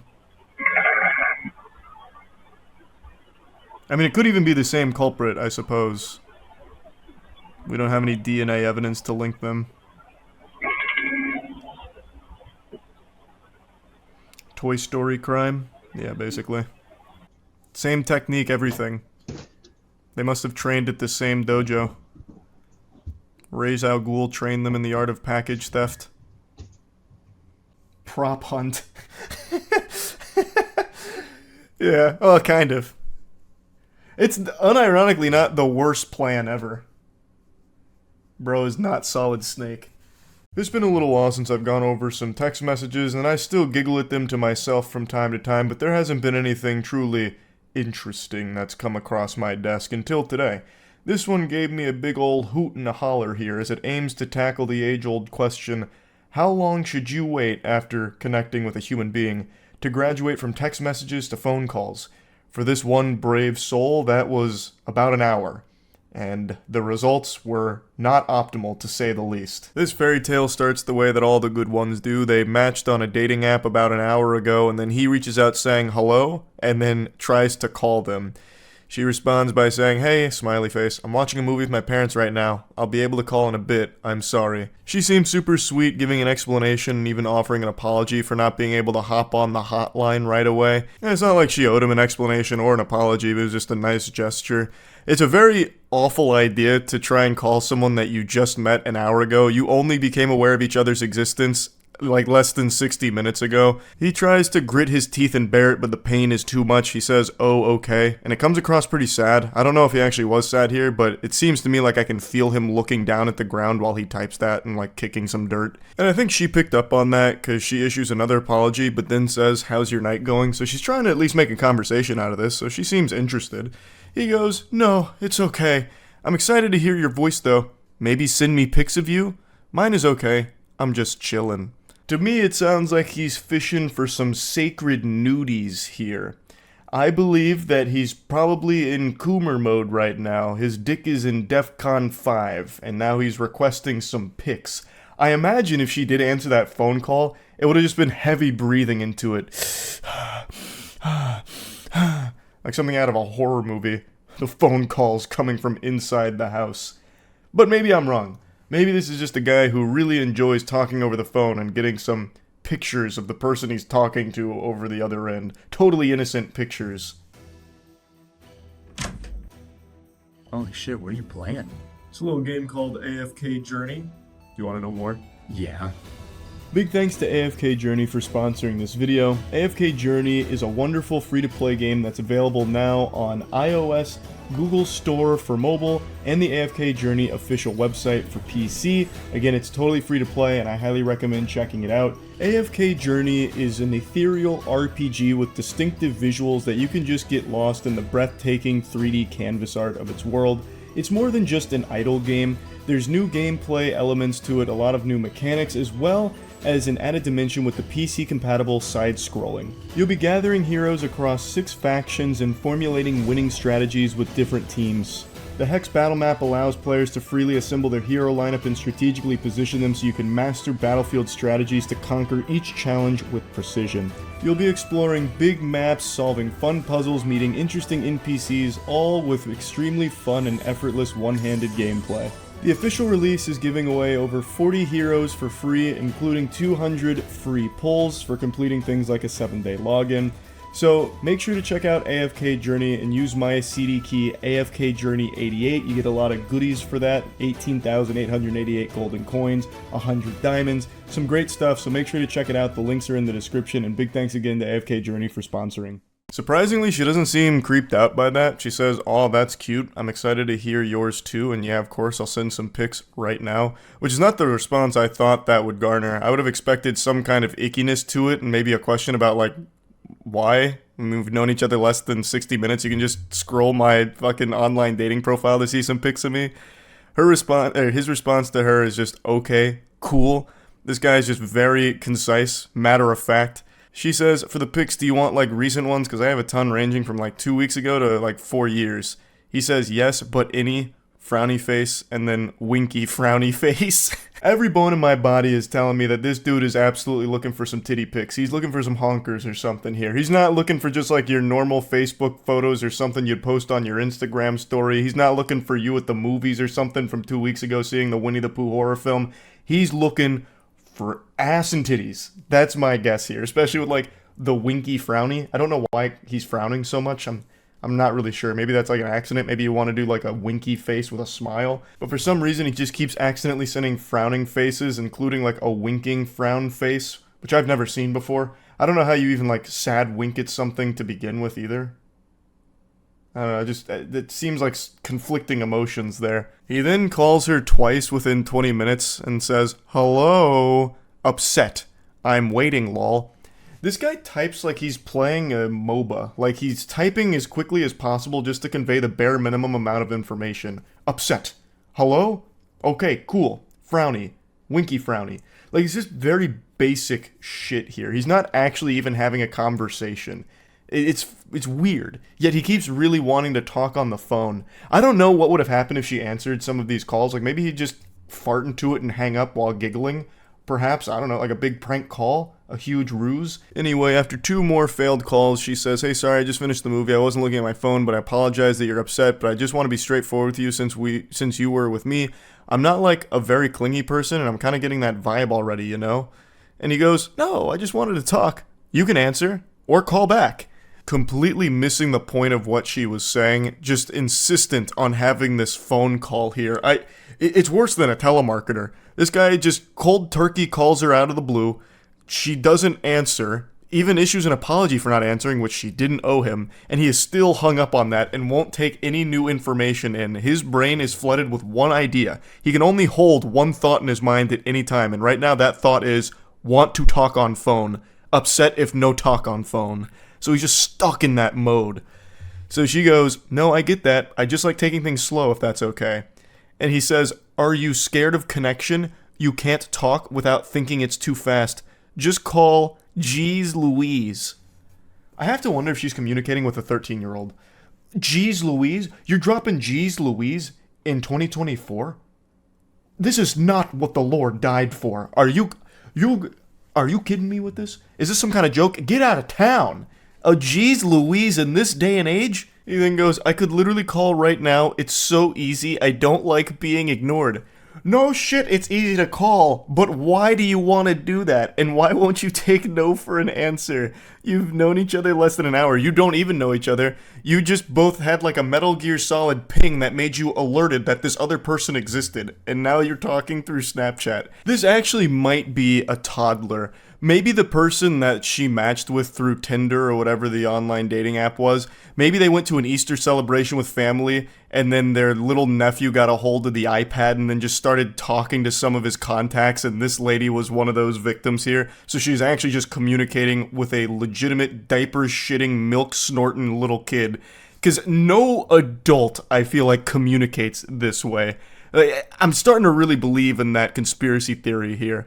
But anyway, she responds, of course not, but I like to take things slow. I'm sorry. Please respect that I'm trying to be as cordial as possible. I haven't had the best experiences in the past. That's in response to the are you scared of connection line that he drops here. Like he's out of some kind of bad Hallmark movie, or The Young and the Restless, because she won't accept his random fucking phone calls here.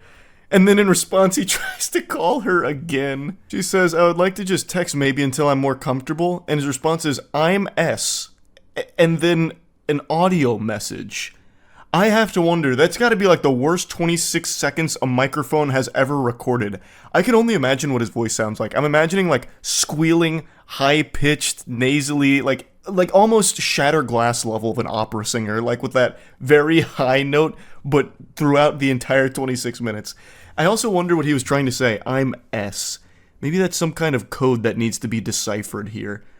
I'm serious, perhaps? I'm shitting? I'm silly? I have no idea. But anyway, she then takes a screenshot of the chat, and then he dumps a screenshot. He then follows that up by saying right at the top, and then tries to call her once again, just continuing to poke her here. He says, just wonder, answer. Maybe he's like actually overdosing right now, and he's trying to beg her to call the police to get them over there to save his life. I have no idea what's happening to his brain. It's turning to mush right before our eyes. Like he's getting hit by a stupid beam, and we're watching him fade away.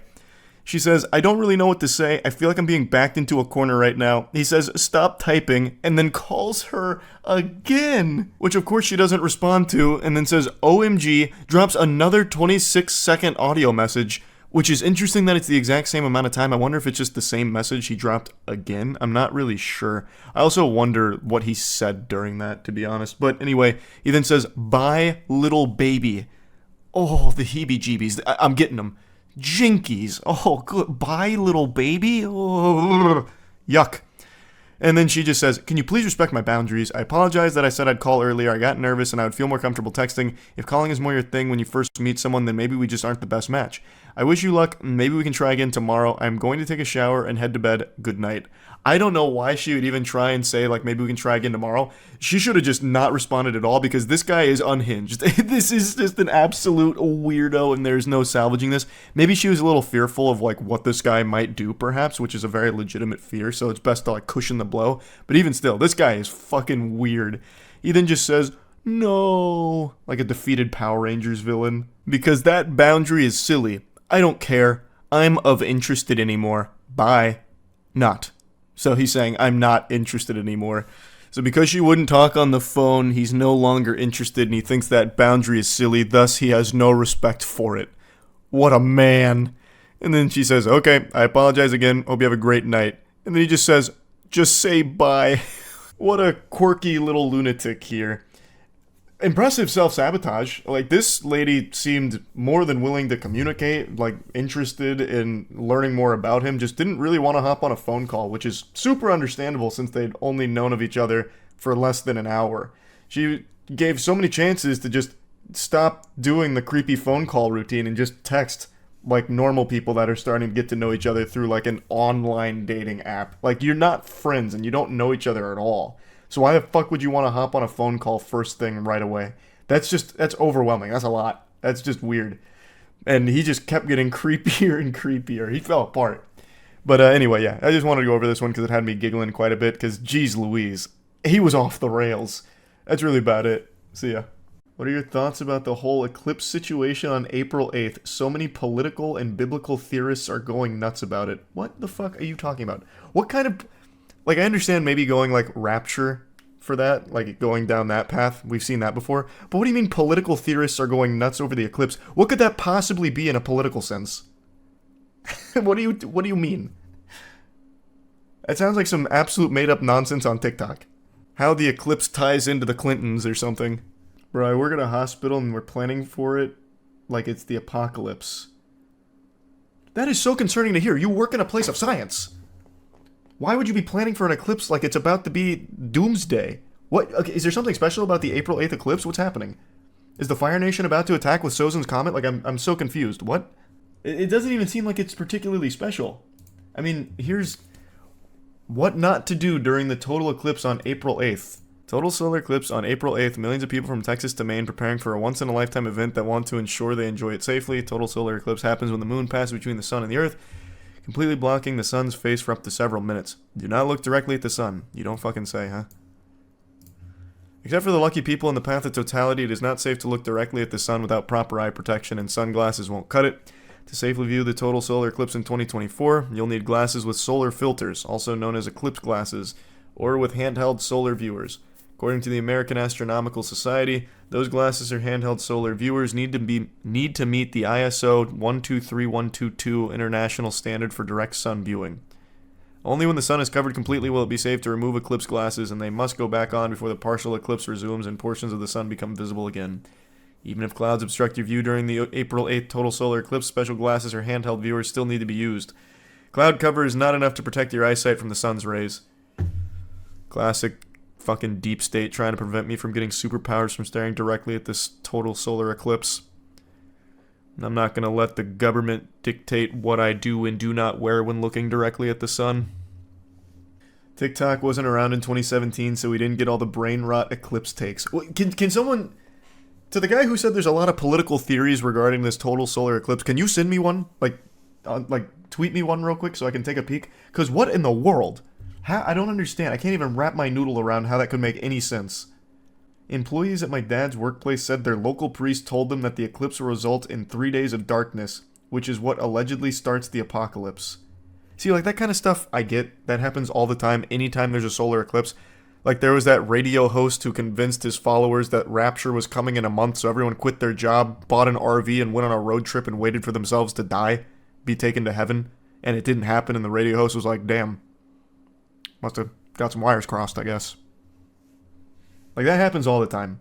Big thanks to Opera GX for sponsoring this video. You know how much I love Opera GX. If you ever tune into any of my streams, you'll see Opera GX exclusively being used because it's the browser I use for everything. I think it is the best in the business. It has tons of fun customization features to really make it feel like your own. It has a ton of really useful tools like a built-in ad blocker, which really comes in handy with the modern landscape of the internet, which is basically unusable without an ad block. And it has a lot of other really helpful tools, such as the ability to import your current settings from whatever browser you're currently using into Opera seamlessly, which makes it super simple, super seamless. Just very great browser all around. It's also very light, so it's not going to be tanking your performance if you're playing games while having Opera open. You can keep all of your messaging apps in the Opera browser, so it's nice and convenient. Also, there is a mod for me in there. I have my own Opera GX mod, and it gives you a wallpaper and some really fun themed sounds around myself. Yeah, baby! So yep, I think it's good fun. The Critikal Moist mod goes pretty hard. Again, big thanks to Opera GX for sponsoring this video. Definitely check them out in the description. Remember when the world was supposed to end in 2012? Yeah, but at least that one had, like, historical backing because of the Mayan calendar. I remember being a stupid kid back then, and I was like, man, the world really might end. Like, I get that. You go back and look at the Mayan calendar. They were very smart people. The calendar ends here. It must mean that's when the world ends. Pack it up, I guess. I was a freshman in college during that point, and I was still a virgin, and I was like, damn, it's gonna suck dying a virgin. I did everything I could to make love before that day came, the day of judgment. I used to go out every weekend praying for the best. But when that day rolled around in December of 2012, I spent that day playing Halo 4 with a buddy of mine, knowing that if I'm sailing into Valhalla, it's going to be in the saddest manner possible. The eclipse is just Joe Biden's domain expansion. That's why there's political theories. Yeah, it's Dark Brandon. He's casting his infinite Tsukiyomi. So fucking cool. Actually, I wouldn't be surprised if that is the level of the political theories on it. Oh wait, there was more to this. Solar eclipse travel could be treacherous. What, like driving at night? Like driving in some darkness? For those living in the narrow path of totality, little if any travel will be necessary to take in the full astronomical event. However, people across the US and likely the world will descend upon communities that aren't used to the popularity, and that has officials concerned. So much so that cities and towns have issued disaster declarations or declared states of emergency, while others have decided to close schools due to the expected increase in traffic and to keep kids safe from distracted drivers during dismissal time. I see. So this is why your hospital's prepping.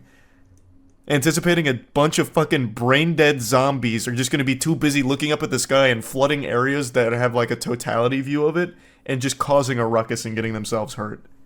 I see now. You and the boys should make a video on who can look at the sun the longest during the eclipse. Actually, that's such a good idea. You know what we should do? We should do perineum tanning for it. That's the taint greasing, not taint greasing, the taint sunbathing.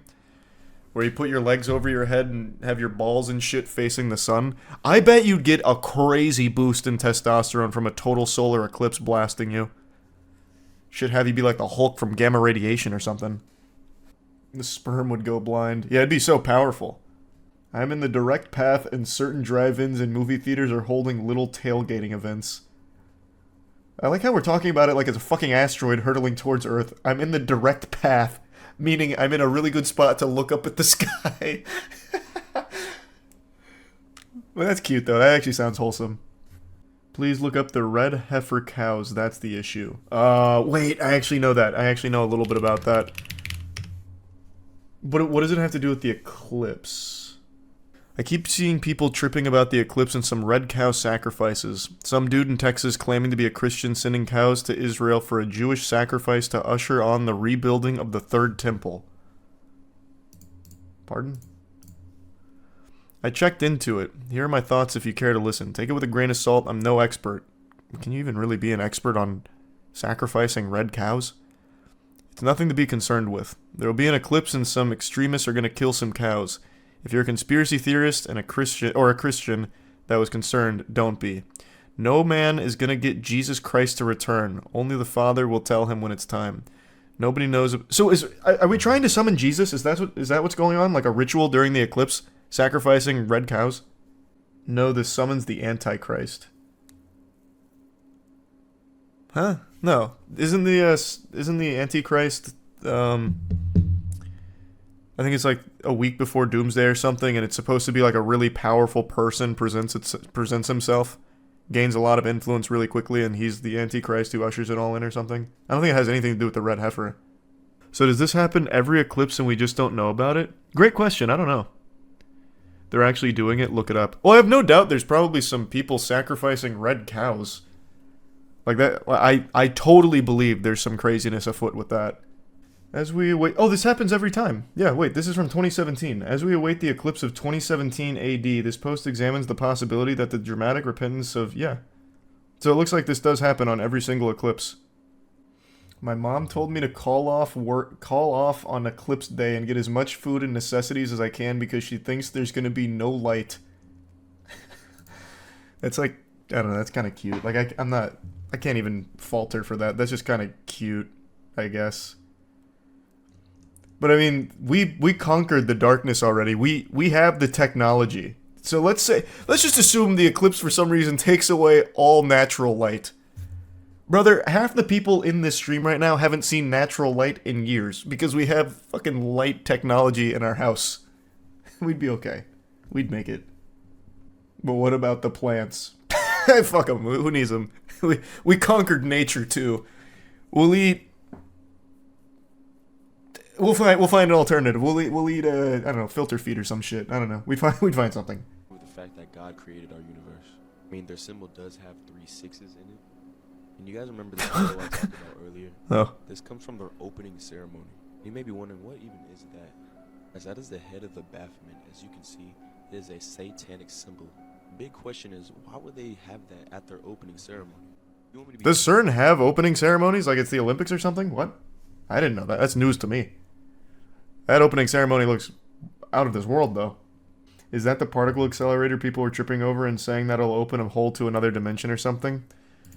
You're right and wrong. You're just getting a couple of different things confused. So when the LHC first got operational, there was a doomsday theory that by colliding particles at such a rapid speed, there was a small chance of creating a penny-sized black hole, which could eventually swallow the world. But that turned out to be a bunch of hullabaloo.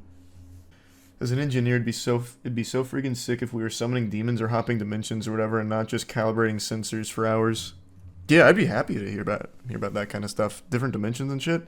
I feel like anyone would be excited about that. I don't know. We look at it as a bad thing. So what? A couple demons come through or something. We just close the portal on them. They don't have the technology in hell, clearly. And it confirmed the existence of hell, which would be a net positive for everyone, I would think. Then we'd know. Open my third asshole. Well, you're a little confused, but you've got the right spirit. That's a scientific mind right there.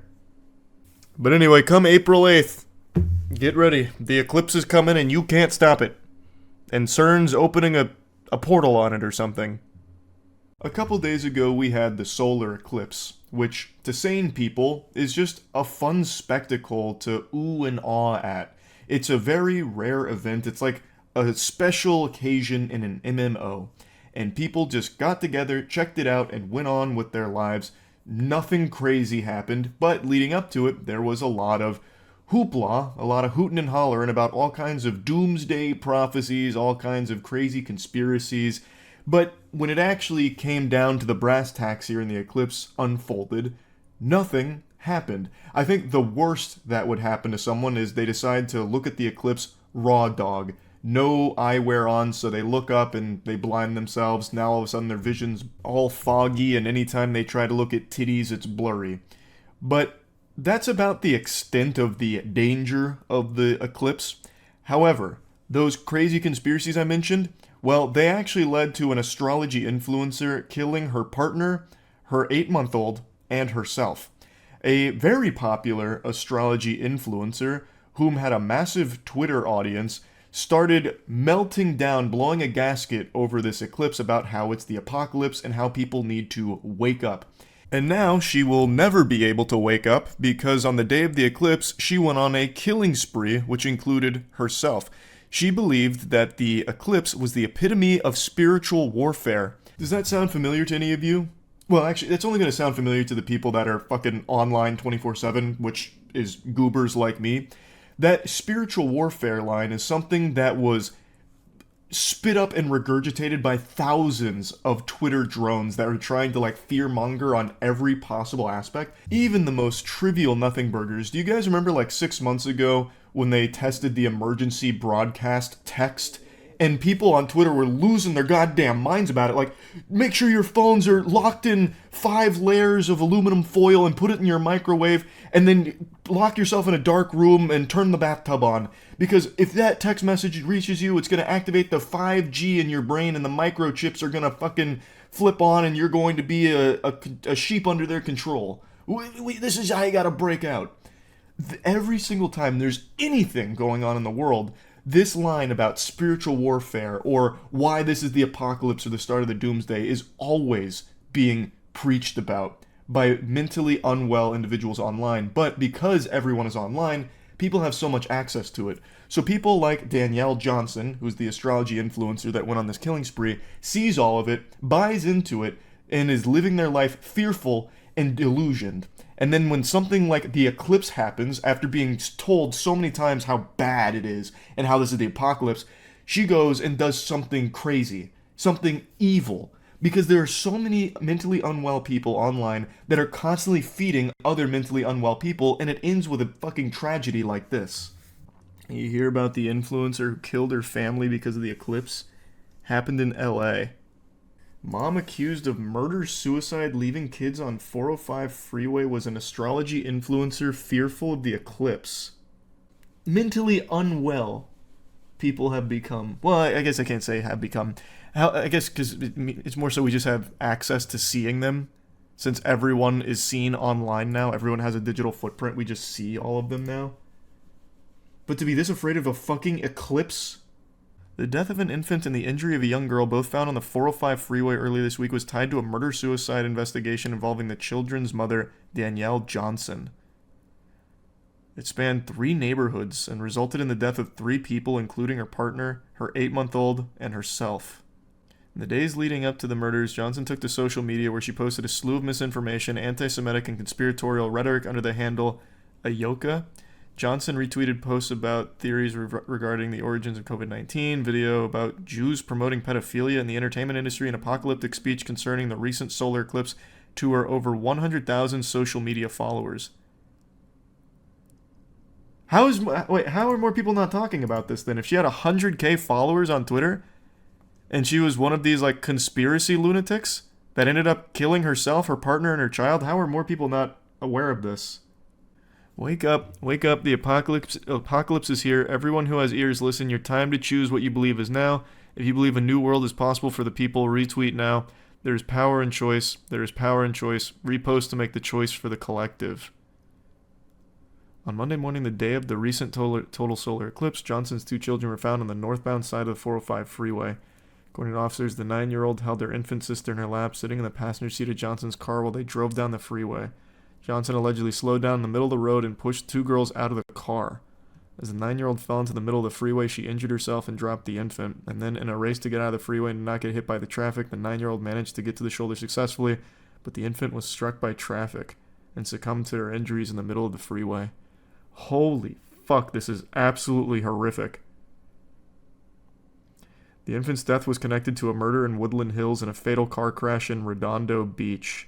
A woman in her mid-30s fatally stabbed and killed her partner around 3:30 a.m. The stabbing victim was 29-year-old Jalen Allen Cheney, Johnson's partner and father of one of the girls. After stabbing Cheney and leaving the 2 girls in the middle of 405, police said Johnson drove down to Redondo Beach. Her car crashed into a tree around 5 a.m. near a church. Authorities say Johnson died at the scene and her death is being treated as suicide. She was driving at speeds in excess of 100 miles per hour. She did all of that, and ironically, she's now going to hell. Yep. And I bet she heard all of this from a bunch of those absolute fucking degenerate Twitter users saying the most outlandish shit ever, and she just bought into it hook, line, and sinker. Ends up killing herself, her partner, her 8-month-old.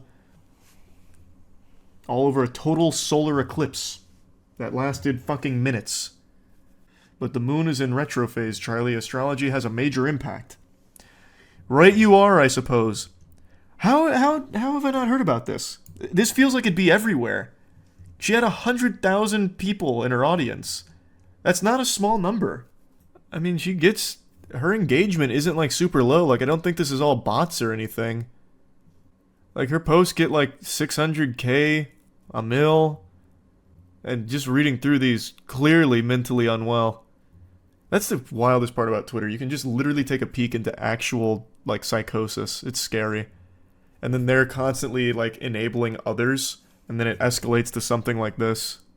It's extraordinarily sad because I don't believe everyone that preaches these things is someone that believes them. I believe they're doing it because it fosters a community that will buy into it, and then they have this loyal following, this loyal audience that they can sell things to and make money off of. So I think a lot of the people that are always saying things about how the eclipse is about to end the world because it's waging spiritual war on us, so it's time to pick a side, the righteous or the devil, that kind of thing. I think a lot of the people that start propagating that are some of those people that have recognized they can make a lot of money from doing so. And they are directly responsible for situations like this because they feed into it. They make people believe it, and they make people afraid, and they make people do crazy things, people that are already not mentally sound. It's sickening. They just try and take every controversial approach to everything they can about how anything is a huge problem that you need to be afraid of, you need to wake up to. You see that verbiage all the time on Twitter and on TikTok. CERN's opening a portal, letting demons through on the day of the solar eclipse. Take cover. Buy my book that's going to enlighten you on how to avoid all of the demons in your life, because now CERN's working behind the scenes, pulling the strings, the puppet masters that are releasing all this demons into our world. And for a lot of the people that watch these things or read about these and start believing them, once you believe in one of these theories, you start believing in all of them, because then you start convincing yourself of every single one of them, no matter how nonsensical or illogical, no matter how little evidence or proof there is. Once you buy into it, even slightly, you convince yourself that it's all true. So you don't just believe in one conspiracy anymore. You start believing in all of them. Look at Danielle Johnson, for example. All of her tweets are every possible conspiracy you can find. Every conspiracy you can think of, she believed in. And I'm sure it started with just one that she saw from someone on Twitter that is once again just fanning those flames, trying to make people afraid and trying to get them to buy into whatever they're trying to sell you. Now, that's not every case here. There is a lot of instances where extremely mentally unwell people gather a huge audience and they themselves truly believe the awful things they're spitting out. But I think a lot of it is from people that have recognized that you can make a lot of money from capitalizing off of that community. Because when people are afraid, they'll do anything to get rid of that fear. including buying shit they don't need or whatever. And then in some cases like this, all that fear that you keep serving up leads to a horrible situation where someone that was the recipient of all of these awful ideas that have legitimately no basis and no logic to them does something unforgivable. What Danielle Johnson did is heinous, inexcusable, and disgusting. And I really do believe that all of those TikTok and Twitter conspiracy accounts that keep just fucking firing from the hip with the most ridiculous theories ever did play a real role in her getting to this point. It's no coincidence that all of the things that she was speaking about on her Twitter are the same things you see on other accounts all saying similar things. It's a network that's feeding these dangerous ideas that lead to a breaking point in some people. It is fucking atrocious. And I am confident that none of those accounts will ever acknowledge the role they play in a case like Danielle Johnson. They're going to throw her some kind of like fringe case like, oh, I can't believe someone would do something like that. We're just trying to give you guys the truth, give you guys the tools to, snap out of it and wake up from the mind control. What Danielle Johnson did, we have no idea how it got to that point. Even though, if you read these posts or watch these videos from these accounts, they're like legitimately pushing people to be like Danielle Johnson. Push them down that path of just extreme mental illness. It's fucking horrifying. But anyway, yeah, I wanted to talk about this a little bit because it made me really upset. Obviously, I think it would make anybody upset reading a story like this. That's really about it. See ya. Happy Easter, everybody. I hope that jolly old Easter Bunny paid you a whimsical visit and blessed you with some of the most beautiful eggs you've ever seen.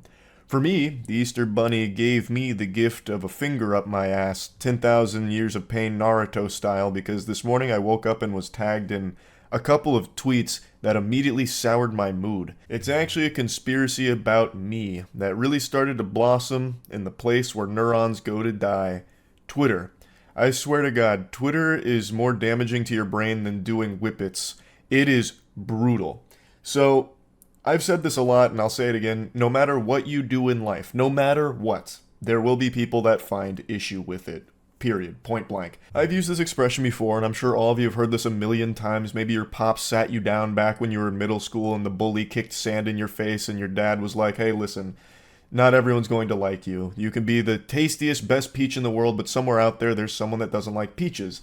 It's educating you on, hey, look, there's so many people out there and not everyone's going to be your friend. But now with the modern age of the internet being this absolute battleground of brain rot, it's not about just not liking peaches. It's about trying to make up and conjure reasons for why peaches are evil. It's like a clown pulling the ribbon from his mouth, but instead of ribbon, it's people pulling shit from their butt here for why peaches are evil. Why the thing they don't like is actually a terrible, deplorable thing that everyone should hate. Just justifying hatred. Anyway, now to pull it all back, what I read today is about how the giveaways I do on stream, where I just have viewers fill out a form, tell me how much money they want, what they're using it for, and then I go through randomly, pure fucking RNG, and just pick people and then give them that money they requested, is actually a sinister tax write-off. I am using it for a nefarious purpose. There's actually a lot going on behind the scenes that make this a really bad thing, and me a bad person for doing it. I'll go ahead and play a clip from my most recent giveaway stream, and this is a thought that is prevalent quite a bit because this is not the only person that has said this. Like I mentioned today, there's been a couple of things I was tagged in that talk about this, and it just shocks me how even something as simple as just giving individuals money during streams is now a controversial issue. Hey Charlie, no tax write-off? I mean free money giveaway tonight? So it seems like there's people that think me giving away random amounts of money to random viewers on stream is a tax write-off. Do you not know how that shit works? Do you know how tax write-offs work? Because I can't write those off. I cut the clip short because I did get heated. That legitimately hurts me. Like, I'm not going to try and put up a front where I'm unbothered. I have thick skin, sure, but this actually hurts me. I recognize how lucky I got in life, and I just want to do something nice with it. And then to be attacked, I suppose, by multiple people spamming that same kind of shit about how this guy super sucks, he's actually just doing this for a tax write-off, wake up, sheep. It's infuriating. So I'm going to go ahead and plant my feet here and lat spread like a fucking bat here. And I'm just going to try and tackle this sequid swarm head on. I will do what you could have easily done with 2 seconds of Googling. This isn't the only individual, obviously, and I did cut the clip short because I am a bit embarrassed that I called them out directly. I do feel bad about that, though. I mean, I don't know what you expected. That gets under my skin. That actually makes me really upset because you could easily just look this information up yourself and get the answers. I really feel like the people that keep parroting, the giveaway streams are all just a tax write-off for Charlie. This is fucking foul. I'm pretty sure they just heard that term either from their parents during like an argument or something, or through just doom scrolling on Twitter and they see a bunch of people vomiting, regurgitating these completely wrong things into each other's mouths and just patting each other on the ass for the enlightenment. You can Google this information, and within the first 4 results get the official response. Can you write off donations to individuals as some kind of charity tax deduction? The answer is a resounding fucking no. Gifts to individuals are not deductible. Only qualified organizations are eligible to receive tax-deductible contributions. And since I'm so confident you don't know what tax deductions are, you just have heard the term tax write-offs, I'll go ahead and explain that a tax write-off is the same thing as a tax deduction here. And I'll go ahead and define the term for you as well. A tax deductible is an expense that an individual taxpayer or a business can subtract from their adjusted gross income. The deductible expense reduces taxable income and therefore reduces the amount of income tax owed. Now there is something kind of like a giveaway expense that can be used as a write-off, but as I understand it, you can't deduct the value of gifts you make, and this usually applies to products, and usually products that apply to advertising your business. I couldn't find too much information on just giving away money itself to a bunch of different people, mainly just if you're giving away items such as pens, coffee cups, that kind of shit. Those are deductible, but not just giving money. It falls under like giving money to friends and family, which is something you do and you aren't taxed on per se, but it's not something you can write off either. All this information is right there at your fingertips. You could have just opened a new tab next to Twitter right before making your tweet thread about how this is all just some kind of galaxy brain supervillain plot for me to get tax write-offs and goodwill through doing giveaway streams, and you could have just Googled, is this shit like tax deductible? Is this a tax write-off? Or if you would just let your synapses fire for just a moment, you could have processed and thought logically, how the fuck could giving amounts of money to random individuals possibly be classified as a charitable tax-deductible expense? There would be so many cheats and exploits with that system, it'd make Call of Duty Warzone blush. You could have easily done something like send a ton of money to a bunch of NPCs with worm-sounding names like fucking Godfrey Horseradish, and then have them send that money back while you write it off as some kind of charity tax-deductible expense. And of course there are plenty of loopholes and exploits with the current system, absolutely. You see that a lot from like the upper echelon of the elite, 100%. Now, obviously, I'm not a tax code expert. The only thing I'm an expert in is getting strikes in bowling, of which I am a goddamn king. But when it comes to taxes, all I know is what is available information and then talking to people who are experts.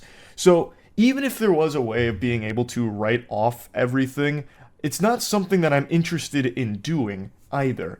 I don't do it for that reason. It's just that simple. I've said this a lot, but everyone has this desire to prove some kind of deep-seated diabolical motivation behind everything, even the most simple shit. And it's not always the case. Here it really is as simple as, I recognize how unbelievably fucking lucky I got in life to be where I am at the current moment. And I want to do the best I can to be able to help other people from this position. And a really fun way that I've been enjoying doing this is through stream giveaways, where, again, people that are just on stream fill out a Google form, they tell me how much money they want or need, and they tell me what it's going to be used for, they give me their PayPal email, and I just send it. I just go through randomly, send like between like 5 and 10K per stream here, and just try and help as much people as I can. because I'm in a lucky position to be able to do that, and I want to be able to help other people as much as possible. And maybe this seems like an overblown reaction to it, because I understand it's not the majority of people that feel this way, but it's not a small amount either. There have been people, and this was during one of the earlier giving away streams, that have put in entries that call me out for being a piece of shit for even doing it in the first place. They went through the time of filling out the Google form, taking up a spot from someone else just to tell me that I'm a piece of shit for giving away money to viewers. Like, how would that not hurt me? And it's all based off this belief that I'm doing it as some kind of fucking tax write-off or doing it just for, like, goodwill.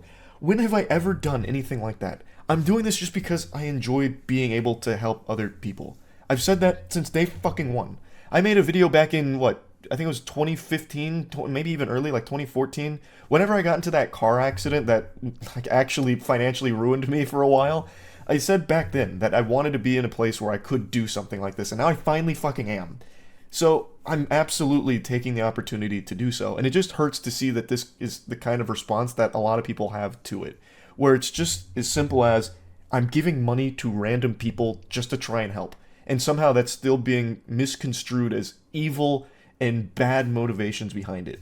So yeah, I wanted to defend myself against these accusations here, especially when they could have easily been disproven if anyone that even made these tweets or made these fucking Twitch stream, YouTube stream comments just took 2 seconds to Google if it's even a tax write-off in the first place, if it's even eligible to be a charity tax-deductible expense, because the answer is no. So yeah, I just wanted to talk about that a little bit because, man, my Easter got off to a rough start by reading through some of those responses in that conversation. So that's really about it.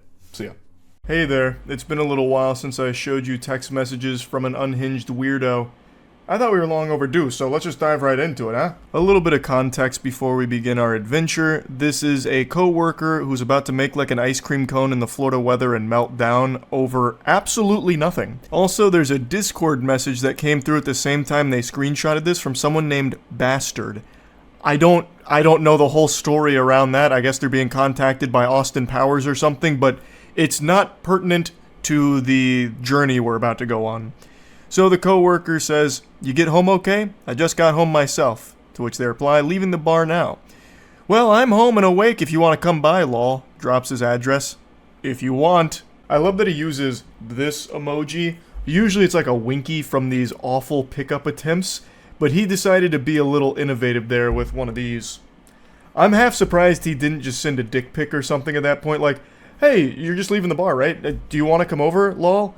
No big deal if not, I'm just putting lotion on my meat and then sending photo evidence of it. Shockingly, he doesn't get a response, so he has to spend the night kissing his pillow and going to bed sad, but he comes around the following afternoon saying, "Sorry, those last few texts were meant for a buddy at the bar that I didn't want to drive too far home if he was too drunk, and then when I called him it went to you by mistake.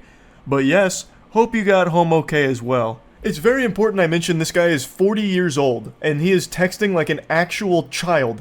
That tactic right there, I am sure everyone watching this has experienced at one point in their life, where you send a message to someone and you're like immediately embarrassed, so then you come up with a response like, "Oh, sorry, that wasn't me that sent that message, that was a buddy of mine, he just hacked into my phone and sent you that by mistake. I would never say that I liked you." Or that's gross, that's yucky.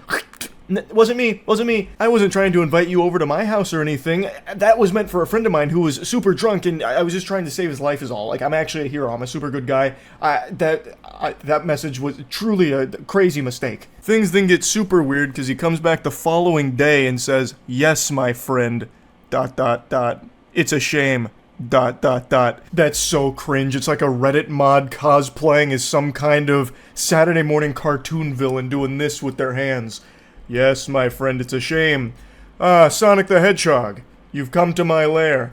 What a shame you didn't see through my plan." It's so odd and embarrassing reading that.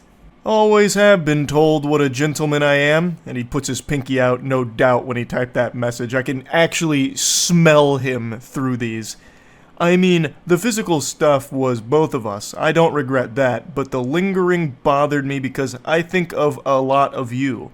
I think a lot of you, as in the quality of person you are. No response. So you're gonna soon realize that he's actually illiterate. His weird dweeb speech didn't quite work with the "yes, my friend" angle. Still no response. So he tries again at 4:41 a.m. saying, "Hey, you." And then he comes back shortly after saying, "You honestly creep me out. Our bar is suffering for the first time since 2016 because we have a selling sandwich worker." I don't know what the fuck he's even trying to say. "Sure, you could learn, but it's all a joke to you. You're an idiot if you think my natural personality was like that. You fucking grabbed neck."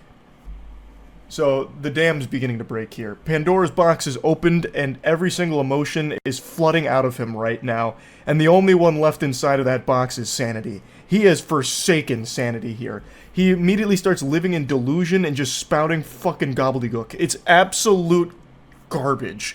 I do love, however, that he says that they creep him out because they didn't respond to his 441 "Hey you booty call" text. That just sent him over the edge like, this makes no sense, this is incomprehensible. You really give me the heebie-jeebies. What is wrong with you? You didn't respond to my 4:41 a.m. text message? That's ridiculous. Everybody texts me at 4:41 a.m. That's like the most optimal time to text, and the fact that you didn't tells me that there is something evil afoot here. You're not right. Oh, also, I should probably explain that last cryptic message he sent with, "You fucking grab neck." So, what that is, the poster explained a little more in the comments. Apparently, they had given him a ride back at some point to his apartment, and he refused to leave the car and insisted that they go to his apartment together, but that obviously wasn't flying here. So, since he refused to get out of the car on his own power, it led to, like, some kind of, like, actually aggressive struggle where his neck may have been grabbed and, like, pushed out of the car or whatever. So that's what that is. Can't see the top part of the text, but it ends with tweaking, which is super accurate to what's happening right now. And he responds, "Is this a group chat? Accept the rejection, learn from it, move on. Also, begging to go on another date with me is cringe as fuck. I'm tired of taking losers and try to help them so our restaurant didn't look like fools. Doesn't. Date?" Laughing, crying emojis. "I feel bad for you, you. Okay, bye." Laughing, crying emojis. "You are, what, 22 and act like 15. There is no date." Laughing, crying emojis. "Thank God I finally got John here." I don't know who John is, but hey, fist bump to John. The savior has arrived. John is saving the day. "There has never been a date. ... My God. ... What kind of weird-ass life do you live? ... I said we have crackheads at work and maybe we can go outside... and maybe we can go out besides that... If you didn't see that on Saturday night with the convict you are still and idiot and not who I talked to you about thinking you are mature and different... You are just a basic Lucy fly we have to deal with." The fuck is a Lucy fly? A loose fly? Loose fly? I don't know what that... I'm no zoologist, and I don't feel like looking it up. Scratch that, I just went back on my word there. I did look it up. Nothing appeared on Google search. Even Google was like, "Are you fucking dumb? Hey, excuse me, Charles, did you mean to Google this nonsense mumbo-jumbo? Loose fly, are you stupid?" So I don't even know what word he was trying to put there, because there is nothing that even remotely pops up to explain that. By the way, the tweaking is on purpose to mock these idiots. Crying, laughing emoji. I'm still is the Marine Reserves. In. Trying to read his text messages is like trying to read Finnegan's Wake. This shit is incomprehensible. He is so angry, he actually can't type. He's just seeing red, and he's like actually trembling, fucking tweaking as he's trying to send these messages. But according to him, the tweaking is all an act. He's only pretending to be a tweaker to make fun of the real tweakers. We couldn't possibly begin to understand his galaxy brain scheme. He's 5 levels ahead of the rest of us simpletons. Damn, imagine being 40 and still illiterate and pathetic. Take care. Illiterate? Let me out it this way. I'm assuming he meant let me put it this way, but he immediately blew it. So after following up illiterate allegations, he proves them true right away. You've accused me of being illiterate? Well, check this out. How illiterate is that for you? Question mark. Crying, laughing emoji. You cannot be this dumb. I am mocking the way you talk. I would love to, like, get a peek inside of that noodle of his. What a very special brain. No, I'm not tweaking. I'm making fun of tweakers by pretending to be one. No, I'm not illiterate. I'm making fun of you. I'm making fun of the way you talk with my illiteracy. What don't you understand? You're so stupid, you can't even see that. Haha, I feel bad for you. Haha. I am 40. Served my country and stepfather well. Brother, I don't... What? You served your stepfather well. Where is that even coming from? Who asked? What ghost are you engaged with right now in this conversation? Like, what the fuck? I'm 40 years old and I served my stepfather so goddamn well. Why didn't he love me, huh? Why? You are a punk ass that thinks this is a joke. He know you have no bartending experience. I love the... Like, this has to be on purpose. He know you have no. Instead of just using N-O, it's K-N-O-W. No. This is so interesting. It's like a game of Mad Libs. It's so weird. He takes a shot on losers and hopes they do well.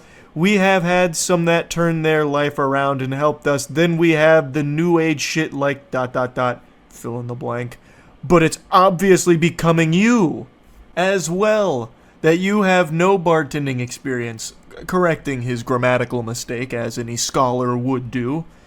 You want to put some of the group chat? Put this. You want to put some on the group chat? Put this. Why? Be careful what you ask for. Why? So, like, he's self-aware enough in this rage to recognize how stupid he looks and knowing that this is going to be shared with other coworkers, I suppose, and just continues to keep digging a hole. Because personally, I call out every loser or anyone that makes us suck. I don't know if he meant to say sick, or if he's like, you're the reason this restaurant sucks. We suck 'cause of you, not me. I work hard, damn it. And they reply saying, everyone knows I'm bartending for fun, and I have no prior experience. Seems like you're the only one with a problem with this. Everyone? Yeah. Are bartending for fun? You are bartending for fun? Fuck you. Stay away. This restaurant isn't for fun. It's a business, and we take pride in it. This is like actual We Are Walmart energy here. There's nothing wrong with taking pride in your job. I actually think that's an incredibly admirable thing. But to this level, where it's like almost delusional that this restaurant has become a part of your identity, when it's not a restaurant you own, this is just this is just a coworker. This is just someone that works there, I'm pretty sure. So it's not like it's his restaurant that's being insulted or anything, and this guy is about to go to fucking war for it. Who the fuck is everyone anyway? I train. Then, God forbid, the last couple months we had these losers train bar, and there is Joe. Who's Joe? Where's Joe? Joe Mama? What, like Joe Blow? Like what is this? We've got John coming out of nowhere, which is like this guy's saint. Now we got Joe, and the way he's talking about it, I guess Joe's not a good guy. That's one of the villains we should be rooting against. I don't know. None of this is for fun. It's family. It's work. It's blood, sweat, and tears, and you just proved my point of why I don't like certain people that mock our restaurant. Are you done harassing me? I feel like as he was typing that last sentence there, you just proved my point of why I don't like people who mock our restaurant. He was charging up one of these. Why I oughta. Getting ready to get the knuckle sandwich deployed. No, the drug videos are enough. Good night. That came out of nowhere. I don't know what drug videos he's referring to. The poster also doesn't know, apparently. Thanks for repping blank. And bring your trash to us. That's why he hired you. Not because you worked for fun. We thought you had pride. Once again, please stop. Bringing your trash. The amount of times that he corrects himself, it's like a fucking English professor in a middle school. Like, just coming through with grammatical corrections throughout the paper with the red pen. And please, please, put our work group chat that you... And please, please, put our work group chat that you bartending is just for fun. ... Just like the video of you doing drugs will go to the VP of USAA. Actually, I don't like you. just as a military Marine vet will do it on my own. I will do it on my own. That doesn't clear up the confusion with the statement. So, let's assume he's telling the truth here. Like he has videos of this coworker doing drugs. What are you gonna do with that? Like, he's trying to be like a hall monitor here, but like, what? Are you gonna report it to the police? Because like, I don't think they're gonna act on it. Like, my coworker smoked weed. Here's proof. But he doesn't even say that. He's like, I'm going to the VP of USAA. So you're gonna take videos of this coworker doing drugs to the VP of a bank? Why the fuck are they gonna care? I imagine 90% of the people at the bank have used drugs at some point, and they're still doing business with them.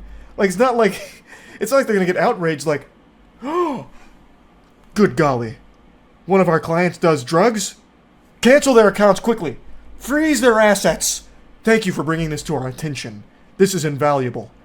It's so weird. And also, just for a cherry on top, the poster explained that they actually don't even bank with USAA in the first place. So he'd just be going to a random bank with a video of a random person doing drugs. At that point, you could just pull up a video from Reddit of someone doing drugs. The final message sent to this maniac was a no bitches meme, saying, I don't know what drug videos you're talking about, lol. And they did post another picture as well, where apparently this coworker was fired. So that sounds about par for the course. This was a loose cannon. This guy seemed very unwell. I had to share these because this gave me quite a giggle reading through these. Also, a nice little reading challenge to try and parse what he was even saying half the time in his messages. That's really about it. See ya. There's a long list of people I'll never have respect for. Cheaters, drunk drivers, animal abusers, murderers.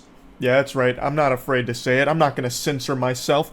I think you gotta be a real jerk to kill someone. Standing wipers is another one. I don't understand what kind of psychopath would stand up after doing their business to wipe when the toilet seat already spreads your cheeks, giving you the optimal angle of entrance to your butthole.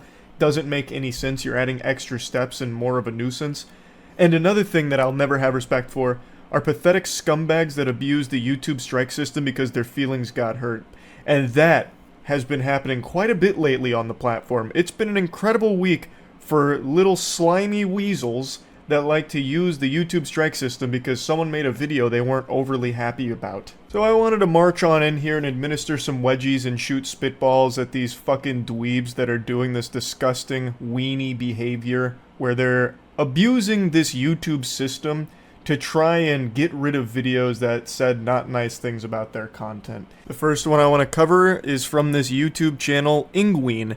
They received a copyright strike from another YouTuber named The Manny Show. I'll go ahead and play a clip from this video that explains it. That one of my videos had a copyright takedown, which is very new to my channel. The video in question that was taken down is why everyone hates The Manny Show. And the YouTube automated email says, "Hi Penguinz, we received a copyright removal request." I was unfamiliar with The Manny Show before this situation, and I really missed 30 minutes ago when I was still in ignorant bliss about who this was, because this shit is insufferable.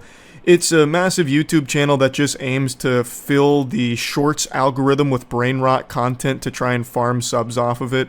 It sucks. It super sucks. Copyright strikes are a huge deal. It's more than just the video getting taken down. It affects the entire channel. I'm sure all of you are familiar with the strike system on this platform. It's the nuclear option. When someone does that, it's a declaration of war, and that's when things get extremely serious. And it's also an unforgivable sin on the internet. If you ever have that little devil on your shoulder that convinces you to file a copyright strike, just know that blemish is gonna haunt you for the rest of your fucking life on the cyberspace. People don't forget that. So if you're filing a strike on a channel, you better hope that that channel is publicly beheading puppies or something, because otherwise, everyone's going to hate you for it forever. Strikes, in an ideal world, would be reserved for repeat offender channels that are publishing like borderline criminal content. Anything aside from that, and you could just file a normal copyright claim and block. You don't have to choose to strike the channel. You can just take down the video you think is in violation of your copyright or whatever, and have that be that. But when you go the extra step here and put the cherry on top of the shit cake with a strike, then it becomes a huge deal. But in a situation like this, the Manny Show would still very much be in the wrong, even if they took the lesser of two evils and just removed the video without the strike, because they have no grounds for removing the video whatsoever. They have no legs to stand on. It's a completely fraudulent claim that blatantly abuses YouTube's system. The channel that was struck, Penguinz, is a commentary channel that will play a clip from a piece of content, let it play for like 10 or 15 seconds or so, and then talk about it, giving their commentary on whatever they're going over, whatever the subject is. Looking at the removal request, we can see that 13 seconds of the video was enough to lead the Manny Show to strike the entire fucking channel here. That's some fucking filthy fish paste right there. 13-second clip was enough to have the Manny Show bring the hammer down with the iron fist on the channel, because Penguinz was saying some less than stellar things about the Manny Show, I guess. But you can't strike someone because your feelings were hurt over what he was saying about your content. That's just not how it works. He hasn't violated any rules at all. You are totally fine to play bits and pieces from other content and then talk about it, transform it with your commentary, your jokes, your input, whatever it is. It's not like Penguinz took the entire video from the Manny Show and re-uploaded it without adding anything to it, without changing it whatsoever. There was no rules that were broken here, at least not from what I can tell. I also will just never understand this strategy of doing something like this, because as the Manny Show or part of the Manny Show team, you would have to know that Penguinz or any commentary channel ever would see this and immediately talk about it, because this is just a big no-no. This is like an unwritten rule on YouTube that you don't strike another YouTuber just because they hurt your feelings. That will always backfire on you in the biggest possible way, and it puts all of the eyes on you as the bad guy, as the villain. You won't get support for that. No matter what Penguinz was saying about you, and I can't go watch the video since it's been taken down, but I imagine he was calling him cringe or something. Now you have made things significantly worse for yourself. The video title that got taken down was Why Everyone Hates the Manny Show, and I don't know what the reason behind it was, but I can tell you what it will be now. The reason why everyone hates the Manny Show is because they're very sensitive and file false strikes on other YouTubers' channels. I can now answer that question for why people hate the Manny Show. And that's because of your actions. Not even because of your content, it's because what you've done when someone criticized you.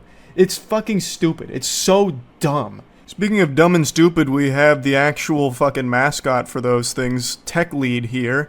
He is apparently still filing false DMCA claims. I just made a video talking about him. I called it Complete Loser. I went over his last fraudulent strike that he issued on Internet Anarchist. Mudahar posted this on June 29th, so only a couple days ago. This appears to be a screenshot of Tech Lead filing a DMCA takedown request. This is a classic SpongeBob, how many times do we have to teach you this lesson, old man moment. This one is particularly enjoyable though, because this means that YouTube automatically declined Tech Lead's attempt to falsely strike another channel. This doesn't happen super often with YouTube, but they do have measures in place to prevent offenders like Tech Lead from abusing these systems once they're made aware of it. So what happens, and I've seen it a couple of times, what happens is you take one of these fucking worms like Tech Lead, they file a takedown removal request. YouTube will then start processing it and realize that this is just a bunch of hooey. So YouTube will actually send you an email making you aware that someone tried to target a particular video for a particular reason. In Mudahar's case, that video from a Tech Lead segment.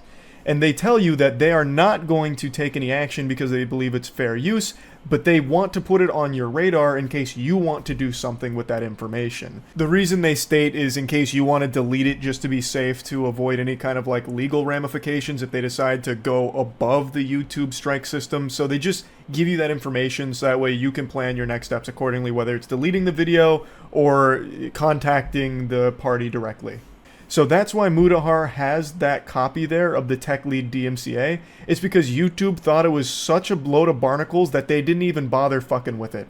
They just threw it into the trash pile right away, but sent a copy to Mudahar to basically use as toilet paper if he wants. That is so poetic for Tech Lead. YouTube won't even take him seriously anymore. I'm surprised they haven't taken legal action against him since he has openly on record admitted to abusing their system, which is a legal problem. That is actually him admitting to some very bad activity that YouTube could absolutely slap him for.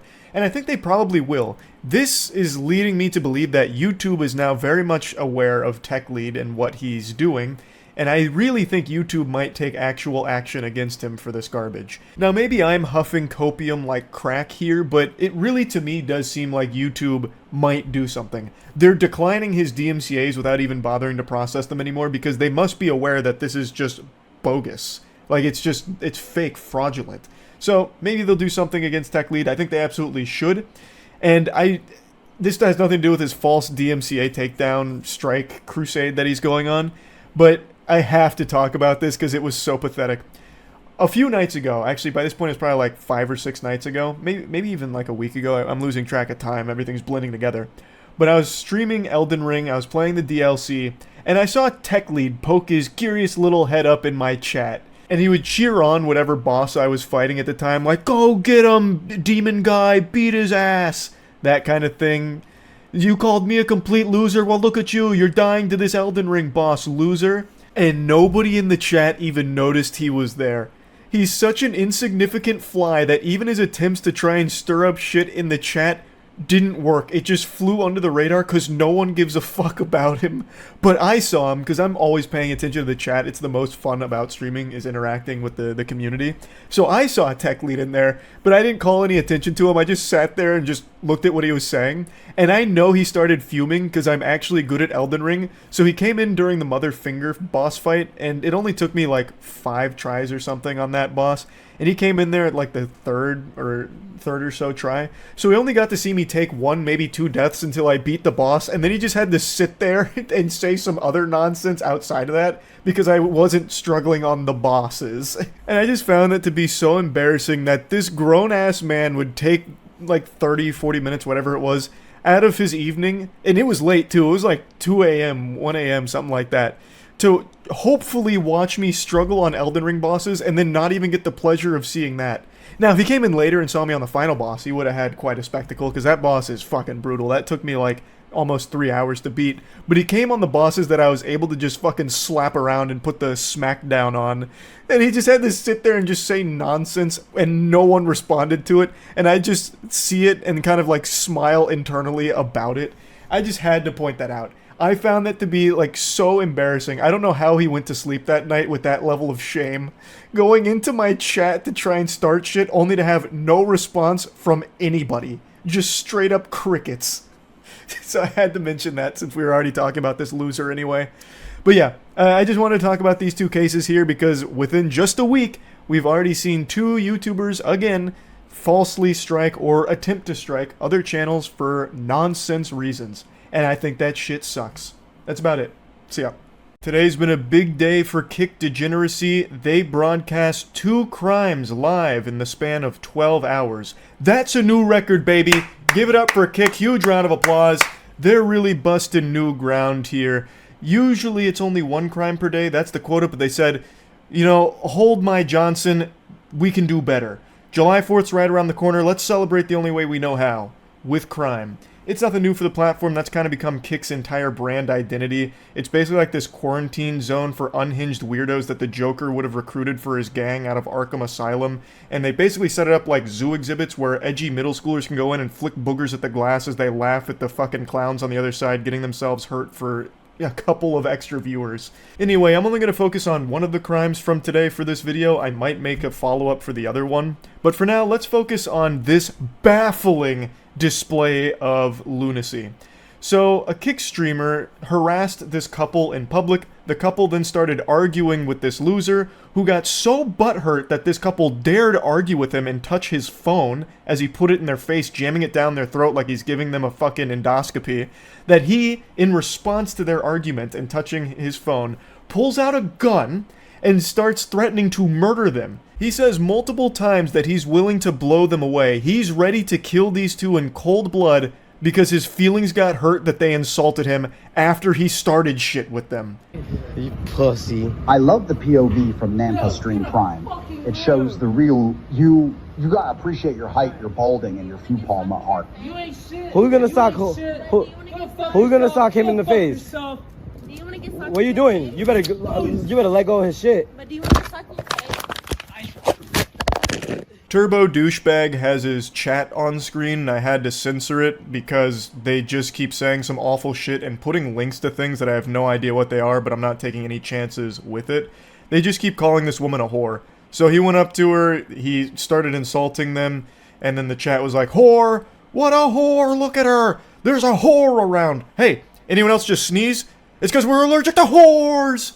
That's like his whole chat. Great community he's fostered here, and that sounds about par for the course for this kind of content. If you can even call it content, all it is this guy trying to turn himself into a human punching bag, but he's so fucking sensitive he can't even play that role well, he can't even be the heel. So the second someone challenges him, like here with the woman, like insulting him and then like slapping his phone, he snaps and brings out a gun.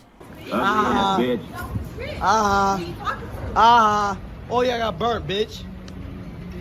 Shoot her. Shoot her. Yeah, she's in there grabbing my phone. Oh, you want problems? You want problems too? You want problem? You want problem? You just grabbed my phone. You just grabbed my phone. You don't touch my shit. Don't touch my shit. Don't touch my shit. Don't grab my shit. I'll promise you I'll shoot the shit. Let it go. Don't touch my shit. Bro's got the Glock set to wumbo here. The size of this fucking piece is actually pretty crazy. Maybe it's just like the angle of the camera here, but that shit looks like a Roblox gun. What an incredibly stupid thing to bring a gun out for, especially considering he started this. I don't know how he would never expect someone to slap his phone when he's actually putting it directly in their face. He is basically the one that's instigating a physical confrontation, not only by being an insufferable douchebag that's harassing random people, but he is getting as close to their face as he possibly can, like trying to put their skin under a microscope. Like, I have no doubt if you looked at his footage, it'd probably look like Ant-Man when he was shrinking to get to the quantum realm. Like, he is so close to them. And the natural human instinct in a situation like that is to swat that garbage away. Like, I don't know how he wouldn't expect that. I promise you. Why would you grab the shit on my phone? You don't understand what trouble you're getting yourself into. What trouble? Let go of my shit. I promise you I'll blow you away. I promise you I'll blow you away. We're gonna leave. I promise you. You about to get blasted. Alright. What? Leave, Dollboss Beaner. She touched us first. She touched us first. He even goes as far as to say that she touched us first, as if he had nothing to do with how this whole thing started. It's her fault. She's crazy. Someone help. Crazy lady. She hit my phone. So I'm going to kill her. And it's justified. I feel threatened. She hit my phone, so I'm gonna start shooting. Alright. It is 100% his fault, and he is 100% a bitch for this. To pull out a gun on two people that you've just harassed and are now willing to kill because they dared argue with you and touch your phone that you were shoving in their face, you are such a piece of shit. Alright, I could. It's public. It's public. Put your fucking Alright, yeah. Fuck out of here. He fucking sprayed, dude. He fucking sprayed. He sprayed all Get out of of us. here. Alright. Fuck out of here. I'm a fucking... You stupid. Now you can hear the other guys say, "You sprayed everyone." So I'm thinking what happened here based on the rest of the clip and also the events preceding it. One of the people on this goober squad, the fucking goof troop here, actually maced the couple. The Charmin Ultrasoft squad not only brought out a gun, but then also maced the couple because they dared argue back after being harassed by this loser, and then slap his phone.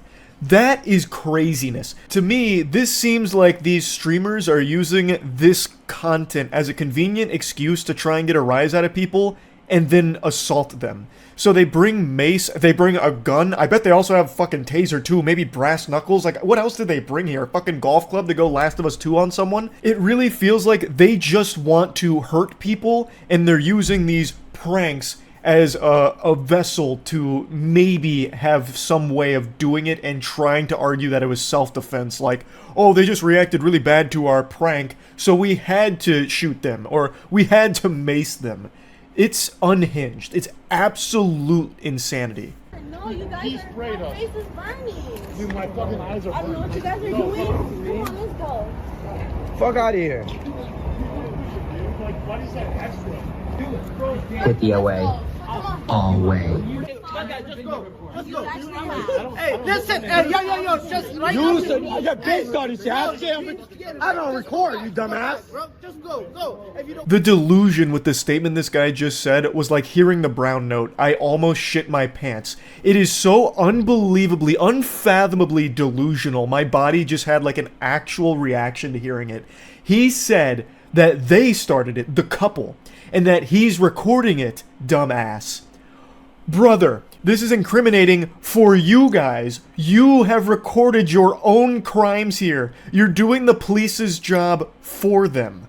This is not going to make that couple look bad or look in the wrong. It's you guys. You don't talk to me. You got problems too. You want problems? For what I need? What's up? You want problems? Yell blaster. I'll blow you away. Really? Really? Okay. All right. I got it. I don't want to fight you. Just go. Dude. Why don't you want to fight me? Because you guys are fucking. I'm not. Bro, I will literally just fuck you up. I literally got the cayenne pepper. You guys can't. You guys use pepper spray. Your boyfriend's a bitch. Your boyfriend's a bitch, says the guy that just pepper sprayed them. He panicked because they dared insult him and argue back, so he went into his fucking toy box to pull out every little gadget and gizmo and doohickey he could find. A gun, pepper spray, it's crazy.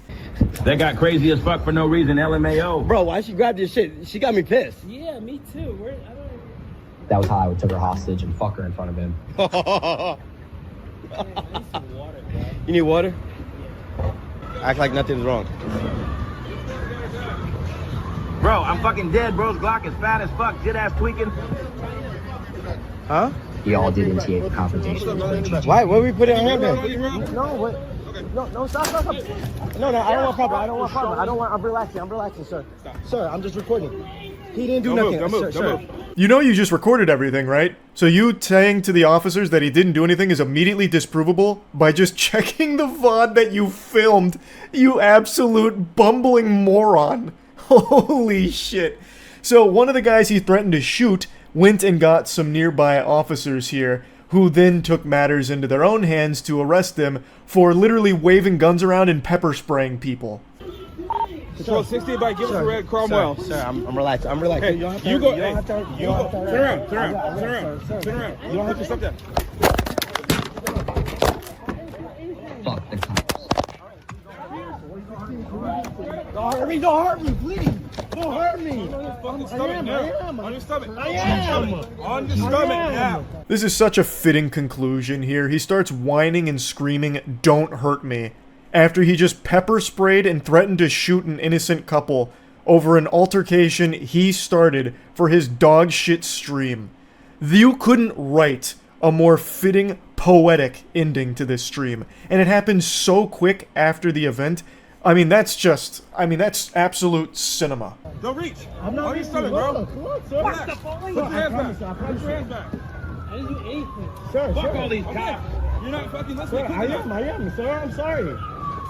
Actually amazing how they keep saying that they didn't do anything, they're innocent, when all you have to do is rewind the stream 30 seconds to see him have a gun in his hand, threatening to blow them away. Actually just threatening to murder people, and they also ended up pepper spraying innocent people as well. All from shit they themselves started.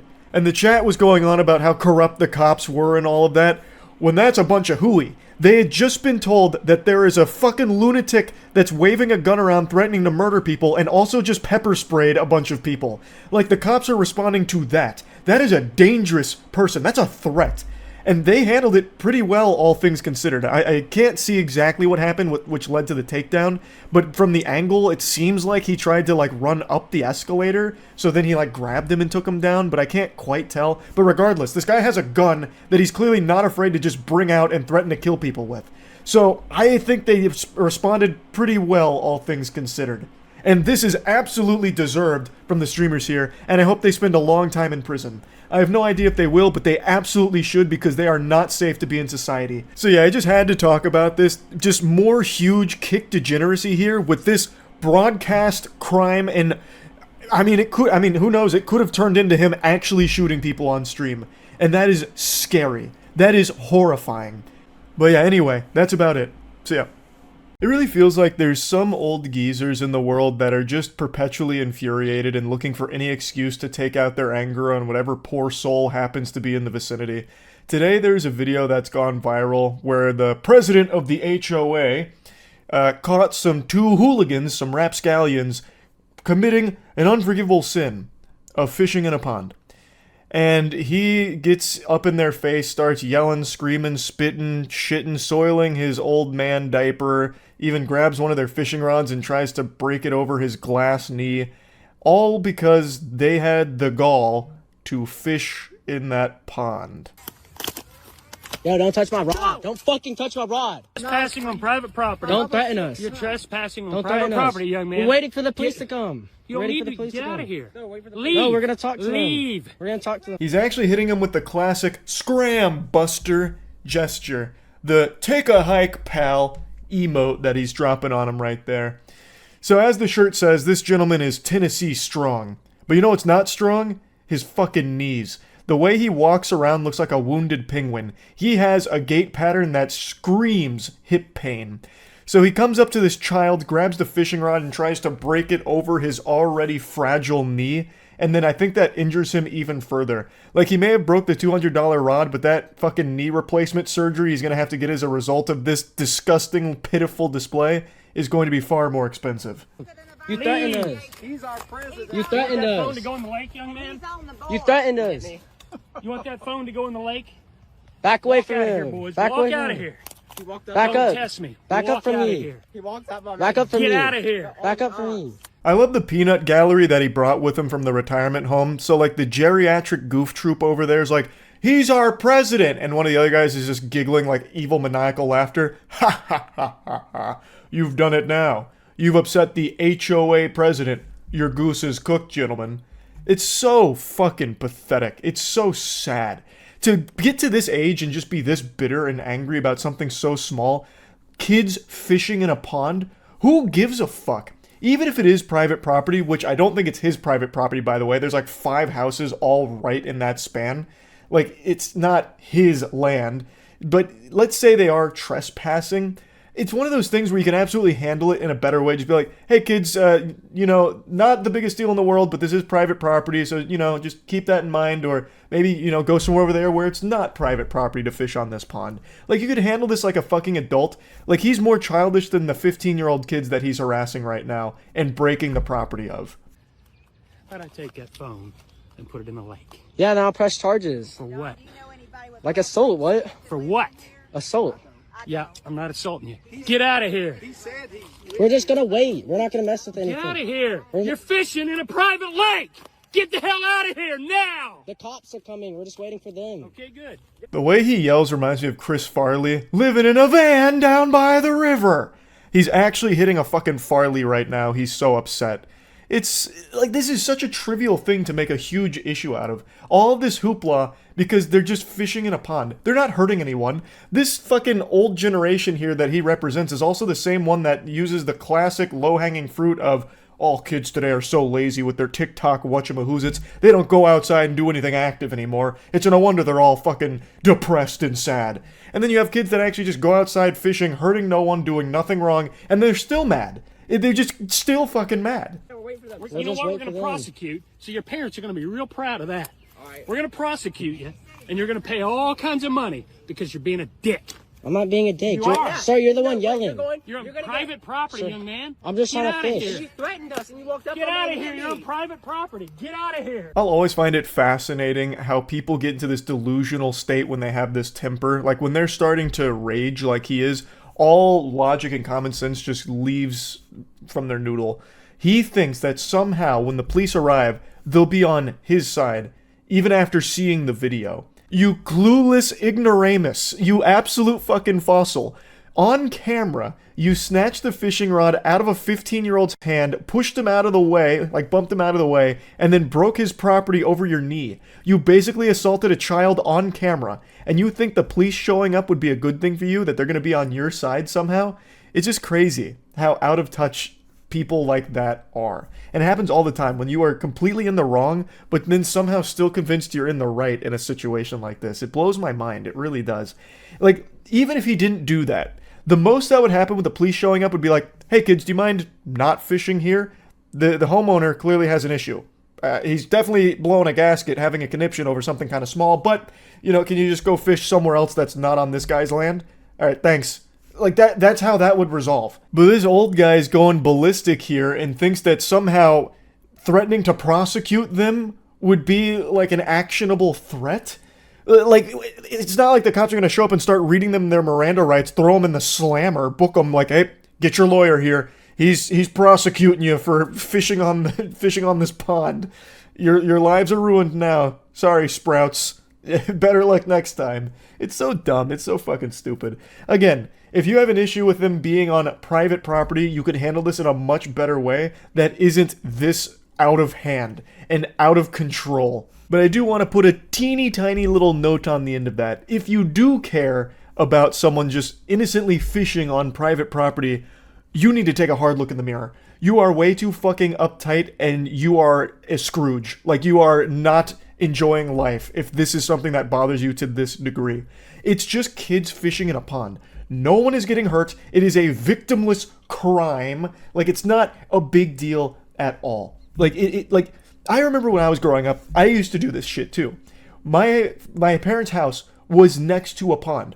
And me and my friends would go to that pond and just fish in it. Sometimes we'd even swim in it, which, you know, but today I would never do because of fucking brain-eating amoeba. They got me fucking terrified. But back then, caution to the wind. I'd swim in the pond, we'd fish in the pond, and the homeowners that were around that pond didn't give a fuck. You know what didn't happen?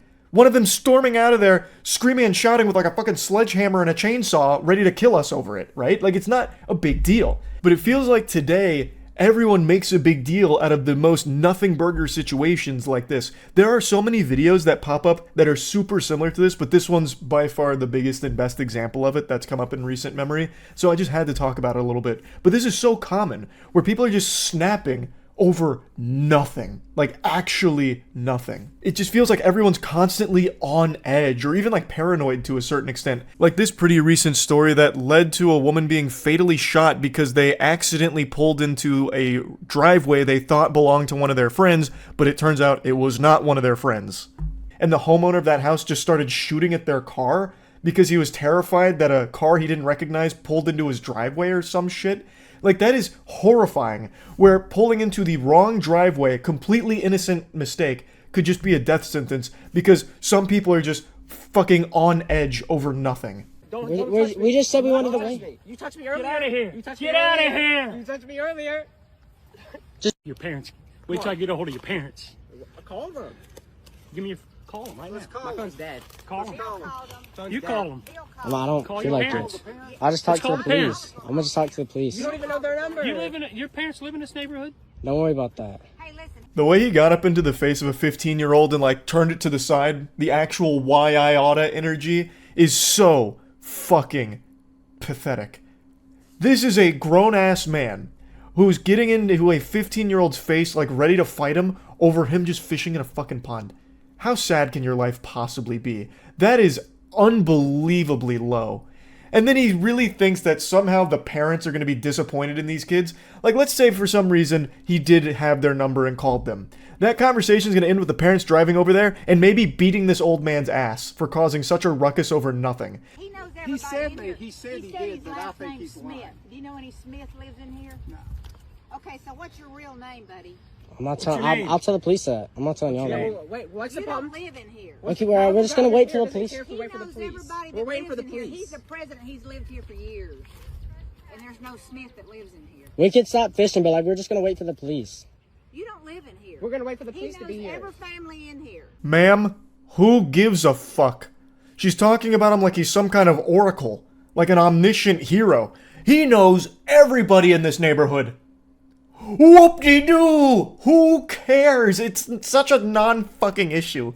So what if the kids don't live in the neighborhood? It doesn't matter. They're not hurting anyone. It shouldn't matter. Again, if you are really bothered by it, go have a normal human interaction, a normal conversation about like, hey, do you mind just going to fish over there? Or even just going somewhere else to fish. Alright? Like, you could definitely handle this in a much better way. You don't need to assemble the fucking lack of Power Rangers here with these 3 assholes coming up to, like, ambush them about this as if it's some big issue, like some kind of huge crime. It's just such a fucking stupid thing to get this heated over. We're just gonna wait for the police. Where you guys from, man? Tennessee. Tennessee. Well, your parents would be proud of you. Why don't you send me that video? I'll send them and show you what a fine young man they're raising. And yeah, what a fine young man your parents raised you pressing up on some 15-year-old boys. Yeah, why are you pressing on 15-year-olds? He actually gets choked up there, starting to cry about this. Brother, please, just stop. This is so bad. Like, yikes, man. Crying over this. At that age, too, huh? Woo-wee! Oof. My heart breaks for everyone under his HOA Iron Fist rule. Yikes. Goodness gracious. I don't know why he thinks their parents are going to be disappointed in them. Again, if he called them, it would not go how he thinks it would go. You get a call that your kids are fishing. Okay. I told you no fishing. Oh, I'm coming over there right now. This is unforgivable. Like, that doesn't happen. Like, and you tell them, they're on private property fishing. Okay, did you ask them to just leave? What do you mean you broke his fishing rod? What the fuck? Like, I don't know what world he's living in, but he needs to snap back to reality at some point. It's fucked, man. I'm so blown away by how frequently these kind of videos pop up, and at the risk of sounding like an old man myself, it just really shows me how different it is growing up today versus when I grew up in the late 90s, early 2000s. It's super fucking different. So yeah, I just wanted to talk about that a little bit. That's it. See ya. How come he's not watching the debate? I never watch the debates.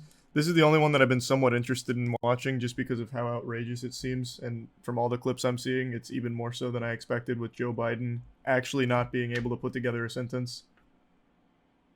I just clicked on the first article that came up when it said debate, and I'm getting like a transcription. My son was not a loser. He's not a sucker. You're the sucker. You're the loser. Joe Biden. Every clip I've seen here so far has been like the same energy as my favorite Joe Biden clip where he's like, America can be summed up in a single word. Foothills and the Malaysians. That seems to be like the whole debate right now. The debate's live streamed on CNN's YouTube channel. Is it? I looked through 3 different articles. Not a single one of them said that. Alright. 1.5 million watching. Damn, this YouTube channel's popping. Another $8,000. Anybody making under $70,000 a year can be able to get $15,000 toward the tuition. He just doesn't know what he's talking about. Thank you, President Biden. President Trump. So I've dealt with politicians all my life. I've been on this side of the equation for the last 8 years. Am I allowed to watch this while on YouTube? I don't know how that works actually with CNN. On Twitch I know it's fine, but I don't know if YouTube allows it. I'll let this ride a little bit longer to see if I get a DMCA notice. That general got fired because he's the one who's acknowledged that that's what he said. He was the one standing with Trump when he said it. Number one. Number two, the idea that we're going to be in a situation where all these millions and millions, the way he talks about it, illegal aliens are coming into the country and taking away our jobs. There's a reason why we have the fastest growing economy in the world. The reason why we have the most successful economy in the world. We're doing better than any other nation in the world. And by the way, those 15 Nobel laureates you talked about being phony, those 15 Nobel laureates, economists, they all said that if Trump is reelected, we're likely to have a recession and inflation is going to increasingly go up. And by the way, worst president in history, 159 presidential scholars voted him the worst president in the history of the United States of America. President Biden, thank you so much. Let's turn to the cost of child care, which many American families struggle to afford. No one here looks human. You and President Biden. Like the way that they look, it just looks so not human. I watched it wasn't a VFX team. It was a practical effects team going over like some of the masks they use for their animatronics, and it actually just looks like both of their skin. Like, it actually looks like their faces. They legitimately don't look real.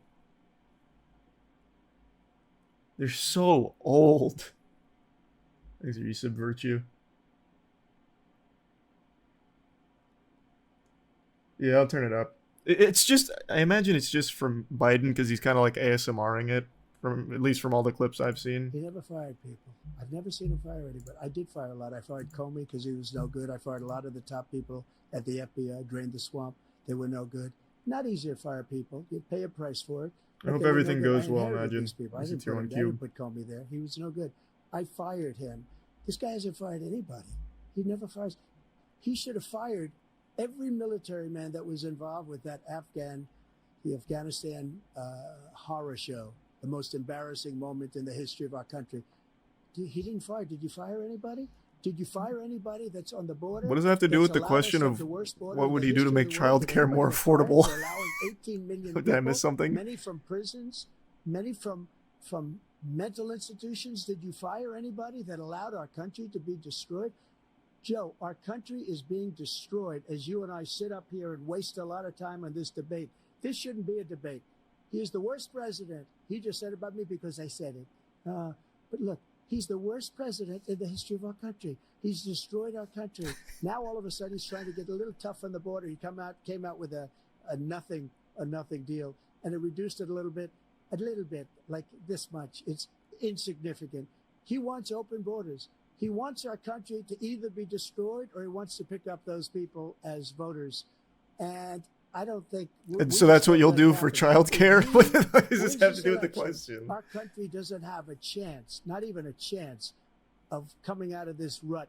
We probably won't have a country left anymore. That's how bad it is. He is the worst in history by far. Thank you, President Trump. President Biden? We're the most admired country in the world. We're the United States of America. There's no Damn right. capacity. We have the finest military in the history of the Our world. fucking cheeseburgers and titties, baby. The world. No one thinks we're weak. No one wants to spend Everyone money. loves America. Nobody. Number one. Number two, the idea that we're talking about worst presidents. I wasn't joking. Look it up or go online. Thanks, Zeki. 159 or 58, don't hold me the exact number, presidential historians. They've had meetings and they voted who's the worst president in American history. One through best to worst. They said he was the worst in all of American history. That's a fact. That's not conjecture. He can argue they're wrong, but that's what they voted. The idea that he is doing anything to deal with. It's just the RNG, the form at the top for the giveaway. Virtually nothing to child care. We should significantly increase the child care tax credit. We should significantly increase the availability of women and men, of single parents to be able to go back to work. And we should encourage businesses to have. Thank you, President Biden. Facilities. President Trump, the question was about what would you do to make childcare more affordable, if you want to take your minute. Just so you understand, we have polling, we have other things that they rate him the worst because what he's done is so bad. And they rate me, I'll show you, I will show you. And they rate me one of the best, okay? And Mr. Trump, the question was about childcare. Shut the fuck up. This guy's the worst. I'll be the best. Nobody's ever created an economy like us. Nobody ever cut taxes like us. He's the only one I know. He wants to raise your taxes by 4 times. He wants to raise everybody's taxes by 4 times. He wants the Trump tax cuts to expire. So everybody, including the two of you, are going to pay. And the children. Times. Nobody ever heard of this before. All my life, I'd grow up and I'd see politicians talking about cutting taxes. When we cut taxes, as I said, we did more business. Apple and all these companies, they were bringing money back into our country. The worst president in history by far, and everybody knows it. President Biden? Look, the fact of the matter is that he's dead wrong about it. This is like two kids arguing. No, this guy smells the worst. Your face is stupider. I said I never check the polls. Look at the facts. $400,000. I didn't. This tariff is 10% tariffs. Everything coming in the country, you know what the economists say? That's going to cost the average American $2,500 a year more because they're going to have to pay the difference in food and all the things that are important. Number two, he's in a situation where he talks about how he has not raised, he's somehow helped the middle class. The middle class have been devastated by you. Now you want a new tax cut of $5 trillion over the next 10 years, which is going to fundamentally bankrupt the country. You have the largest deficit of any president in American history, number one. Number two, you have not, in fact, made any contact, any progress with China. We are the lowest trade deficit with China since 2010. Thank you, President Biden. Thank you, $100 President Biden. Let's discuss an epidemic impacting millions of Americans that both of you have made a top priority in your first term, the opioid crisis. And for both of you, the number of overdose deaths in this country has gone up. Under your term, it went up. Under your term, it has gone up. Well, let me just say, as president, I'm going to go through and slap every single goddamn needle out of everyone's hand. That's how I'm tackling it. Overdoses every year, primarily from fentanyl and other opioids. What will you do to help Americans right now? Boots on the ground tactics. Addiction, who are struggling to get the treatment they need. To finish up, we now have the largest deficit in the history of our country under this guy. Can you stop asking me questions? I'm not answering them. China. So back to about who's the worst. China. He's a Manchurian candidate. He gets money from China.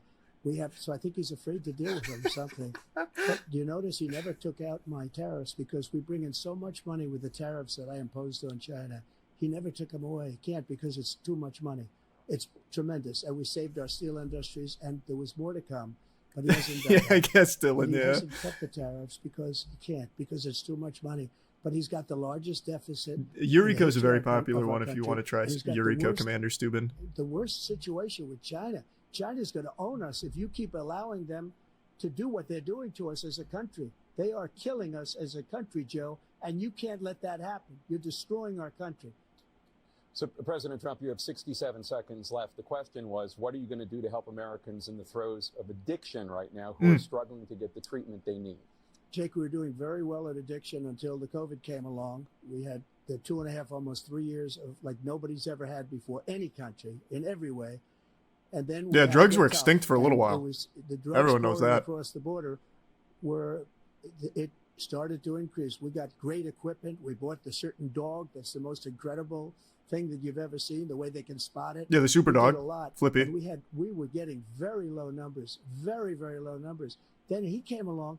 The numbers. Have you seen the numbers now? It's not only the 18 million people that I believe is even low because the gotaways. They don't even talk about gotaways. But the numbers of the amount of drugs and human trafficking. Joe, are you alive over there? What? Coming across our border. The worst thing I've ever seen. At numbers. It's like looking at a cadaver. Him because the border's so bad. But the number of drugs coming across our border now is the largest we've ever had by far. President Trump, thank you. President Biden? Fentanyl and the byproducts of fentanyl went down for a while. And I wanted to make sure we use the machinery that can detect fentanyl. These big machines that roll over everything that comes across the border. And it costs a lot of money. That was part of this deal we put together, this bipartisan deal. Yeah, good question, Adari. More be able to detect drugs, more numbers. Oh, that's huge, Farm. Of agents, more numbers of all the people at the border. And when we had that deal done, he called his Republican colleagues, said, "Don't do it. It's going to hurt me politically." No, he never argued it's not a good bill. It's a really good bill. We need those machines. We need those machines. And we're coming down very hard in every country in Asia in terms of precursors for fentanyl. And Mexico is working with us to make sure they don't have the technology to be able to put it together. That's what we have to do. We need those machines. Thank you, President Biden. I've got an alternative strategy, Mr. Biden. Americans in the throes to tackle the opioid crisis, why don't we get everyone addicted to Pokemon and magic cards? They won't be able to afford drugs.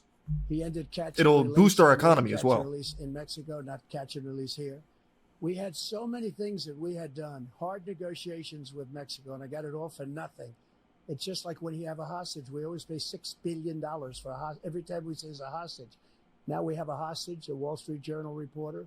It's crazy, huh? I think a good guy. And he's over there because Putin is laughing at this guy, probably asking for billions of dollars for the reporter. I will have that'd be a him big out strat regret. very quickly. As soon as I take office, before I take office, I said by literally as soon as I win the election, I will have that reporter out. He should have had him out a long time ago. But Putin's probably asking for billions and billions of dollars because this guy pays it every time. We had 2 cases where we paid $6 billion for 5 people. I got 58 people out, and I paid essentially nothing. Thank you, the art of the deal. Let's turn to concerns that voters have about each of you. President Biden, you're old. 86. Oh, the end of your second term. Yeah. How do you address concerns? Oh, he looks to be in good health. Ability to handle the toughest job in the world well into your 80s. Well, first of all, I spent half my career being criticized as being the youngest person in politics. I was the second. That was back when we were still etching on tablets, Joe. Senate, and now I'm the oldest. This guy's 3 years younger and a lot less competent. I think that just look at the record. Look at what I've done. Look, I've turned around the horrible situation he left me. As I said, 15 million new jobs, 800,000 manufacturing jobs, more investment in America, over billions of dollars in private investment in enterprises that we are growing. By the way, we brought off a lot of people. Well, the whole idea of computer chips. We used to have 40% of the market. We invented those chips, and we lost it because he was sending people to find the cheapest jobs overseas and to bring home a product. So I went to South Korea. I convinced Samsung to invest billions of dollars here in the United States. And guess what? Those fabs, they call them, that to build these chips, those fabs pay over $100,000. You don't need a college degree for them. And there's billions, about $40 billion. Man, I've heard the word billion already 40 times. In the Jesus. United States, creating significant jobs for Americans from all over the world. President Biden, you have 40 seconds left. Would you like to add anything? Yeah, I would. The idea that somehow we are this failing country. The question about your age, brother. We're the envy of the world. Name me Talk about riding a bike or something. Country president wouldn't trade places with the United States of America for all our problems and all our opportunities. We're the most progressive country in the world in getting things done. We're the strongest country in the world. We're a country in the world who keeps our word, and everybody trusts us. All of our allies and those who he cuddles up to, from Kim Jong-un, he sends love letters to, and Putin, etc. They don't want to screw around with us. Thank you. Thank you for explaining why you're not that old, actually. At the end of your second term, what do you say to voters who have concerns about your capabilities to serve? Well, I took 2 tests, cognitive tests. I aced them, both of them, as you know. We made it public. He took none. I'd like to see him take one, just one, a real easy one. Like go through the first 5 questions. He couldn't do it. But I took 2 cognitive tests. I took physical exams every year. And, you know, we knock on wood wherever we may have wood, that I'm in very good health. I just won 2 club championships, not even senior, 2 regular club championships. To do that, you have to be quite smart, and you have to be able to hit the ball a long way. And I do it. He doesn't do it. He can't hit a ball 50 yards. He challenged me to a golf match. He can't hit a ball 50 yards. I think I'm in very good shape. Did they have a golf 1v1? I miss it on Rust? 25, 30 years ago. Actually, I'm probably a little bit lighter, but I'm in as good a shape as I was years ago. I feel very good. I feel the same. But I was willing to take a cognitive test. And you know what? If I didn't do well, I aced them. Dr. Ronnie Jackson, who's a great guy when he was White House doctor. And then I took another one, a similar one. And one of them said they'd never seen anybody ace him. God, I love the way he speaks. President Biden. I took some cognitive tests. It's the highest scores I've ever seen. It was off the fucking charts. I haven't seen it since fucking Albert Einstein was alive. So I love that. It's so silly. Well, anyway, that's what anyway, just take a look at what he says he is. Thanks for 5 gifted members, Hoffman. Look, I'd be happy to have a driving contest with him. I got my handicap, which when I was vice president, down to a 6. And by the way, I told you before, I'm happy to play golf if you carry your own bag. Think you can do it? It's a 6 handicap of all. I was an 8 handicap. This is the worst thing I've seen in my life. But I had, I've seen you swing. I know you swing. Hey, let's not act like children. President Trump, we're going to Let's not act like children. I can hit a ball 255 yards with my eyes closed. That voters have about you. One hand behind my back. Will you pledge tonight that once all legal challenges have been Thanks exhausted, for 5 that gifts, you sub will Speedy. accept the results of this election, regardless of who wins, and you will say right now that political violence in any form is unacceptable? Well, I shouldn't have to say that, but of course I believe that. It's totally unacceptable.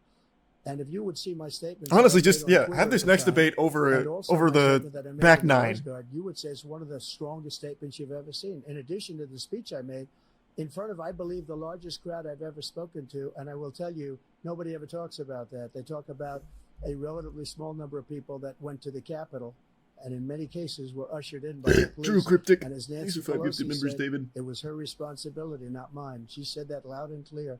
But the answer is, if the election is fair, free, and I want that more than anybody.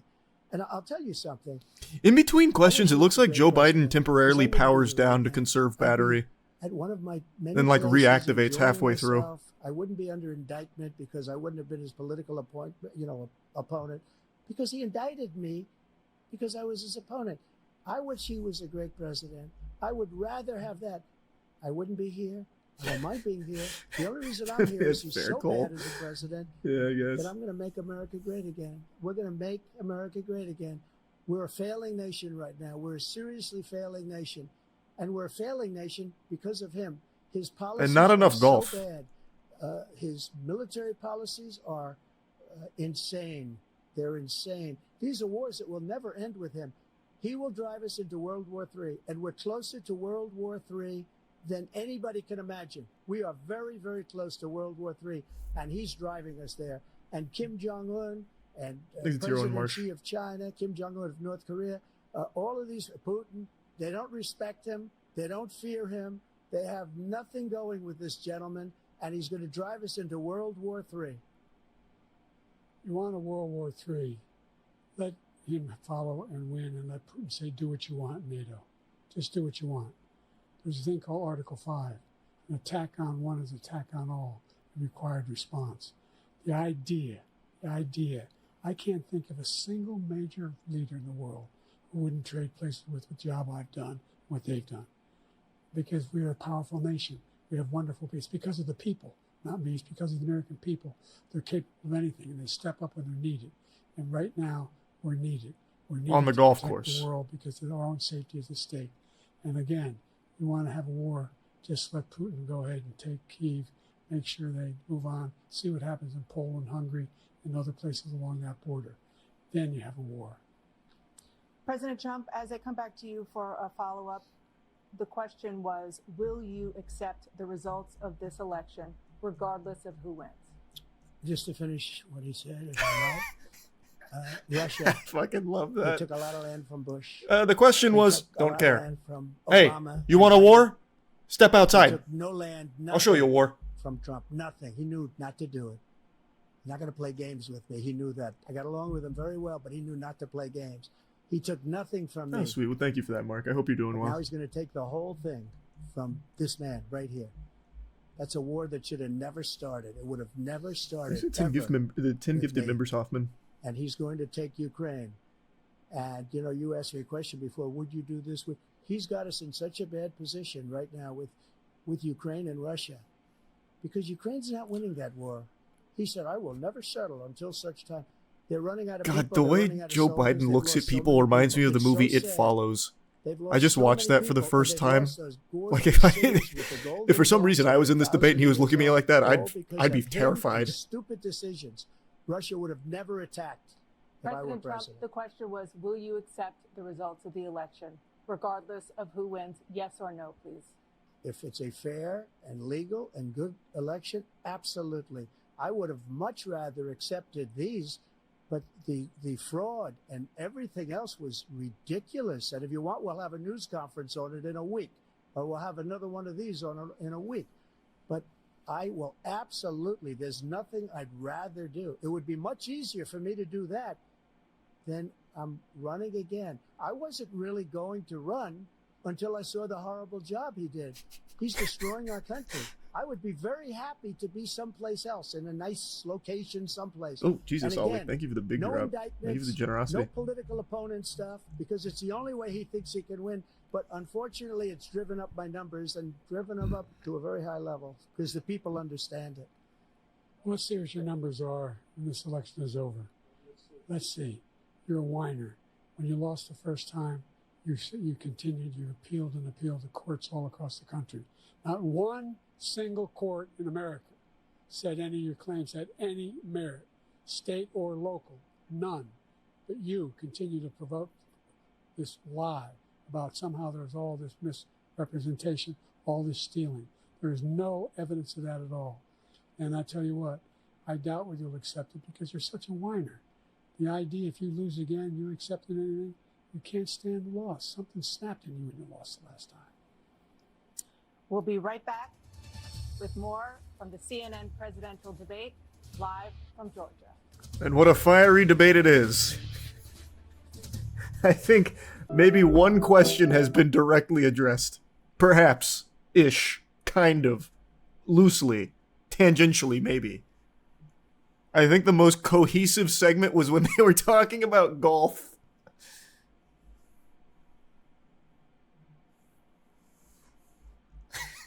This is pretty interesting. Oh yeah, gotta get some more zins. What a presidential election cycle this one's shaping up to be.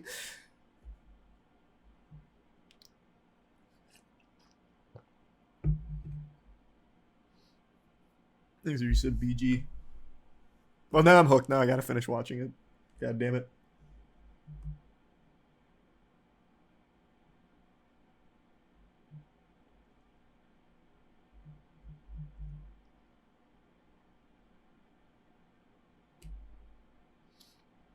Age limits are looking good. Hey, if nothing else, this is making a strong case for why there should be an age limit. 100%.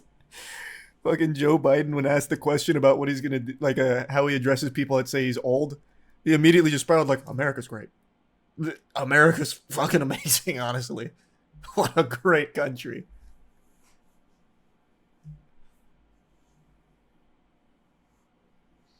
Oh, I'd love to see the golf 1v1, honestly. They should honestly treat debates like a triathlon. Like, yeah, this can be a component, but then the next heat is on the golf course. And then Joe Biden can pick biking or something, I don't know. Absolutely not, would not do that, Jimenez. Thanks, Resub Galaxy, no shot. Or, sorry, Jimenez.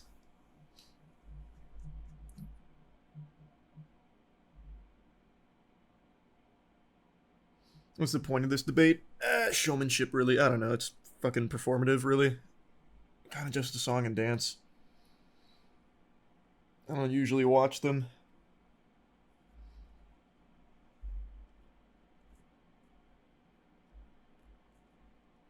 There's a membership Garsh. Oh, sorry. It was just the ads, so I just waited for the commercial break. Because I think the commercials will actually get me flagged.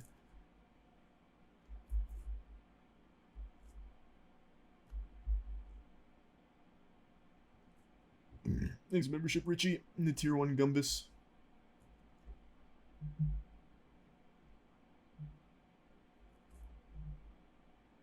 Thanks, membership, Jay-Z.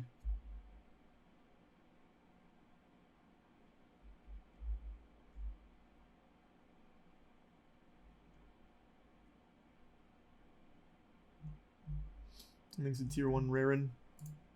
What happened? Oh. Thanks, Goose. Sounds terrible, society. I would not do that.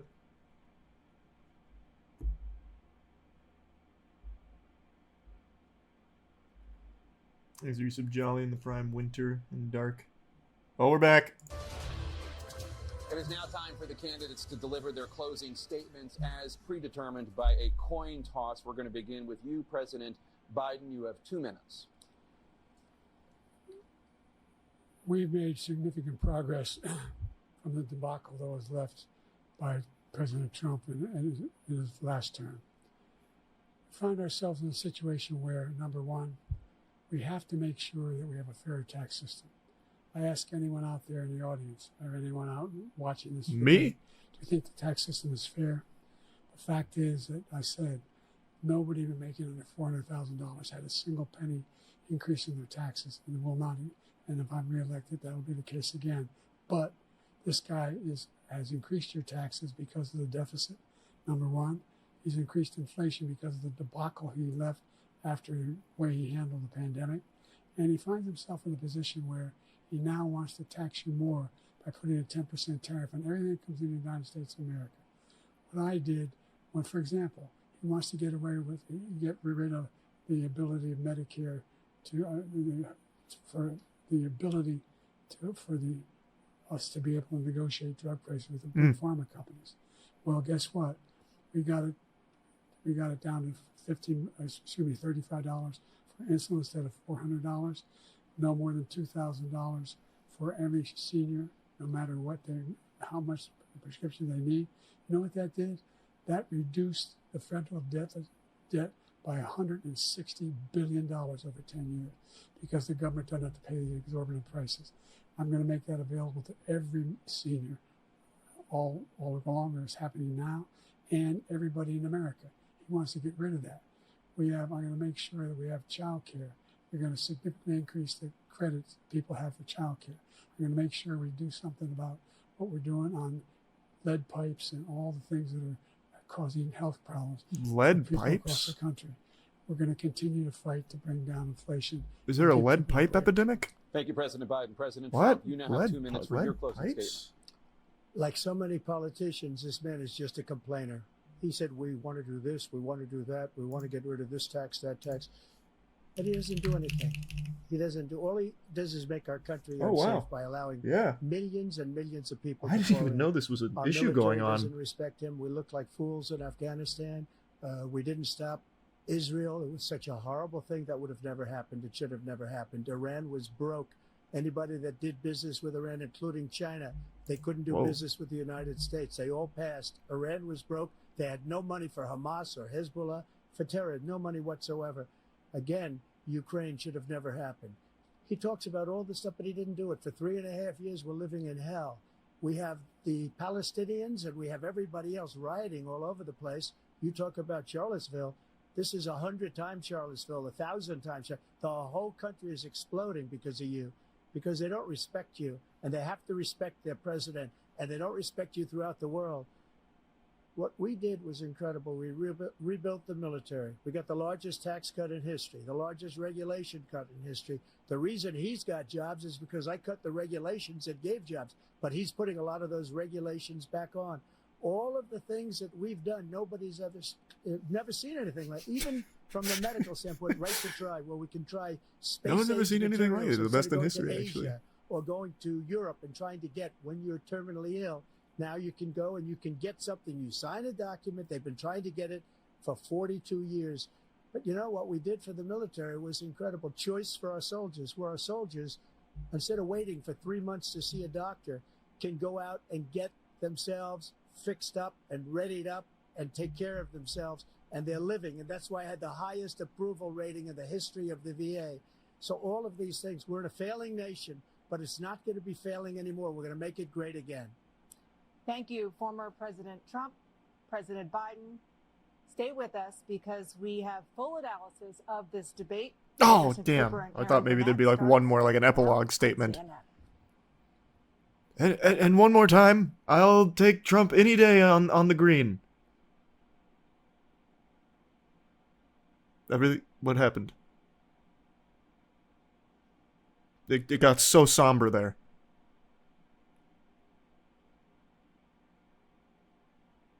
Is everything okay? What is happening over there?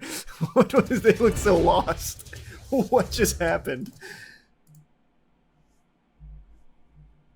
Well, I didn't get to see the whole thing, but man, what a conclusion that was. Did the debate leave you in high hopes for the country? Yes. Did it not leave you in high hopes? That was pretty cool. I feel like if nothing else, we've got some great golf on the way. I don't know, that'd be kind of cool. Like I said, I think if they treated it like a triathlon, it'd be fire.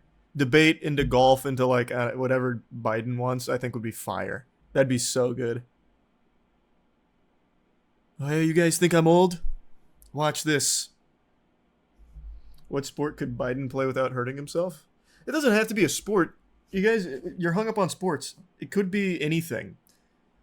Like he could challenge him to an ice cream eating competition, maybe?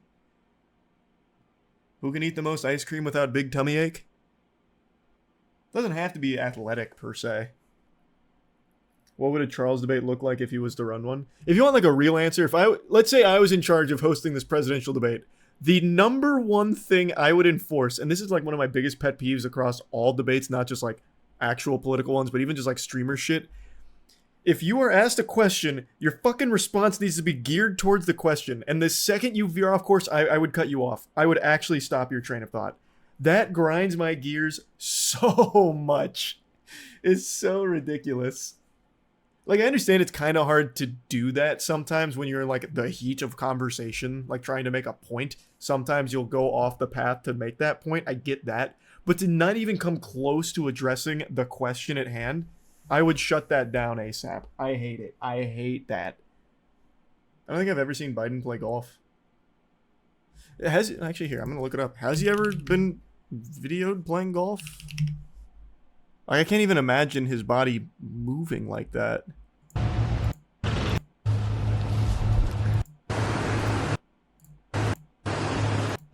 Kneecaps. Okay, they didn't catch him in action. Is there any video of him in the act of hitting a golf ball? Like, this isn't a big ask, right? Like, did I type it in stupidly? I don't think so.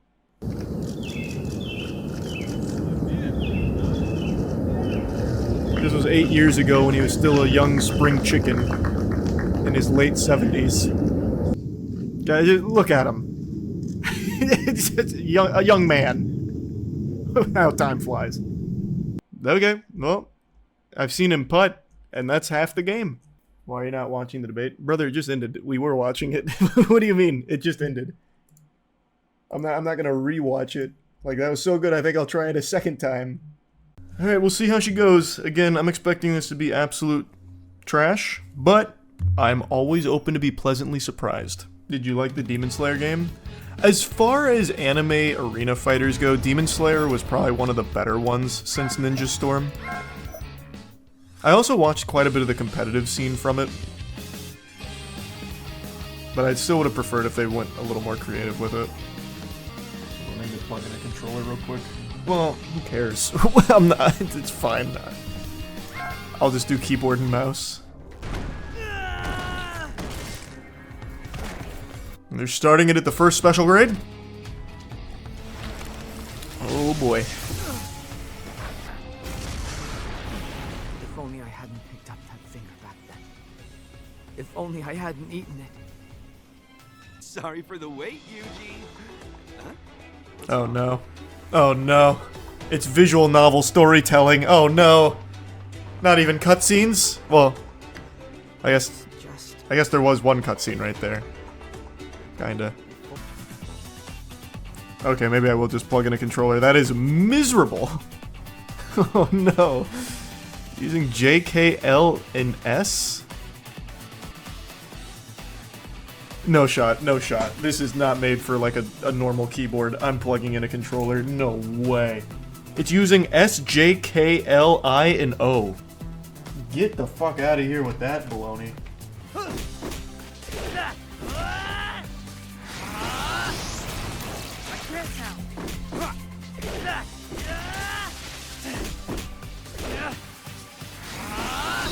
Hype. Super hype. I like this. Most of it's just press button repeatedly. Call it a day. Now it's my turn. Get ready to take this. I'm doing it. I'm fucking doing it. Take this. Very bump with me. Oh, I'm cooking. Whoops, that's the wrong one. My time is limited, you know?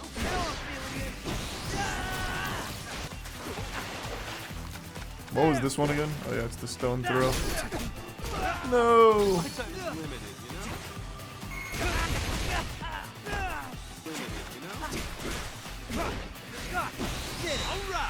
know? Woo! That was big. Piece of cake.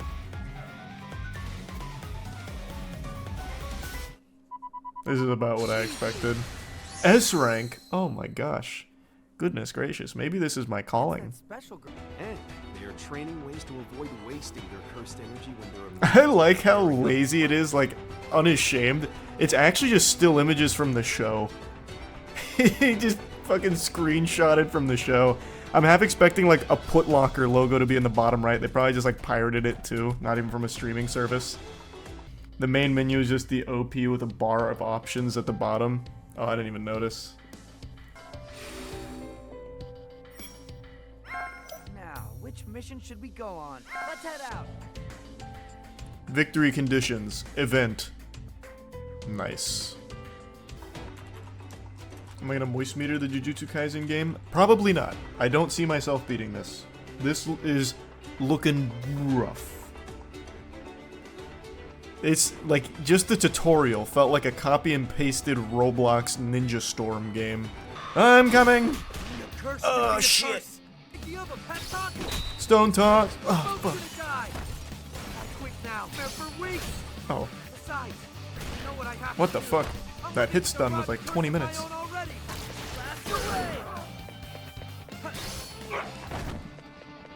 Take this! Block! Man! I still- Jesus! Why do you stay hit stunned for like 50 minutes? Black Flash! Nice. Another S rank! Yeah!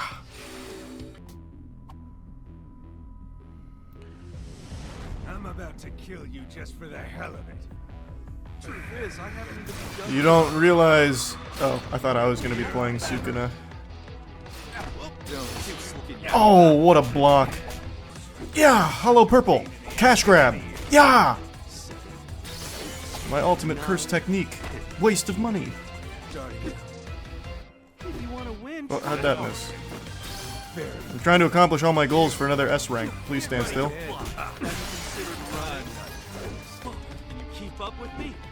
Hiya!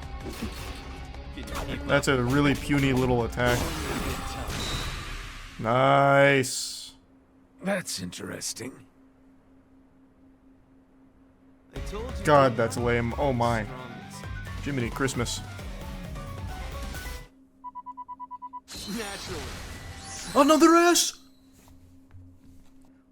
There's relationships in this? Cool. Perhaps I'm writing it off too quickly.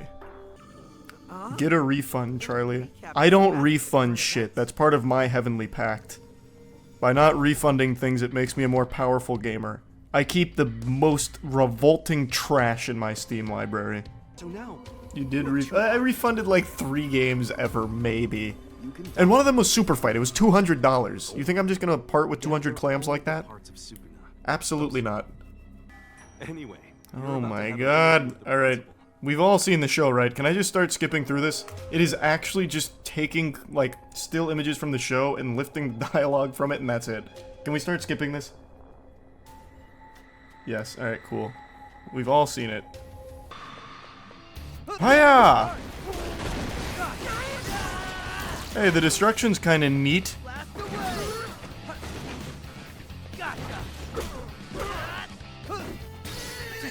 First energy I'm sensing, isn't it?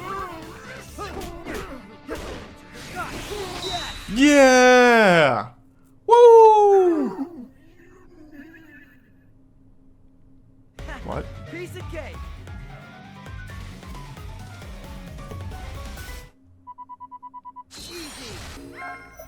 S ranks out the wazoo.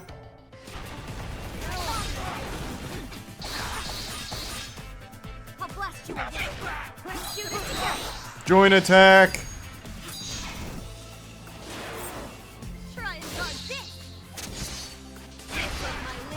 Nice. Curse technique. How am I out of gas?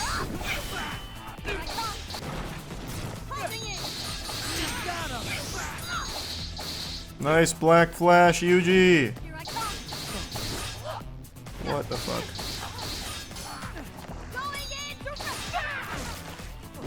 No shit.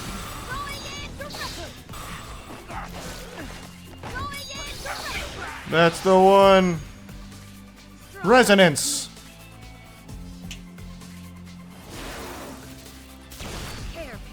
Or no, hairpin. That's yep, that's the one.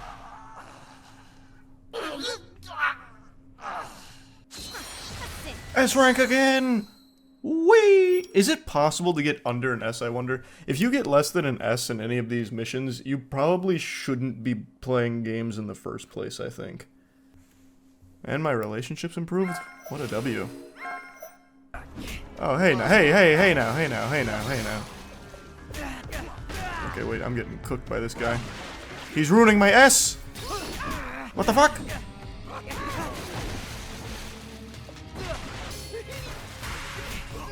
That went through my guard! Bunch of fucking baloney! He's cheating!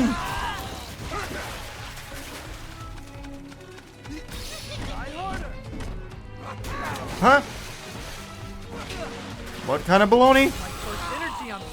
Here we go. Black Flash!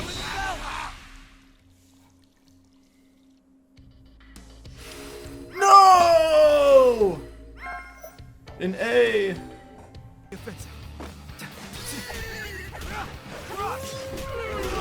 Damn, I really thought I could bust him out of that. Oh, shit. My frog missed. My frog missed again. Joint. Wait, why was that not joint? Should have been joint. Won't be holding back. No!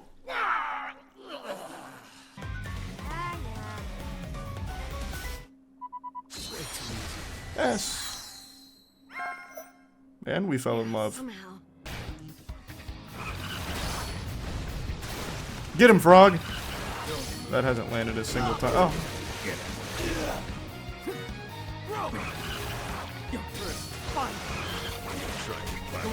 Nice.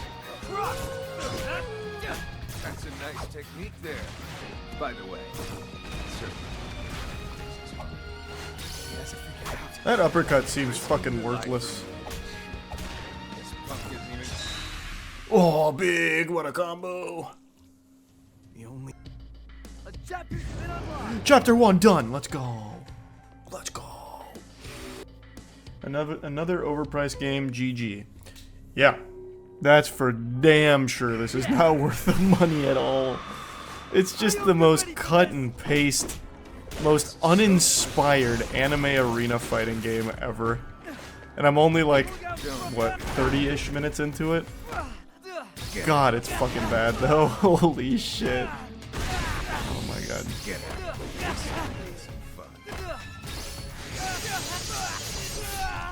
Jesus Christ.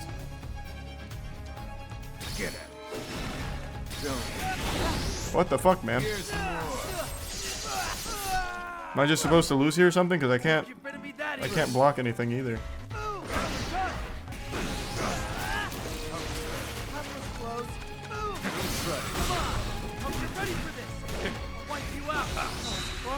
Yeah. That was an S.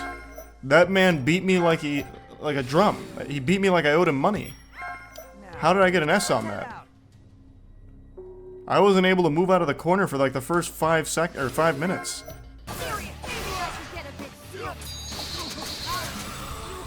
Nice.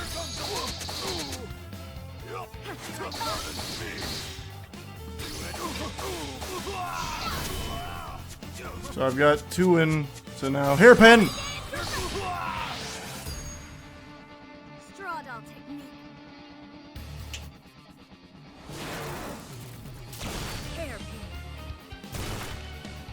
Nice. Okay. Oh, I just had to kill him twice. I thought it was something specific I had to do. Tough customer. Is this good? This is a lot worse than I thought it would be, I'm not gonna lie. I think Chatter was right. Jump Force unironically was better. Here I go. Is this on the iOS store? I want to play it too. Yeah, it might be. This is gonna be one of those few third-party games that will actually run the exact same on the Switch. So that's nice at least. Switch gamers rejoice. Hey, whoa, hey, oh, hey, oh, hey. Smack him down. All according to plan. Nice. Nah, I'd refund. True. So fucking true. What the fuck? No, I'm getting joint attacked.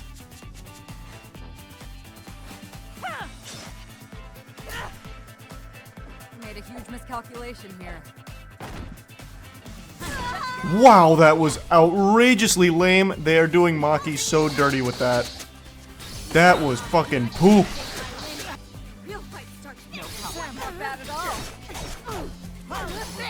No. Kugasaki. I just want to get that off. What the fuck? Oh, I lost all my cursed energy from that. All the dick eating from these haters haven't even touched the game. It's a fun game. You need God. This is worse than pretty much any Roblox fan Jujutsu Kaisen game. It's the most standard, soulless anime arena fighter. It can't even bother to tell like a story. It just takes fucking still images from the show. It's so bad.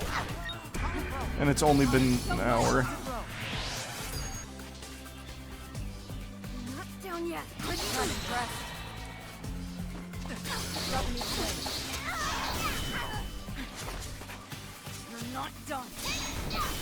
Huh?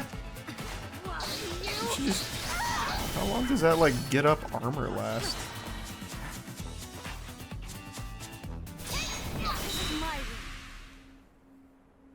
Damn. So shameful. I haven't even done the fight. Can you keep up with me? Oh no, you. Keep up. Nice, I gotcha. He's still alive. Get ready to flop. Have you considered running? Keep up first. Is the only thing that does damage the last part of a combo? So you have to land like that last bit right there for any damage. Nothing else counts. Get ready to flop. That's such a weird decision. So like none of this does any damage if I do that whole thing. It just launches him and then nothing. So what do you do out of that? Because I don't have enough time to follow up with anything because I'm in hit stun after using that and it does 0 damage. The only thing that consistently does damage is just spamming circle here. Can you just stand still and let me use this just for something? Okay, how do... What's my awaken... Where's my range for it? Let's get right up in him. Try touching this. Oh, it wasn't even infinity. It was the red. Infinity exists everywhere. Do your jabs do literally nothing but launch? That's what I was just saying. It seems like all of your attacks besides the last one do 0 damage.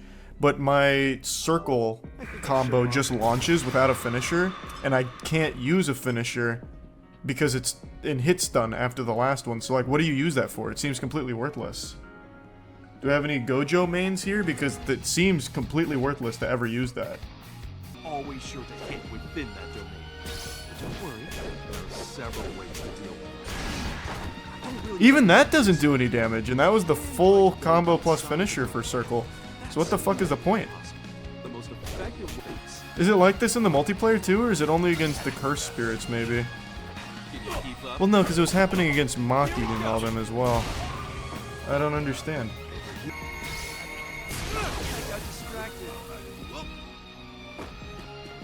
Wait, that wasn't my awakened move somehow.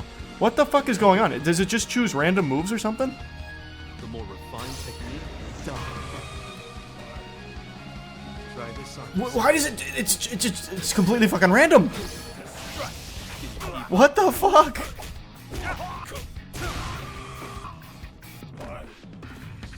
Stop! I just want to use the fucking awakened. Is it direction based? I don't know. I've tried every direction now. I tried standing still. That was down. And I also got the same one when I was doing down, or standing still. This is standing still. It's that again, and then I'll do it down again. It should be the same move. It just seems fucking random. Meter gotta be full. Are your eyes closed? It is full. It's been full. It's still just doing that move.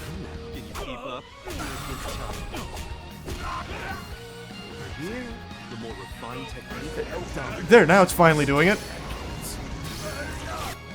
Finally! Holy shit! It's totally random though. I didn't do anything different. It is actually just completely random. What the fuck? The bar wasn't full set. Are people's eyes actually closed? Yes, it was! The entire fucking fight! I changed nothing! That's why I just kept blasting around occasionally to get the bar back to full. I changed nothing! Christ. What do you think of this? Christ.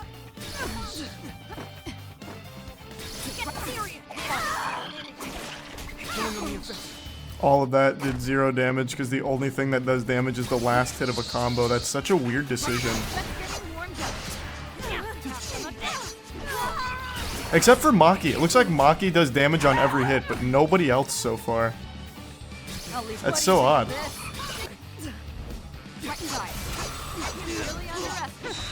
That's all you got? Damn, my head's spinning. Jeez, are they weak or what? Did they forget to put ass? Not even like sexually, it's just that's literally, it looks like she's got an open book in her tuchus.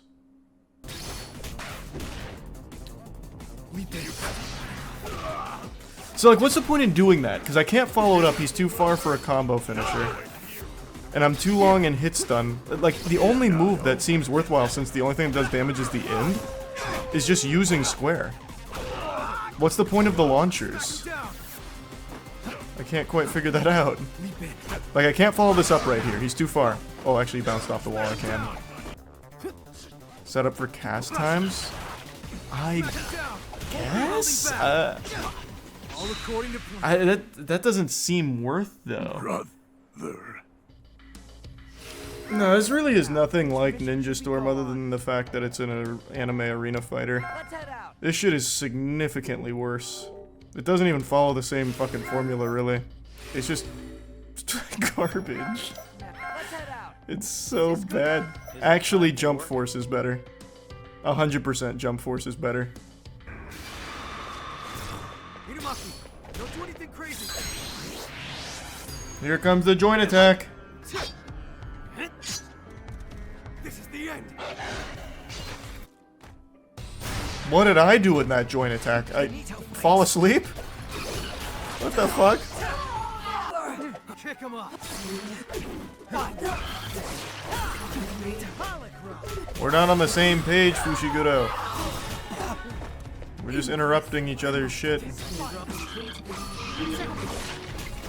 be holding back. All according to plan.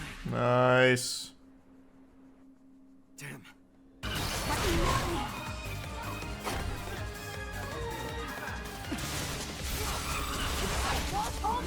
Oh, damn it! I'm just trying to awaken. Go, Fushiguro. Alright.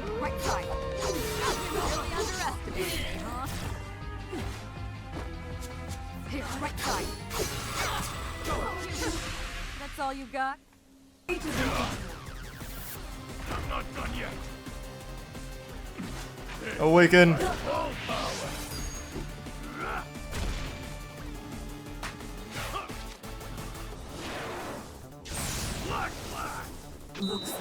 Wow, that's all they did for Toto?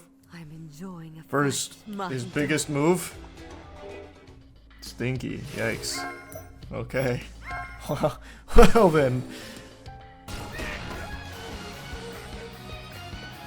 Alright, let's see. I'm sure it's a domain expansion. It's not.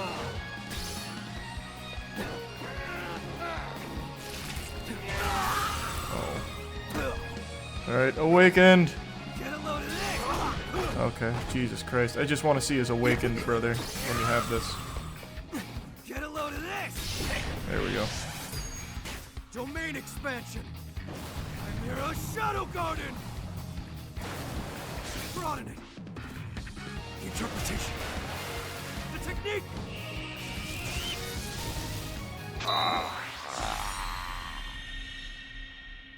Alright. Got him. Would you play this on your phone? No. I wouldn't. There is nowhere I would want to play this game. I do not want the green eggs and ham. This shit is just fucking boring. We'll try the online after this though, see how that goes.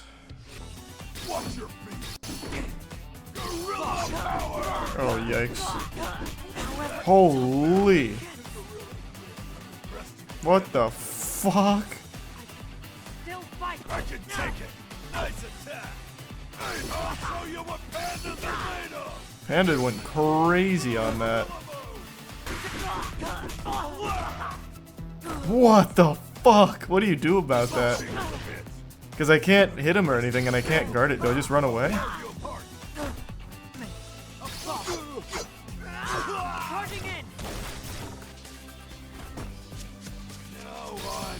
Panda's the strongest in the game. My god! Maybe this. Nope.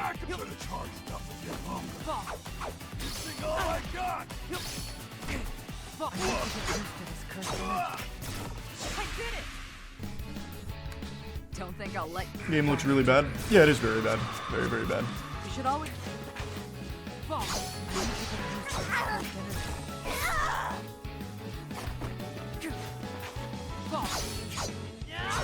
Charging in. I've got her in the cycle. Not yet. Oh, almost blew it. You're not done. Damn. I blew it. Man, 2 attacks and I'm almost dead. This is how I'll attack. That was close. To be fair, this game could be worse. How? I actually don't know. They didn't even bother making cutscenes for the game. This is the cutscenes. Just still images from the show. They didn't even make custom images. They just took screenshots of the show. Like, I don't know how it could actually be worse.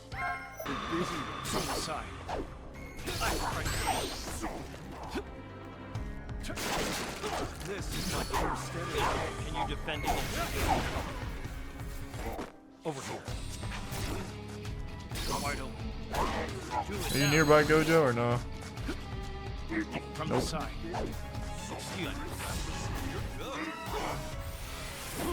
Oh. From the side. Let's fight like we mean. That's our business here. I'm coming, Gojo. Speeding up. Guns of fight. Out of cursed energy, huh? Teamwork. From the side. And you're in the way. From the side. This is Did you keep up? From the What a side. combo! Almost top. From the side. You're in the way. Over here. From the side. Almost top. That's all. He's doing the same moves. Aren't there any other attacks? There are. They just don't do damage. Like, actually, zero. You know what? I'll just show you. It's better to show you than to explain it. They might be used for, like, 2v2s, but in 1v1s, this is what happens. That's one of the other moves. That's a full combo. What are you doing here? Sorry about And then there's this. but I don't have time. Also nothing. Then there's my launchers, of course, which you can't follow up solo. So nothing. There's another full combo, nothing. So all I can use is this. That's it. It's literally all I can use.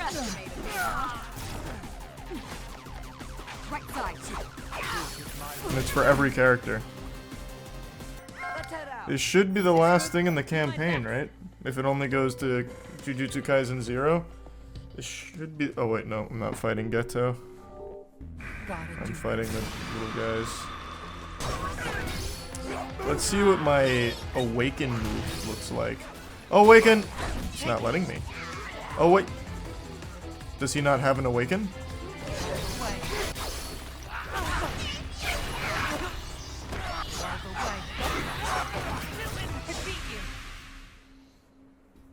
Okay, this should be the end.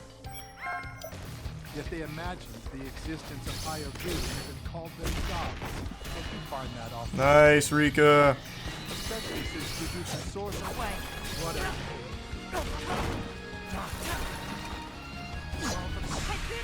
There we are.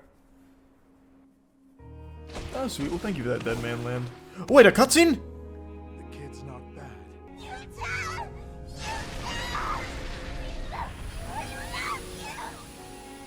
What a beautiful cutscene. Is he offering himself as a sacrifice to release the limit on her cursed energy? I never realized you were such a womanizer. Don't be rude. Don't be rude. Our love is pure. Fine. You fight for love. I'll fight to win.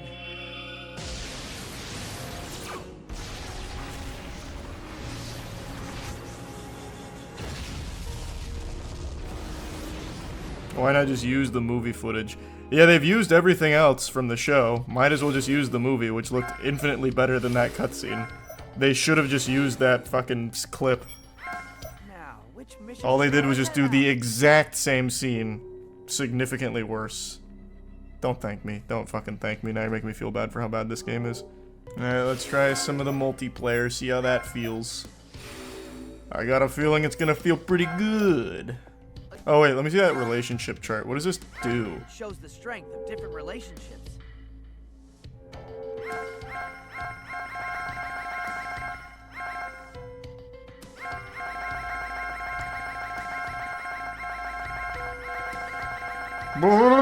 Jesus!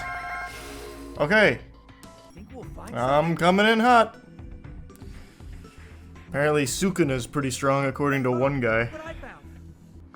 Can you 100% this game, please? Fuck, no, I cannot. The rules have changed. Alright. Hyper. H Hyper. Alright, my boy. The ultimate team has been assembled. Imagine this shit is hot mic and he's just hearing all of this. I'd be so embarrassed and ashamed. Outplayed. Stay there. Oh, nice. Good teamwork. Wait, that gives me hyper armor? That's kind of busted. Oh. Get it. What's wrong? Hyper armor. You gotta learn, kid. He even called in reinforcements, but it's not enough. Nope.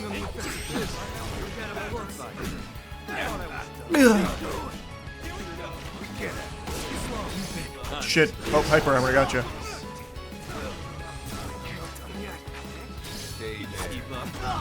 Nice. We got him with the counter on that one. Nice, we got one. 2v1. We're cruising. Oh, did that go through his guard or did he drop it at the end there? Oh wait, do you have more than one life? Looks like it. Gotcha. I'm cooking! This is my game! I'm going pro! Wow, you did a lot of damage. Oh, I almost got him with that fucking schmicks up there. What? I just charged that shit in his face and then got him with the fire arrow. I'd be mad. I'd be fucking fuming. That seems stupid. He was attacking me the whole time, too. I've got my awaken now. This is the end. Gotcha! Idiot! Domain expansion. What is everyone else seeing while I'm doing this? Are they all forced to watch this, too?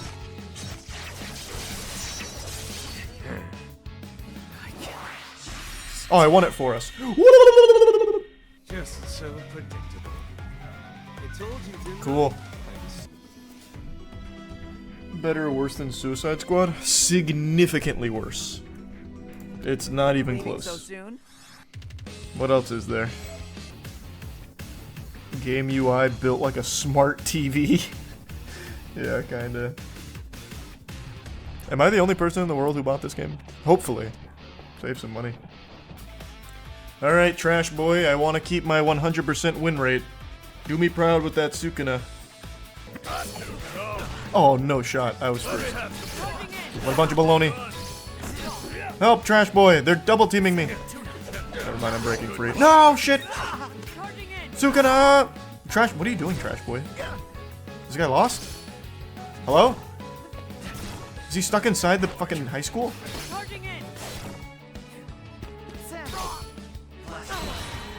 Just no damage, it's fucking, god. Like half the moves are just not built for one-on-one. By half the moves, I mean all the moves except for square. This is the only one that does damage.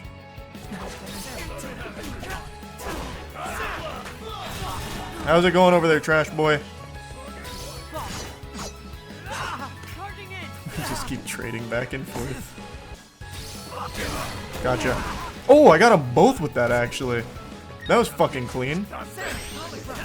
Wait, I'm carrying hard right now. I got him. No!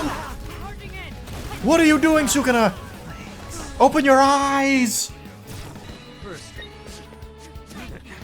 I got you covered. I got you covered.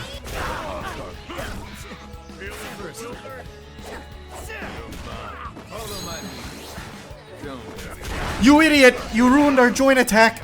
Damn you, Trash Boy! Oh wait, he actually killed with that. That's my boy! I can't see. What a dodge. What? Do not fall. What the fuck? Toto. What just happened? Salmon. Whether you live or die is of no consequence to me. Salmon, help. Woo! 100% win rate intact. Sukuna hit super evil moves. His moves were too evil.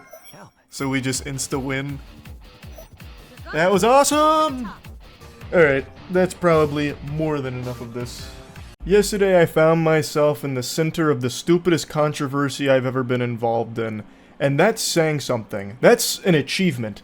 Because 5 years ago I had beef with the old school RuneScape team because I got banned for botting when I posted a video about how I made the world's worst auto-clicking machine. If you can even call this a machine. I Frankensteined together this absolute abomination with a children's screwdriver, a toy screwdriver, and a bunch of tape. Like, I Jimmy Neutroned the worst thing the world's ever seen to help me click when I went to take a shit while on my thieving grind. The thing is about... I'm getting kind of sidetracked on this.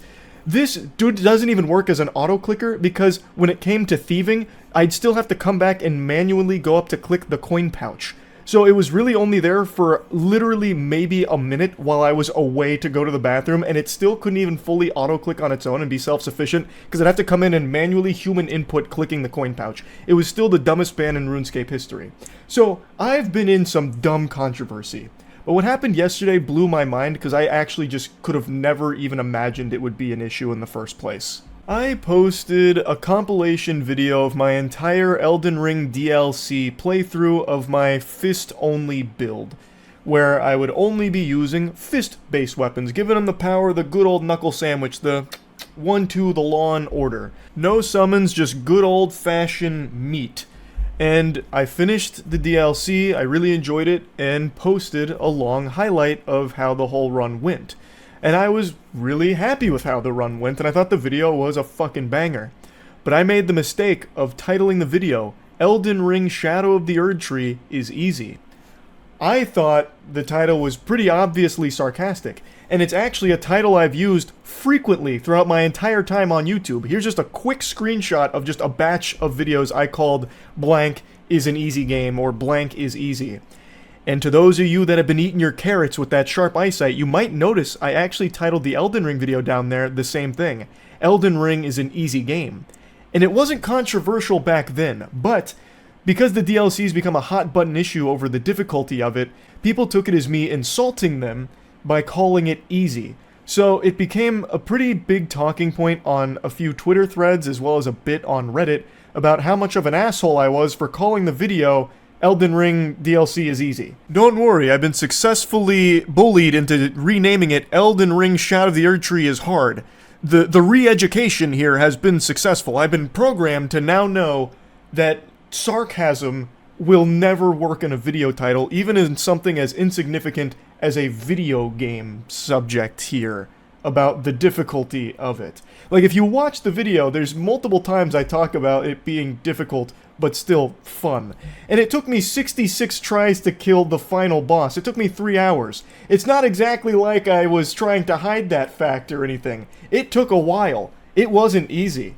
I thought it was pretty obvious, if anyone even bothered to sit down and watch any moments of the video itself. But perhaps that's an unrealistic expectation. People don't need to actually watch the thing they're getting mad about, I guess. I truly never thought this would be controversial, because I've used that title for so many videos in the past without issue.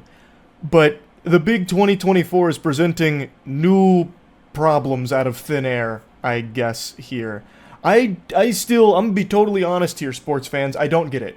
I don't know what there is to be fuming about. Let's say I truly did find the DLC to be easy.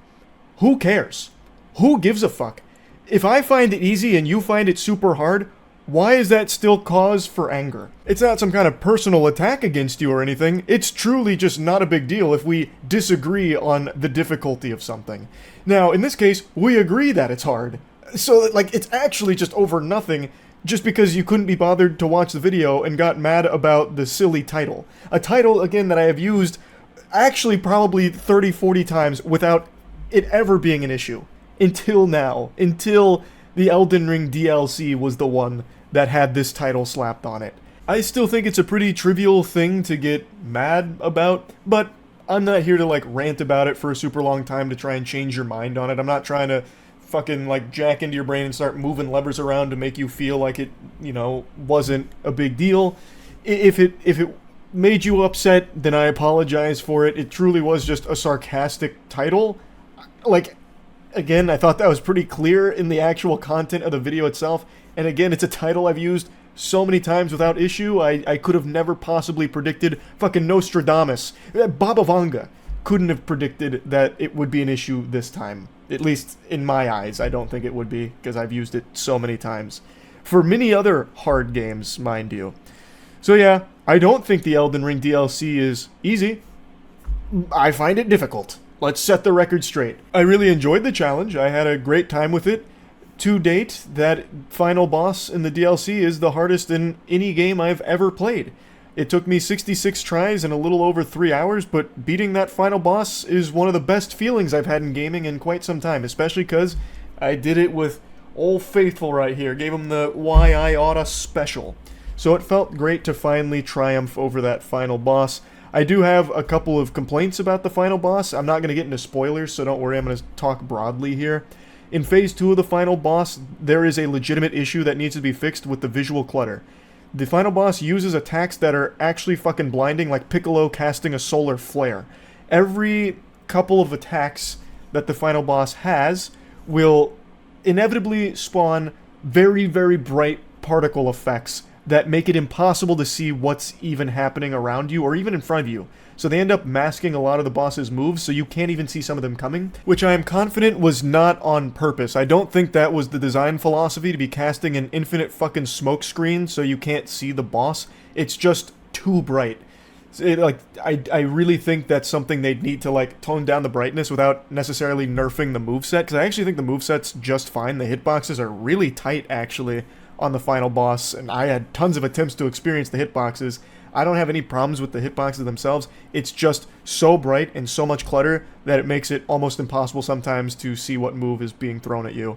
Coupled with the fact that the boss has really long, puffy hair, it's oftentimes you can't react to something because you can't see it. Between the visual clutter of the particle effects from some of the attacks and the boss's hair itself, sometimes you actually will just get hit by a bullshit blaster that you never saw because the hair was in your fucking face, as well as all these lights that are flashing like you just walked into an EDM rave. It's like that. I don't think that's on purpose. So I think that is something that they need to legitimately address. And I think it's the reason why a lot of people are getting kind of hung up on Phase 2 of that boss, because I feel like if you could see it better, you could learn the patterns a lot better and be more efficient at dodging. But because sometimes you can't see it at all, there's not a whole lot of progress you make with the dodge timings. So I do want to put that out there. Even though I really enjoyed beating the final boss, it was very frustrating and quite a big headache when I would die, like have my cheeks spread by something I actually couldn't see under any circumstances because of too much clutter and too much hair. Goofball must have just got their hair done right before the fight, and goodness gracious, the buff that gave to the boss cannot be understated. So yeah, hair, visual clutter, huge complaints about the final boss from me. Other than that, though, I really did enjoy the DLC. There, like I mentioned in the last video, talking about the DLC, there are a few bosses and more, since I finished the game, that I recognized, have janky hitboxes. By far, the worst is Commander Gaius. Commander Gaius has an unforgivably terrible hitbox on the hog that he rides. Hog Rider is by far the worst boss in this game. Like, I'm not just talking about DLC. I think Commander Gaius is the worst boss in all of Elden Ring. That boss just super sucks. Like, the hitbox is broken, actually broken. So, yeah. There definitely is some complaints that I have with the DLC, but overall, I really enjoyed it. And yeah, I'm sorry for the title of the Shadow of the Erdtree video. I wasn't trying to make anyone feel bad. To me, I thought it was just harmless silliness, and I'd used it so many times in the past, it didn't register that it could be an issue. So I guess going forward, I just won't call things easy in the title anymore.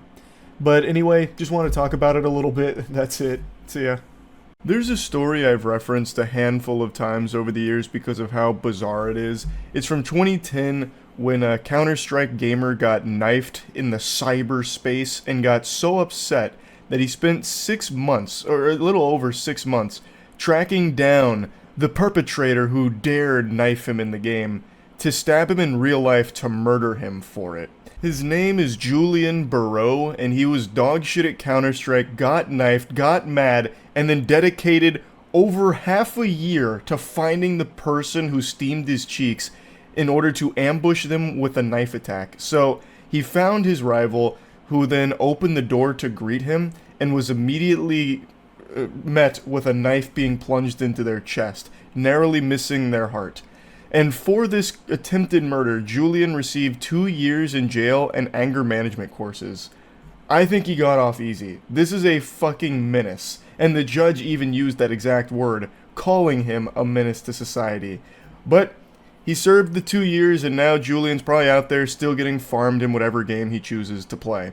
The reason I mention this story is because we just recently, 3 days ago, had a very similar thing happen in a dead MMO called ArcAge. And I do mean dead MMO, it actually just shut down yesterday.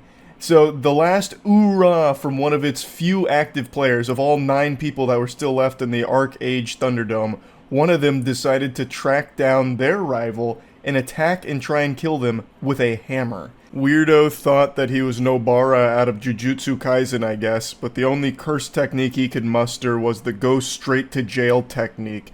Luckily, the victim survived in this case as well, and now this individual is going to be looking at many, many years behind bars for this attempted murder plan because he was salty over some ArcAge beef. It's unhinged lunacy. You hear the news about the guy that flew 17 miles to a guy's house to murder them with a hammer over drama in a dead MMO. I saw a little bit about that story. What do you mean he flew 17 miles? That's like a 15-minute drive. I didn't see that. Is there even flights that'll take you 17 miles? I don't remember where it was, but that'd be like an actual 6-second flight. Like, how would you even get off the plane? You'd actually have to jump off with a parachute. You probably travel 17 miles on ascent. Like, from the runway, before you even reach cruising altitude, you've probably already reached well over 17 miles. Now I need to look it up and get more information. Where the fuck was this? Across a neighborhood? I'm just gonna type in flying hammer. I don't know what I expected. Oh, it worked. New Jersey man accused of flying to Florida to attack fellow gamer with a hammer. 20-year-old accused of flying from New Jersey to Florida to kill fellow online gamer with a hammer. The 20-year-old suspect was charged with attempted second-degree murder for attacking the victim whom he'd never met in person. Edward Kang and the victim had never met in person before the attack early Sunday, but they were acquainted through an online video game called ArcAge. ArcAge? Which Nassau County Sheriff Bill Leeper said during a press conference allows players to fight and kill each other's characters. You don't fucking say, Bill. Fucking obviously, Bill. Was that supposed to be like a big revelation? In this video game, you can fight other players and kill them. Arcage, though. Holy shit. I didn't know that game was actually still around. I know you said dead MMO, but I thought the servers got shut down for that a long time ago. Holy. What a throwback. That's 2013.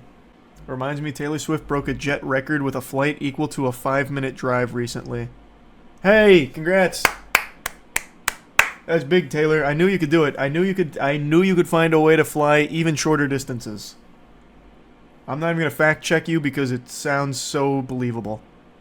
Some things that make you say, what in the world does he think? Kind of quiet, Bill. Things that make you say, you're not going to believe this. Left ear only? Oh, okay. I won't torture you with that then. Damn it, Bill!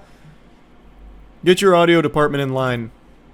Lieber said it's unclear what exactly occurred in the fantasy game to prompt Kang to jump on a flight to the victim's Florida home Thursday evening, but the suspect told authorities after his arrest that the victim is a bad person online. What the fuck? That's...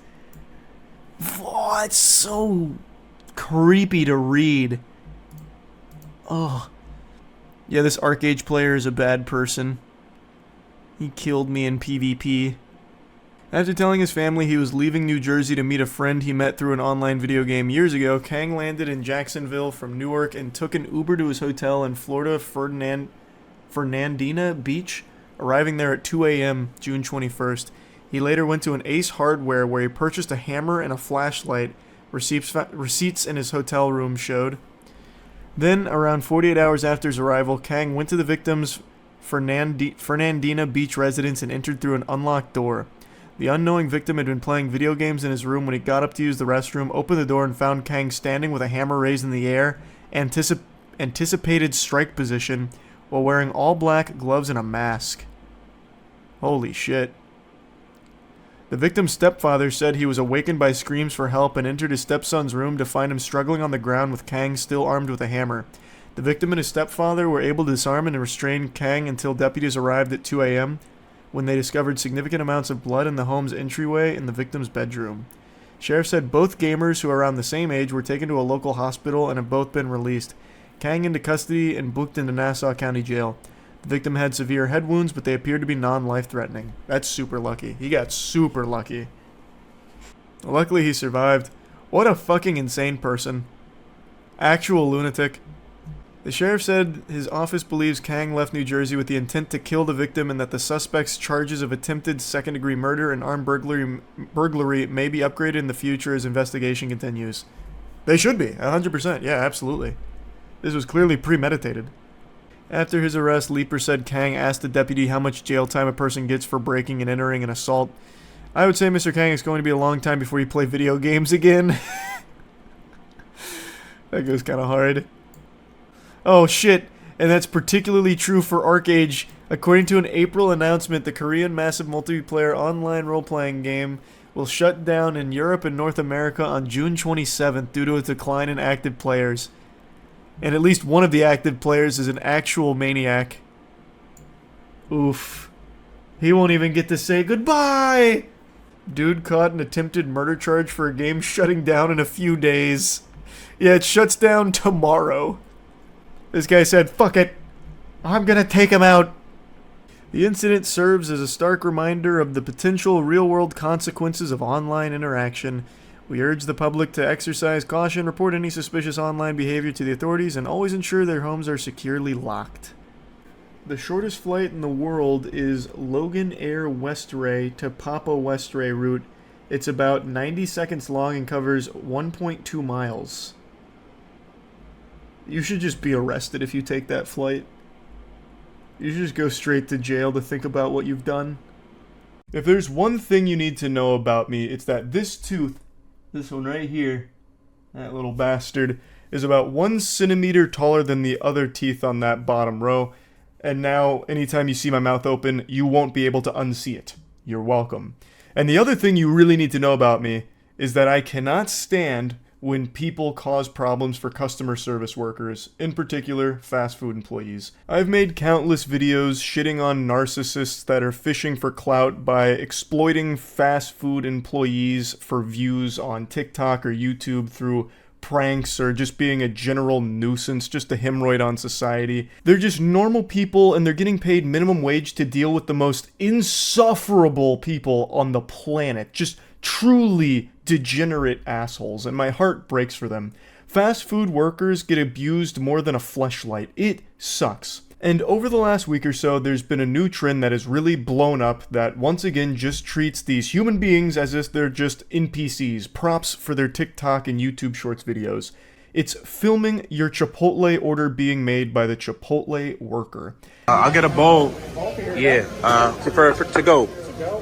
I'll get white rice with that. The idea is they're going to give you more food because they're on camera. And it spawned because people were starting to talk about Chipotle portion sizes being smaller than they used to be, which for the record I do believe. That is a conspiracy theory I'll put on the full tinfoil condom for, because I do think that's accurate, no matter how much the CEO likes to dance around in delusion and pretend that that's not the facts of it. I do think it is true. I used to get a Chipotle burrito after every lift in college, and I had innumerable Chipotle burritos, and over the last 3 or 4 years I've been very vocal about the quality of the food going down, in my opinion, and definitely, like when I get burritos now, it's significantly less than I remember it being back then. But I also think that's just kind of the industry norm, because I think the same thing about many other fast food places as well. But anyway, someone on TikTok came up with a cure to this small portion disease, and it was to just film these workers doing their job and kind of give them a bit of a hard time and nudge them on camera to give them more food. And this started to really pop off because a lot of people noticed that, oh, when they're being filmed, they give you more food. So that's the cheat code. That's the life hack. Rice black or pinto beans? We'll do pinto beans with that. Pinto beans, any protein for you? We'll do chicken, please. Chicken. Any queso for you? We need some more chicken in that. More chicken? Finna fire on your ass. Put that chicken in there. Alright, any queso for you? This one is by far the worst I've seen from this trend here. This guy went in there looking to start shit. He's immediately aggressive and confrontational. The guy hadn't even put the fucking spoon fully into the chicken bowl there before he said, no, no, no, need more chicken. He's there to stir a controversy for the sake of his video. And he is just shoving the camera down this guy's throat. If the worker had bent over, the camera guy here would have given him a full-blown fucking colonoscopy. He is right up in his business to just be this insufferable douchebag that's hassling him for the sake of this video that he's filming. Now, it's filmed from another angle, but I can't find that full video. I can only find this one through Twitter. We need some veggies. Get some green veggies. Yep, a little bit more, a little bit more. No problem. A little bit more. No problem. Straight up.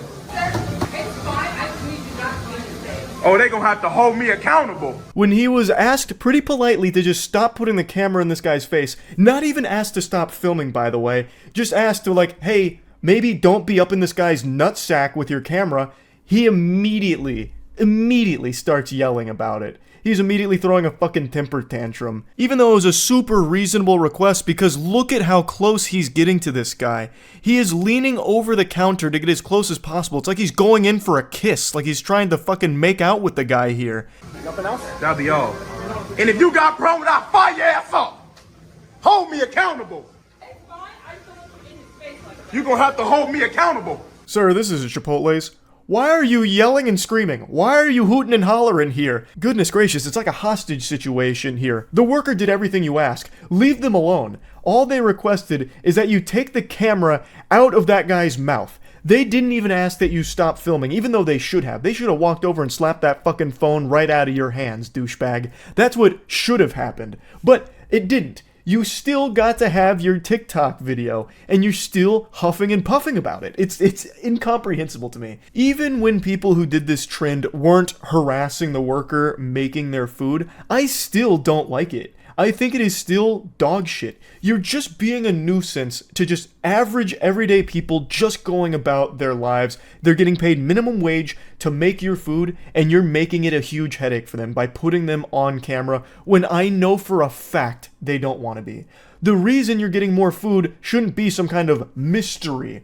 The reason is because no one wants to deal with being shamed online. It's not like these people are just drones, AI, that are cut off from the rest of the world. These people have access to the internet, same as you. They know what this trend is. And they know if they give you anything less than fucking colossal proportions that could feed a family of 8, then they're going to get insulted in your TikTok video. So obviously they play along with it. Like, it shouldn't be surprising that you do get more food when you film the workers here and put this big spotlight on them. Because now you've turned it into a huge song and dance, and they want to do everything possible to avoid a negative situation with their life here that you have now thrust upon them for your own, TikTok or YouTube short. I think it sucks. I think it is sucked from the very beginning. I don't like that the portion sizes at Chipotle have shrunk, obviously. But what I would never do is blame the workers for it. They're not making the corporate decisions for the portion sizing or anything like that. And if you do get less than you want, you can politely ask if you can have like another scoop or something. Like, that's just normal socialization 101. You don't have to resort to the nuclear option here. And that ain't no issue. Anybody in here can get it. Straight up. You can call the police. I ain't break no law. Wait, what? Whoa, why you lying like police? This guy's fuming so hard that he immediately gave himself amnesia and forgot that he just threatened the entire restaurant. She said, all right, I'm gonna call the police because you're threatening people. He's like, you're fucking lying! Who did that? Where? When did that happen? You're telling a fib. That's a tall tale. And I don't appreciate it, Buster. Even though, literally 5 seconds ago, he just threatened the entire restaurant for some reason. He's just having a full-blown voice-cracking conniption here in front of the entire Chipotle for this trend. And I still don't even know what there is to be mad about. He got big portions on his bowl. Mission accomplished. And he successfully made everyone in that restaurant's day a little bit worse. Yippee. Wahoo! That's great. So yeah, overall, I think that this filming Chipotle workers trend is garbage. I think it is just trash. I could bring up countless other examples because it's become such a viral hit here, but they're all so annoying. They're not nearly as bad as this one. This one is by far the worst I have seen so far. The only ones that I somewhat appreciate are the ones where the Chipotle worker gives them significantly less food because they're filming. I fuck with that. I think that's great. That should be the gold standard going forward here. You come in and you start filming the workers, well, I hope you enjoy 5 tiddlywinks of rice and 1 little glob of chicken. And that's it. Put a smile on your face and get the fuck out. But anyway, yeah. Don't like the trend. Hopefully the trend is over soon. That's about it. So yeah. For a long time, I've mentioned that parents of famous children, whether it be child actors or TikTok stars, YouTubers, whatever, are usually just some of the worst parents on the planet. Just straight up awful. You just hear time and time again about how these parents lead their kids down destructive paths in order to capitalize on their fame. A great example of this is recently from Jeanette McCurdy, who played Sam in iCarly. She released a memoir called I'm Glad My Mom Died, and in it she documents a history of abuse from her mother. As well as Nickelodeon, she talks about some awful shit Nickelodeon did to her, and her mom's response to it was things like, that's just the price of showbiz. You know, you gotta shake it off. This is what it means to be famous. All the girls would love to be in the position you're in. Don't be so ungrateful. Just horrible things. The mom was well aware of everything that Nickelodeon was doing to her daughter and didn't care. In fact, even piled it on by calling her names and doing other horrible shit. So she just sounds like Shao Kahn. And I know a lot of people were upset with the title of the book. It's kind of aggressive. I'm Glad My Mom Died. Not exactly a Dr. Seuss book title. But I think most people would be somewhat relieved when the boogeyman in their life passes. So I understand where the name is coming from after reading some of it. I haven't finished it, but it's really interesting and very fucking sad. And the reason I'm bringing this up is because it ties into a topic that I want to talk about today that I just learned about. I'm sure all of you have heard of the name Addison Rae by now. She's one of the biggest stars on TikTok, and she's gotten so famous that it extends well beyond TikTok. So even if you're not big on the platform like me, you still at least know her name. Well, her dad is a fucking weirdo, and he has torn apart their family for the sake of his own clout chasing. Can I get a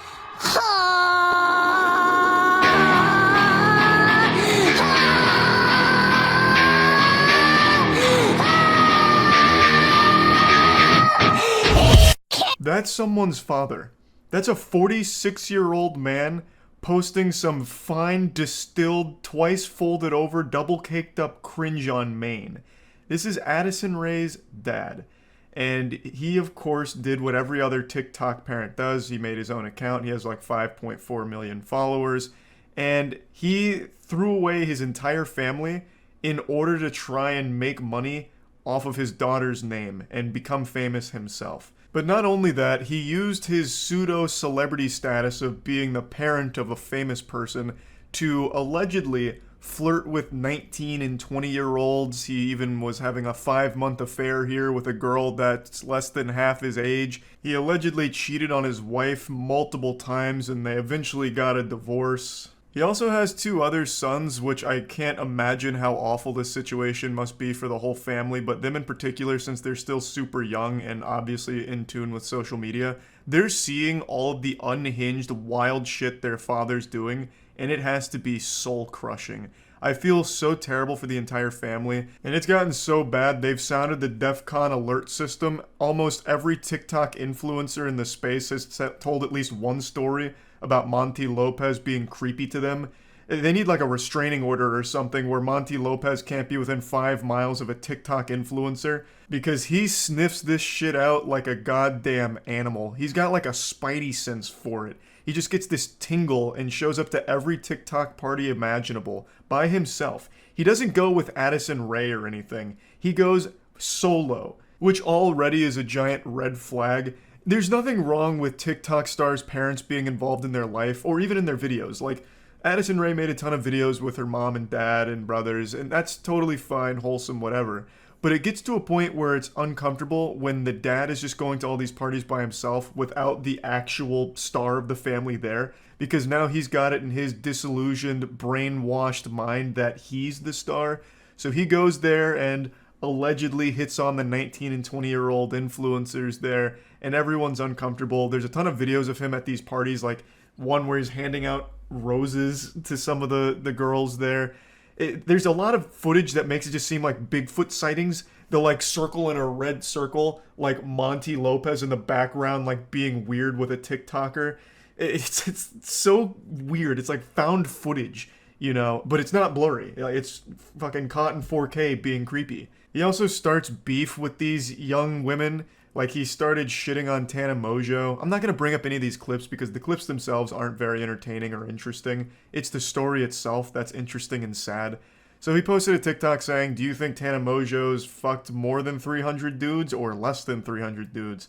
To which Tana responds by showing a ton of receipts about him trying to, like, hook up with her or, like, trying to connect with her, as well as telling stories about how unbelievably weird he is to all the other TikTok stars. There's also a video of him FaceTiming a 19-year-old, like, really late at night in the car. It's just very yucky stuff. And this is just another perfect example of how awful a lot of parents are for child stars. Because I think a lot of them, like Monty Lopez, treat their children as props for their own success. So Addison Rae gets super famous. Monty Lopez weasels his way into some of the videos, makes his own social media accounts, which get popular because he's the dad of one of the biggest stars on the platform, and now it's gone to his head. He wiped his ass with his whole family, divorced his wife, and now just tries to fuck young women and try and become a wealthy TikTok star himself. Just another tragic story of a child star whose dad is absolute vile filth. There's nothing that Addison Rae's mother's done that I found that's distasteful or bad or anything like that. I want to make it clear. It's not her whole family. It's just her dad. But the topic itself that I'm focusing on is just how awful a lot of these parents can be. In this case, the parent is Monty. From everything I've seen, Addison Rae's mom hasn't done anything wrong or anything. She seems very wholesome. And in fact, the reason why Monty Lopez wants to fight Young Gravy is because Young Gravy has been very public about wanting to be with Addison Rae's mom, Sherry, and Sherry's even teased back about them going on, like, dates and shit. So Young Gravy might fuck Addison Rae's mom, and it makes Monty Lopez uncomfortable. I don't know the whole lore behind all that, but Monty Lopez sucks. Just another sad case of a shitty parent using their kids to further their own agenda no matter what the cost. Also, big shout out to Monty. I'd like to add one more thing to this. This fucking parasite claims videos that show clips of him embarrassing himself. His whole TikTok page is just his worst moments as a human being displayed. This guy has no self-awareness. Every single video he posts on there is a video that any sane person would want deleted and scrubbed from the internet forever. Yet he proudly posts. And I can't show any of them because he claims the videos where people are insulting him for it. So this absolute insufferable douchebag anus still has the audacity to try and somehow fight for his public reputation despite doing everything possible to sink to the lowest depths of hell to be the giant scumbag. He blows my mind. He's all about like the grind and money, so he takes the absolute most revolting approaches to it by copyright claiming videos that use some of his clips to try and take the ad revenue from it or whatever. It's so wild to me. I was reading a bit about it, and just when I thought he couldn't get any worse, I learned that he was copyright claiming shit. A YouTuber named Dumpy even mentioned that he had to pitch up some of the videos because Monty kept claiming it. It's fucking silly. This guy is just an absolute massive clown, and I feel so sorry for his entire family. I can't imagine he was a great father growing up, and he's only getting worse. Of course, I'm making a giant assumption. Maybe he was a fine father figure who got corrupted once his family or once his daughter got famous. I couldn't tell you, but this guy sucks. He's weird, creepy, and what he's done to his family is unforgivable. That's really about it. So yeah. For a couple months now, so many of you have been asking me if I'm going to be making a moist meter on Jujutsu Kaisen Season 2, and I've always proudly proclaimed, yes, of course I'll be making a moist meter for it. You bet your sweet bippy. But, unfortunately, just like Fire Festival, I lied. I'm a big fat liar, and Frankie Muniz ain't the one exposing me, I'm doing it myself. I pulled your leg, I yanked your chain, and I'm not sorry. I'm not making a moist meter. I'm making this video. I'm just gonna sit here and gushing grannies over Jujutsu Kaisen Season 2 because I, no exaggeration, believe it is a masterpiece of action shonen. I know the word masterpiece gets tossed around willy-nilly. It's used very loosey-goosey. It's pretty much lost most of its meaning. It's like the word prank to a YouTuber. Masterpiece doesn't hold the same weight that it used to, but I'm using it in the truest sense of the word. I 100% with my whole heart believe that Season 2 of Jujutsu Kaisen is legitimately a masterpiece in animation, and action for that matter. Now, before really getting into this, I want to make it clear that I'm not ignorant to the problems at MAPPA. MAPPA is the studio that produces Jujutsu Kaisen anime, and they have been overworking their staff, and it is a tragic situation at the actual MAPPA headquarters, because the work they have produced here is spectacular, but it came at the cost of the health of its employees, and I think that is completely unacceptable. All I can do is hope that MAPPA improves its infrastructure so that way it actually takes care of the talent that makes this possible. It is clear that so much passion went into this season. It oozes out of every frame of this show. It is unbelievable what they were able to do with Season 2 of Jujutsu Kaisen. I didn't think they'd even come close to matching the beauty of Season 1 of Jujutsu Kaisen, and somehow they came in here and fucking spanked its cheeks red. This is so much better somehow. It is mind-boggling just how good Season 2 is when it comes to its action. So, let me dive into this.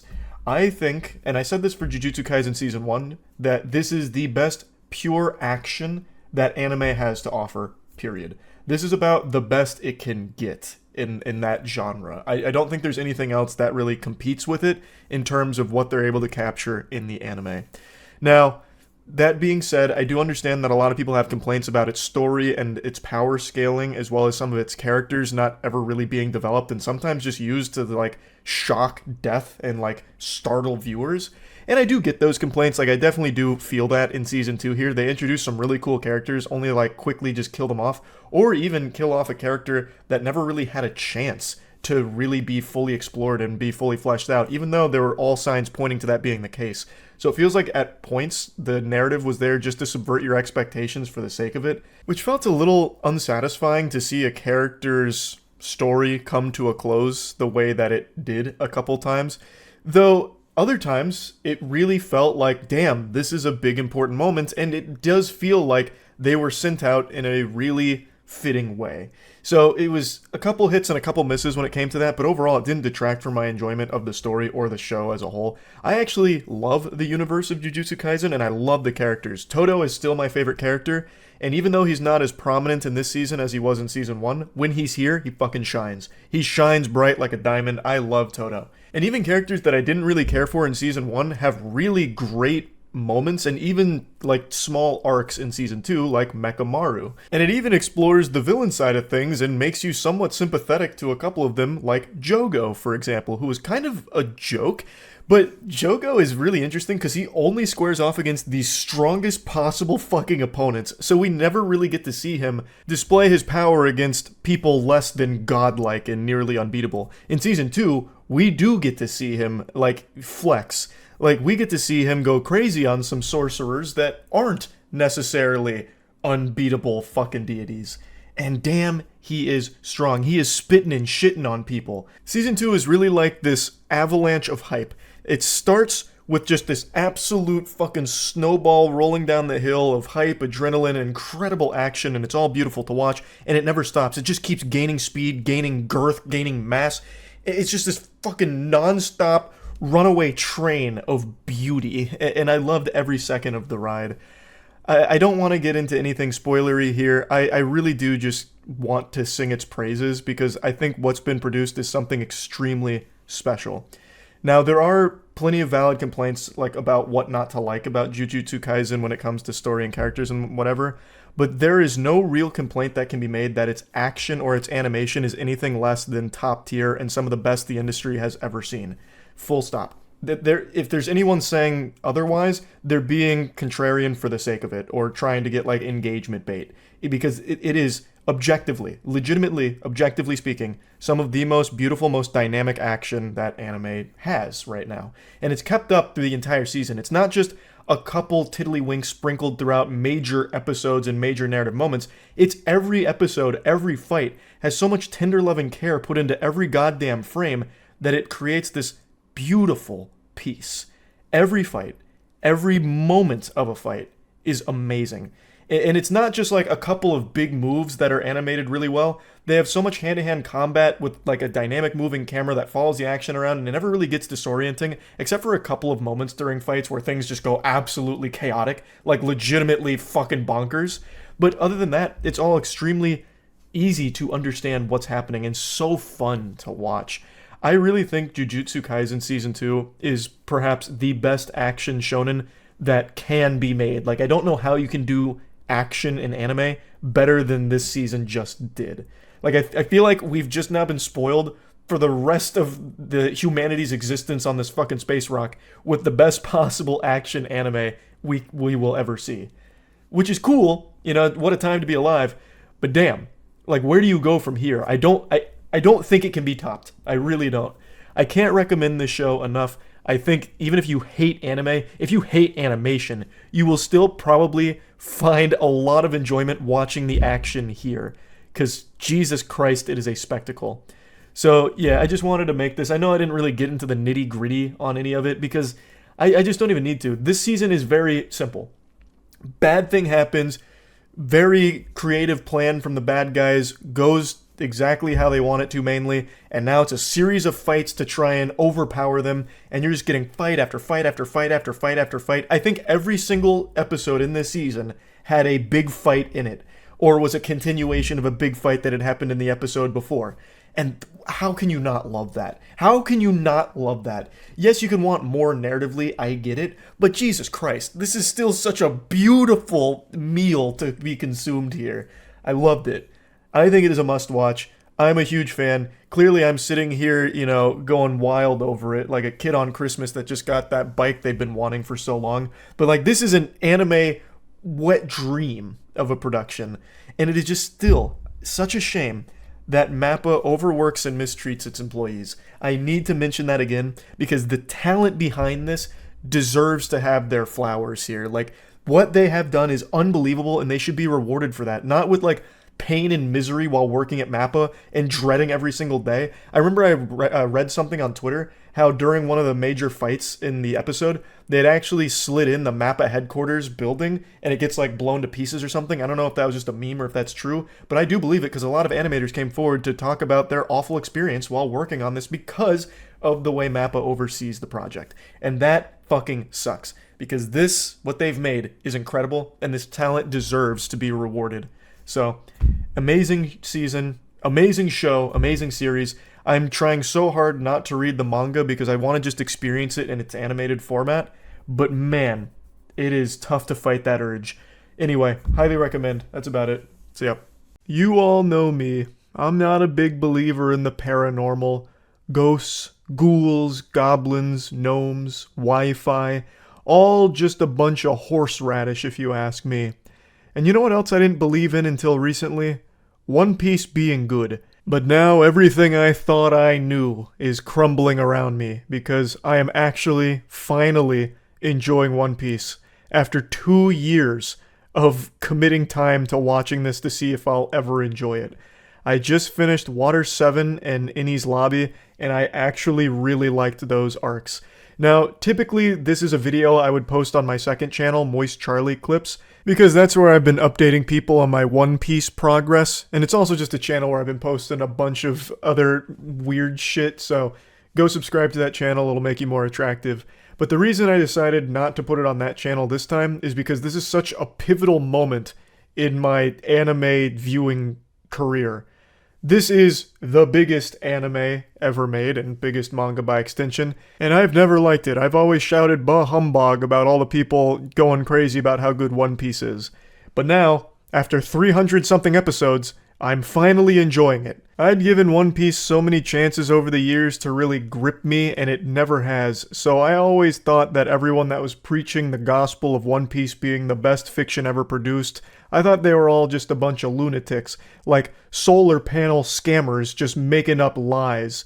You know, I thought that whole concept that One Piece was anything more than dog shit was more made up than the boogeyman. But I decided about 2 years ago now to really buckle down, grit my teeth, and just catch up on One Piece to see if it ever actually gets good. I was willing to subject myself to some torture with early One Piece seasons in order to see if the grass was ever greener on the other side when we finally reached, like, episode 250. There's a very popular meme about, like, no, bro, you have to give it, like, 9 seasons before the show gets good. You have to watch, 400 episodes before you start to like it. You just have to invest the time in it to really get the payoff. And my god, that couldn't be more true for One Piece. It took me 300 episodes to finally get to this point. That's not exactly, that's not nothing. That's a long time spent of not enjoying something before you start liking it. Eating vegetables before you finally get to the main course that you wanted to eat.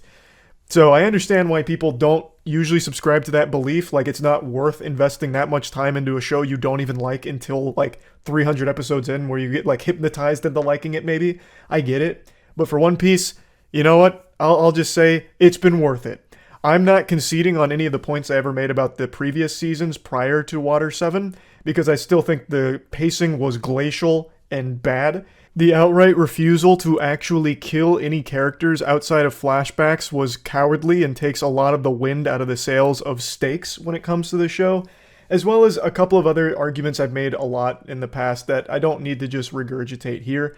Up until this point, there wasn't a whole lot I liked about it other than a couple of characters like Zoro and Chopper, and I did like the Alabasta arc overall, but on the whole, wasn't really feeling One Piece. I wasn't exactly pumping my fist getting excited for it. It was a show that literally was a sleep aid. Like, this was the cure for insomnia for the first 240 episodes. Like, it was so goddamn boring and generic. I wasn't enjoying it. But then, once I got to Water 7, things really started to turn up. Like a lot of people said. Most people actually, when I was talking about this on stream across my journey, always said that you have to at least get to Water 7 before it gets really good. And I can't fucking believe it, but they were right. It actually is good. So, I'm not just going to repeat all of the things I've said on my second channel about One Piece so far with my updates, so I'll just give you the brief cliff notes. I like some of the characters like Zoro and Chopper. I cannot stand Luffy. He's my least favorite character, and now after finishing Innie's Lobby, he is still my least favorite character. This fucking goober only has 2 modes. It's stupid, and then stupid and hungry. And then I guess a third mode when he's fighting. and then he's, at least he's not being annoying. Like, he's just a fucking grating character, and as I understand it, you either love or hate him, and unfortunately, I'm on the hate him side. I do not like him. He is very, very annoying, and I get that that's his whole character trait, but so far he has not evolved past that or developed past it at all. And I can never forgive this show for what it did during Skypiea, where it just put Luffy in the belly of a giant snake, and he stayed there for like 30 fucking episodes straight, and just was like left in stupid juice and like in this trance of idiot moron mode, where he just kept like punching walls, and he's like, oh, this is such a weird cave. Man, am I ever gonna leave this weird cave? Such a weird cave. Like, he himself made Skypiea almost unwatchable, because he is just a perpetual stupid character. And that's just not that fun to watch, especially when it holds everything back. A lot of the problems are caused because Luffy is stupid, and I think that's just a weak plot point that drives things forward, or at least leading up to Water 7 and Indy's Lobby. There was a lot of moments where Luffy was literally the reason things went bad, because he is dumb. Like, he is just legitimately dumb, and that's it. Like, he's just stupid. Being stuck in the belly of a snake for so long is beyond frustrating to watch, because it just keeps repeating itself. Ah, this is a weird cave. God, this cave is so weird. Gum Gum Gatling. Ah, these cave walls are so big. Cave is weird. And then he's finally freed from the snake at the very fucking end. He's like, oh, you guys came into the weird cave to save me? You're like, Luffy, it's a snake. What do you mean it's a snake? It's a cave. It's just so fucking, it's so lame. It's so lame. I cannot stand Luffy as a character. There's only like maybe 3 or 4 moments where he's been serious, and even then, he's still a bit of a goofball. And that's, I don't know, I just don't really like that kind of character trait hammered in non-stop. But all the other characters so far, for the most part, I do like, with Zoro and Chopper being my favorite. Zoro, because he's just a perpetual badass, and he is usually always serious, and when he's not, it's actually kind of rewarding to see him lighten up. And Chopper, because I actually really like Chopper's backstory. So far, he's one of the few characters that got a lot of attention given to them prior to Water 7, of course. And I liked that. I liked everything about his motivation, his drive, where he's come from, and how he grows. Now, we get to Water 7, and every character is getting a lot more to them, especially Nico Robin, the most mysterious of the crew. And there's a lot of drama that happens with Usopp leaving the crew after the Going Merry is deemed insalvageable. They can't, revive her. They couldn't get the paddles out and fucking shock it back. It was kaput. It's dead. And Usopp he's not having it. He thinks Luffy and the crew gave up on the Going Merry too early. So Usopp leaves the crew after challenging Luffy to a duel, and it's very emotional. It's very emotional. I didn't like Usopp that much until Water 7. Now I really like Usopp. And by extension, his alter ego, Sniper King. Like, everything I complained about up until Water 7, they are directly addressing and making better, except Luffy. So I'm getting excited here. The fights are better. I did like the Iniru fight from the Skypiea arc, even though Skypiea as a whole absolutely blew filthy fucking ass. But the Iniru fight at the end I thought was fantastic. And now we're seeing a lot more great fights in these 2 arcs. So I don't know, I've just been really liking it a lot more. Though most of my complaints are still here. I still fucking hate how nobody dies. Nobody dies in this show outside of a flashback. Only when they're doing flashbacks do they have deaths so far. There's no real integral character deaths or really emotional moments so far. The biggest culprit, the biggest crime, and this was an affront to God when it comes to bad writing, is in the Alabasta arc when Pell takes like the nuclear bomb that's about to blow up Alabasta, flies it up into the sunset in order to sacrifice himself, a noble sacrifice, completing his character arc perfectly, and he does that, bomb blows up, everyone's expecting Pell to be dead because he just ate a goddamn nuclear bomb for breakfast, but then he's not dead. He's still alive. He still lives because they don't kill anyone off in this fucking show. And I think that's such a misstep. All of the big bad villains are still alive. Luffy just knocks them unconscious like it's a Pokemon fight. That is underwhelming. I think that's very underwhelming, especially for the Pirate King. The kid who wants to be the Pirate King. The crew, the Pirate Hunter, Zoro. Like, it's just underwhelming. So that complaint is still here even after Inny's Lobby. But I know there are character deaths coming up. I've been spoiled, obviously, on where the show goes because Tiana watched all of it in a short period of time, so I saw a lot of it. And I know there are character deaths that come up, but even still, as of right now, it's just lackluster. Because I always know, no matter what, they're not going to kill off even minor characters. Even characters that don't have a whole lot to contribute, nothing really happens to them. So that always grinds my ass grease. Like, I really do still have an issue with that, pulling all of these punches when it would be a lot more impactful to the story if they would just commit to killing some characters that obviously were being set up for something like that. But anyway, that's probably still my biggest complaint. But overall, Water 7 and Enies Lobby have done wonders for making this show enjoyable. The villains are much more interesting here. It's introducing a ton of new, deeper underlying issues that are going on in the world around them, even outside of the immediate problems.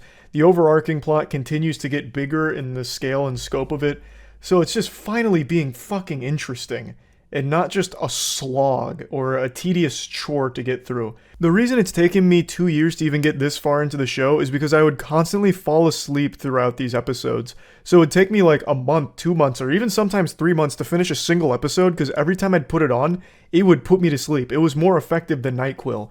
Like, some of these episodes in the other arcs were just so meaningless and so boring. Like, I wasn't invested in it. And there is still some of those sins committed even in this arc, in these two arcs. Like, for example, in the middle of very high-stakes stuff, when they're working to get Nico Robin back on the crew after learning the truth about why she betrayed them, in the middle of that, there is, I think it's 4 episodes of just flashback filler. In the middle of, like, this extremely important moment with Nico Robin opening up about her past, you know, wanting to come back to the Straw Hats but can't because of the Buster order. And during this, like, as they're squaring off with all of the bad guys and with Nico there as well, they just, like, fucking shoehorn in, like, 4 filler episodes. Why? What, like in the middle of very important stuff. At least I think it was at that part. I'm already getting a little foggy on exactly when those flashback fillers come in, but I'm pretty sure it's there. And it's just, you know, it's unnecessary. It doesn't add anything. All it does is ruin, once again, the pacing and detract from the enjoyment. So there are still those moments here, even in what I consider to be the best arcs of the show so far, but they're much lesser and a lot less egregious. So overall, I just like the direction Water 7 and Enies Lobby is taking the show. I'm finally starting to see how this opens up into something very special for the first time. So yeah, I'm finally liking One Piece. I know this isn't the most like detailed moist meter review breakdown of Water 7 and Enies Lobby, but I don't really think that's necessary. All of you watching this have probably already formed your opinions about One Piece, and there's not a whole lot I can do to like change your mind. All I can speak to is what I've found not enjoyable versus enjoyable. And right now, Water 7 and Enies Lobby is exactly what I'm looking for from a show like One Piece. So I'm hoping the coming arcs continue that energy and keep that momentum pumping. So yeah, finally liking One Piece. That's about it. See ya.